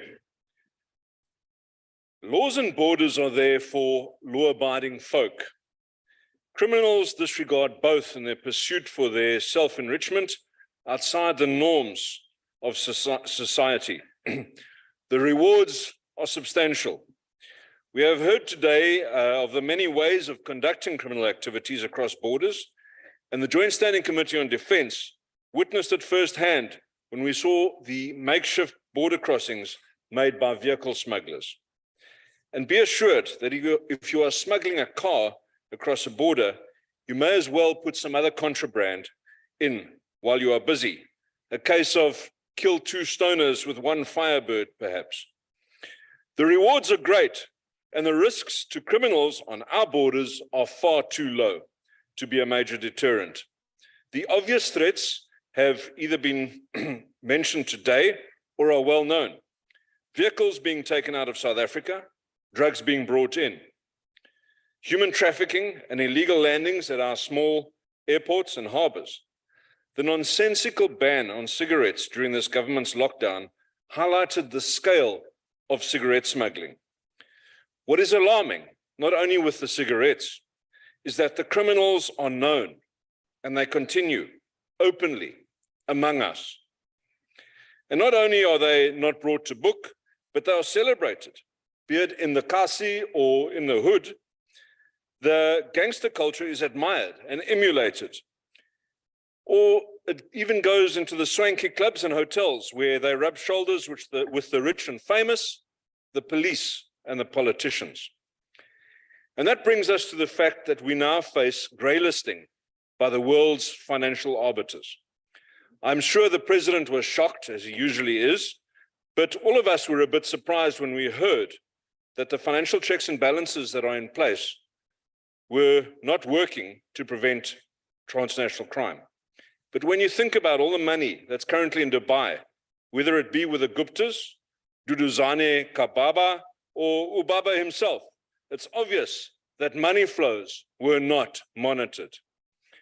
Once again, this government has been found lacking. Each time government does something to stop cross-border crime, there are those on the inside ensuring that there are friends that can beat the system. Look at the washing line fence border that was a good idea at the time. Absolutely decimated and so easy to beat by the vehicle thieves, the smugglers, and the human traffickers. Stock theft units have been disbanded. SARS and customs were hollowed out, and a border management authority has been created to make sure that there's enough role confusion that nobody has to take the blame. The FIC has been ring-fenced and is operating in isolation. For every solution, a loophole has been created. The police minister today listed some successes, and indeed, Minister, successes must be celebrated and acknowledged. But Minister, the successes are too few. You spoke about crime intelligence, but your biggest failure is the lack of intelligence. It shouldn't take a James Bond or even a poor lookalike to tell you that South Africa's intelligence services have no handle on cross-border crime. Again, it's been hollowed out by cadre deployment, be it within SAPS or the State Security Agency, where too much focus has been on internal party bickering for them to actually do the job that they should be doing. Instead, we rely on reports from foreign intelligence operators. Mr. Nkata reminded us of the Freedom Charter. Indeed, that document promised us that there will be security and comfort, peace and friendship. The ANC has not delivered these things. There is no one here who has not been impacted by a serious crime. The charter has been abandoned. MEC Mazibuko thinks that Gauteng is not a border town. She forgets that Johannesburg is the world's largest dry port. Look it up. And of course, OR Tambo International Airport is a major thoroughfare for crime and criminals. Many today have decried the foreign nationals living among us as being the criminal element. Remember, that is how we may be perceived when we visit them. Mr. Shongwe and I agree on this point. But listening to today's inputs, it seems that SALGA has better solutions than government. Another thing Mr. Shongwe spoke about is he spoke about the invasion of Russia into the Ukraine. I'd say that is the ultimate transnational crime. And moving on to Minister Modise, blaming a lack of resources cannot be your excuse. Minister, you sit in cabinet. You sit in the caucus that pushes a bad budget through each year. But certainly, Minister, we welcome your thoughts on the re-establishment of the commando system. In conclusion, House Chair, the African National Congress-led government has played an active, enabling role in creating a gangster state. The love of money and the lack of consequences has made politicians in high places the playthings of criminals, ensuring that there are no consequences for them either. No risks and a shared reward. The lawlessness takes over. What a mess for us to fix when we take over in 2024. But fix it we will. South Africa deserves it. South Africa deserves a democratic alliance government. Thank you. Mooi man, Bierman. Thanks very much, Honorable Member. Honorable members, I would like now to recognize Honorable High ANC.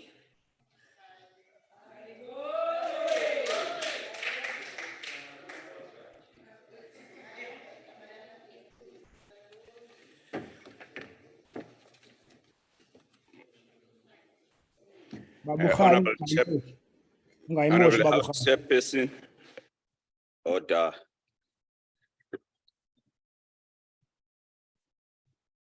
Yes, I'm also a presiding officer. Okay, thank you very much, Honorable House Chairperson. Greetings to you. Greetings to the Deputy Chairperson of the National Council of Provinces, ministers and deputy ministers, MSCs, Honorable Permanent and Special Delegates, representative of SALGA, fellow South Africans. Perhaps the recollection of our government has said in its crime prevention strategy will remind us of how the matter of organized crime has been characterized by the government. The National Crime Prevention Strategy observed that high levels of crime pose a serious threat to our emergent democracy. That violent crime often leads to a tragic loss of life and injury, and the loss of possessions and livelihood due to crime is incalculable. It further said that crime results in the deprivation of the rights and dignity of citizens and poses a threat to peaceful resolution of differences and rightful participation of all in the democratic process. Further, that crime casts fears in the hearts of South Africans from all walks of life and prevents them from taking their rightful place in the development and growth of our country. Crime inhibits our citizens from communicating with one another freely, from engaging in economic activity, and prevents entrepreneurs and investors from taking advantage of opportunities which our country offers.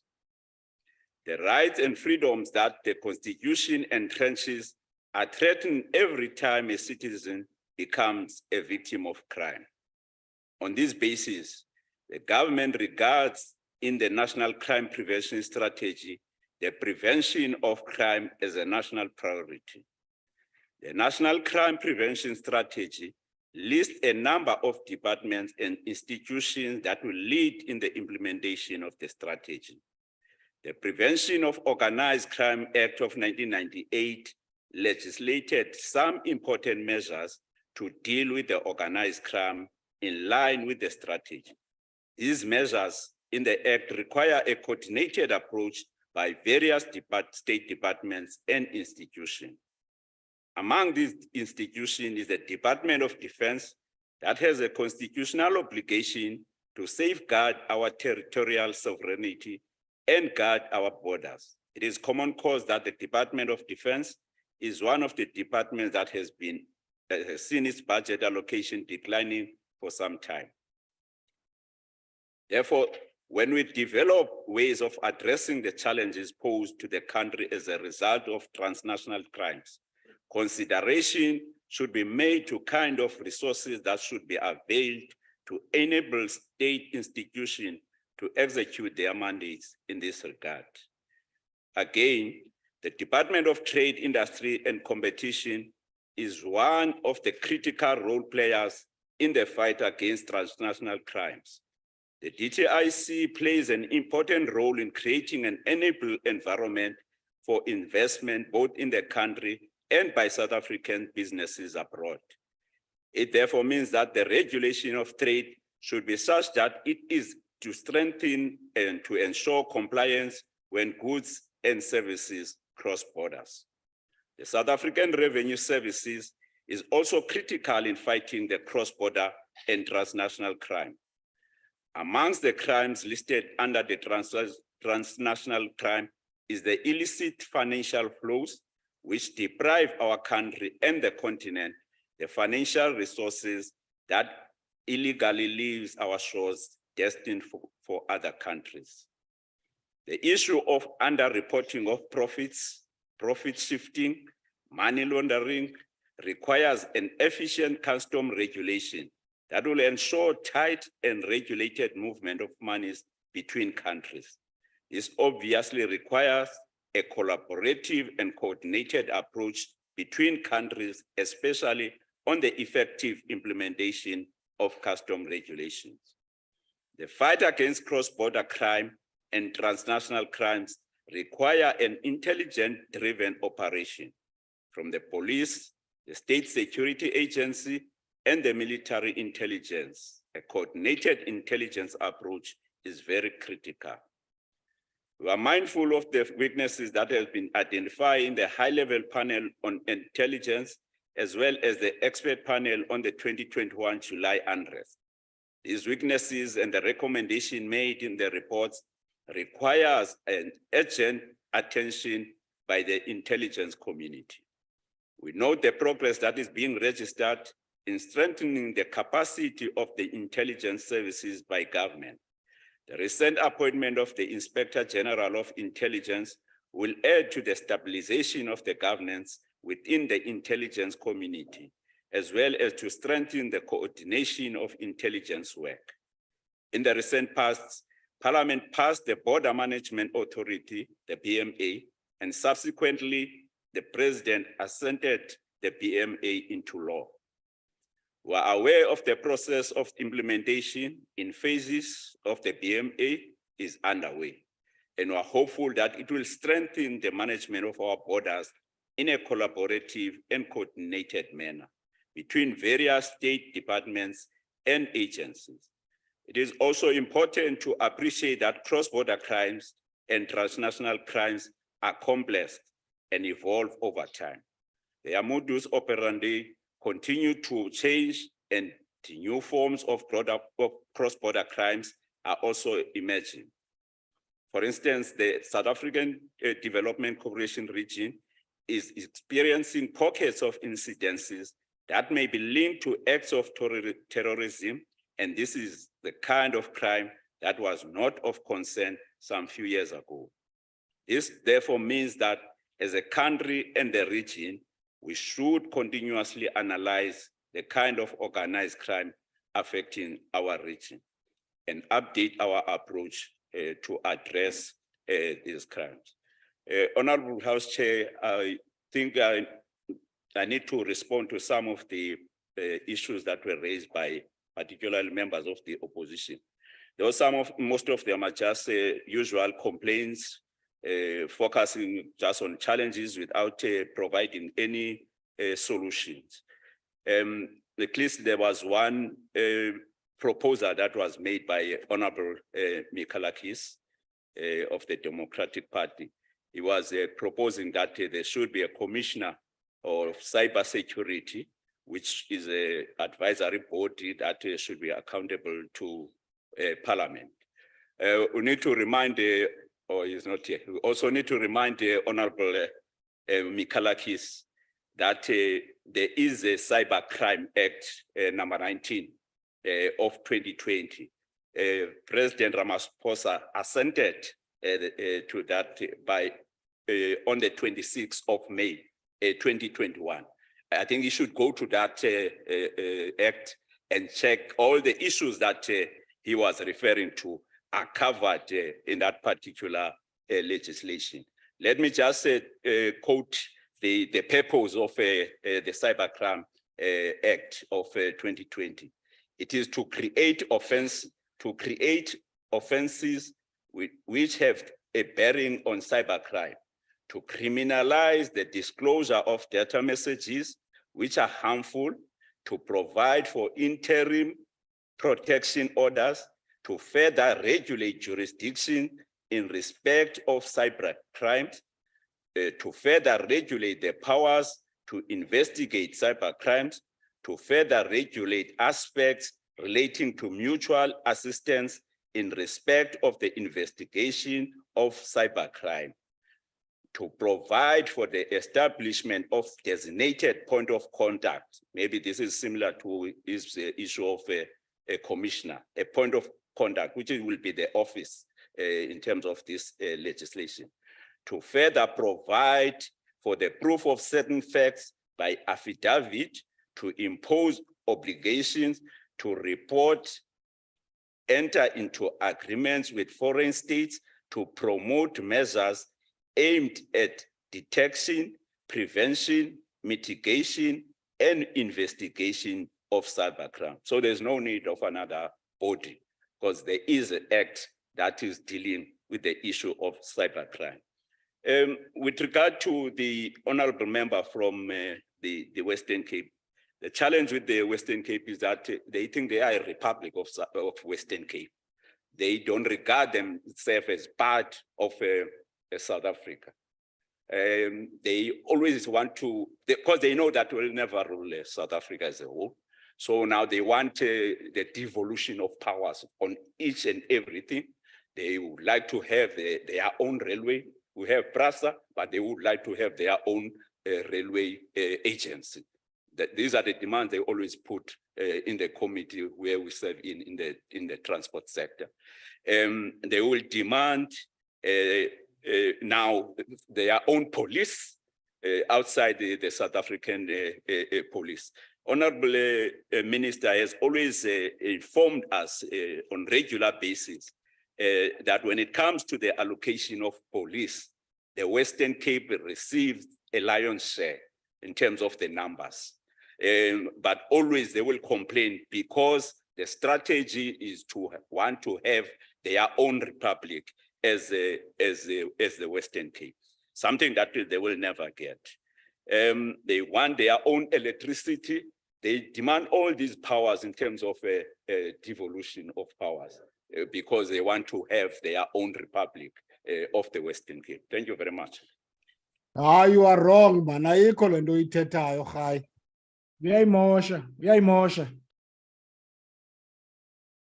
Hey, Baha, we are phakathi balekeleni. Ikhona. Hayi, suka uRhayi ayikho le nto ayithethayo. Buya uphumeleni ku-house. Asinongani ilungisi xa ningenzi kahle. Sifuna nibonisa into zenziwa njani. Uyani la ku-house. Asizobuya. uRhayi ayikho le nto ayithethayo, Chair. Ize endleni Amagwala usuka ku-house uyomemeza ku-video. Ize sizomamela endlini. Ize endlini ubi. Honorable Mshodu. Seleko. Order, honorable members. Nyambos.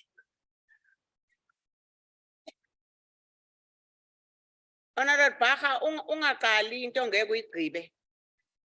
Hayi ndikuvile, Chair, ndirhoxile kodwa ke uRhayi uyamosha. Thula ke. Honorable members, order.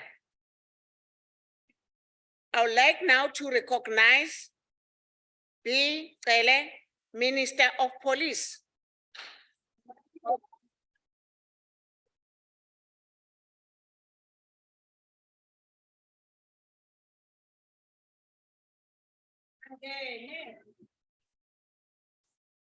Thanks, Chairperson. One has listened. Indeed, Honorable High has responded to some things that might have made sense and some that do not make sense. Honorable, is it Honorable Ryder? Ryder, you spoke of Tutuzan and you forget Steinhoff. So I think we need to put them on the same pocket all the time when you speak. Yeah, no, that's what I'm reminding him, yeah. So it should not be the face that you remember and not remember the people. The Chairperson, this honorable member from Western Cape, the chair, Bosman, maybe they did not brief him. There's been a campaign here where they must go. It has stopped. I'm told how it was stopped and all that. They did not brief him because he still made a call this afternoon. Please brief the young man that you have stopped that 3 weeks ago. You go to all social medias, it has been stopped, it's not there. And you were briefed how it was stopped, I know. So, but please brief this young man. He speaks about the gangs that have penetrated the police. I'll request everybody. I'll request everybody. Point of order, Chair. I'll request everybody, Chair. Point of order, Chair. Honorable Baha, Point of order, Chairperson. what a point of order. I just want the minister to withdraw calling an honorable member a young man. There's no young man in Parliament, Chairperson.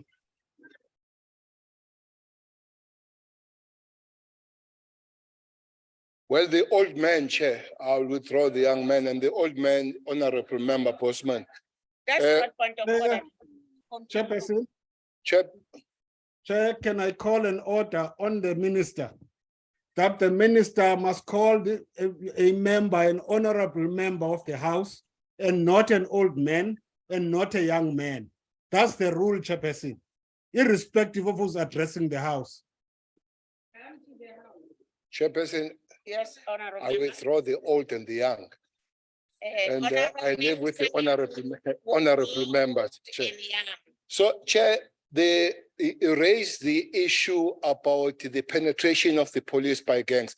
I'll request everybody here who has been making this call about the police and the corruption in the Western Cape, you go and read the judgment, especially read paragraph 70 of the judgment of the judge. It talks about the penetration of the police, the prosecution, the courts, and judiciary. So don't come here and talk about one element of what the judge has said because it suits you. Read it and talk about it. Don't just come and shout about something that you have heard when you're supposed to read. So it's important that you read paragraph 70 of the judgment of Judge Law. Chairperson, I thought I would have not said anything. A certain honorable member, I think it's S. Detroit, spoke about Operation Vulindlela of Commander-in-Chief or Arutambo. Some of us, we were forerunners of the thing. Why Vulindlela had to be there? Because what we complain about today of the cross-border crime was run by the government under apartheid. Cross-border crime was run by the government. I guess Honorable Detroit was part of that government. That ran the cross-border crime, was part of the government that raided the neighboring country, was part of the government. It's not the new thing. This kidnapping thing is not the new. We used to be kidnapped, and we used to the place called Fakplas is where is the only place that bright human beings here. When people were busy enjoying beer under the GOG and under the government of that time. So it should not be as if people have learned from nowhere. They've learned from the best, from apartheid, that you can kidnap, you can cross the border as they did. They crossed the border to Lesotho, they crossed the border to Mozambique, they crossed the border to Swaziland. They killed too many of the people we know with the missing graves. Maybe those people must tell us, where are the graves of these people? Maybe we made a mistake by letting them go. We should have tried them. Yes, I guess we should have tried them so that they give us exactly what happened to the long list of people that we don't know what happened to them. And they come here, they complain about Vulindlela. It was a response. It was a response to the criminal government that was killing us with impunity, that was crossing the border every day. So they must be humble. They must really go back and have some heart to understand and accept that they did bad when they kill everybody inside and outside. Thank you very much, Chair.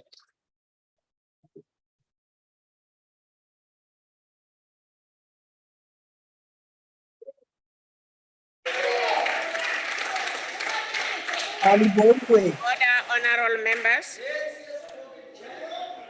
Honorable members. Order. Thank you. Thank you, Minister.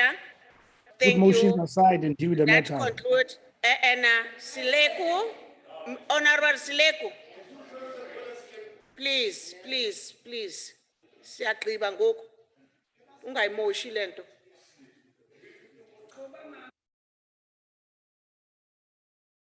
Thank you, honorable members. That concludes the debate.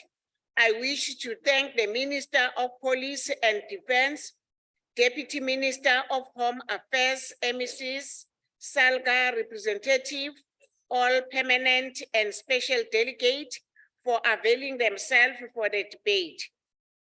Honorable members, that concludes the business of the day. The House is adjourned. Yamosha, Minister. Thank you. Thank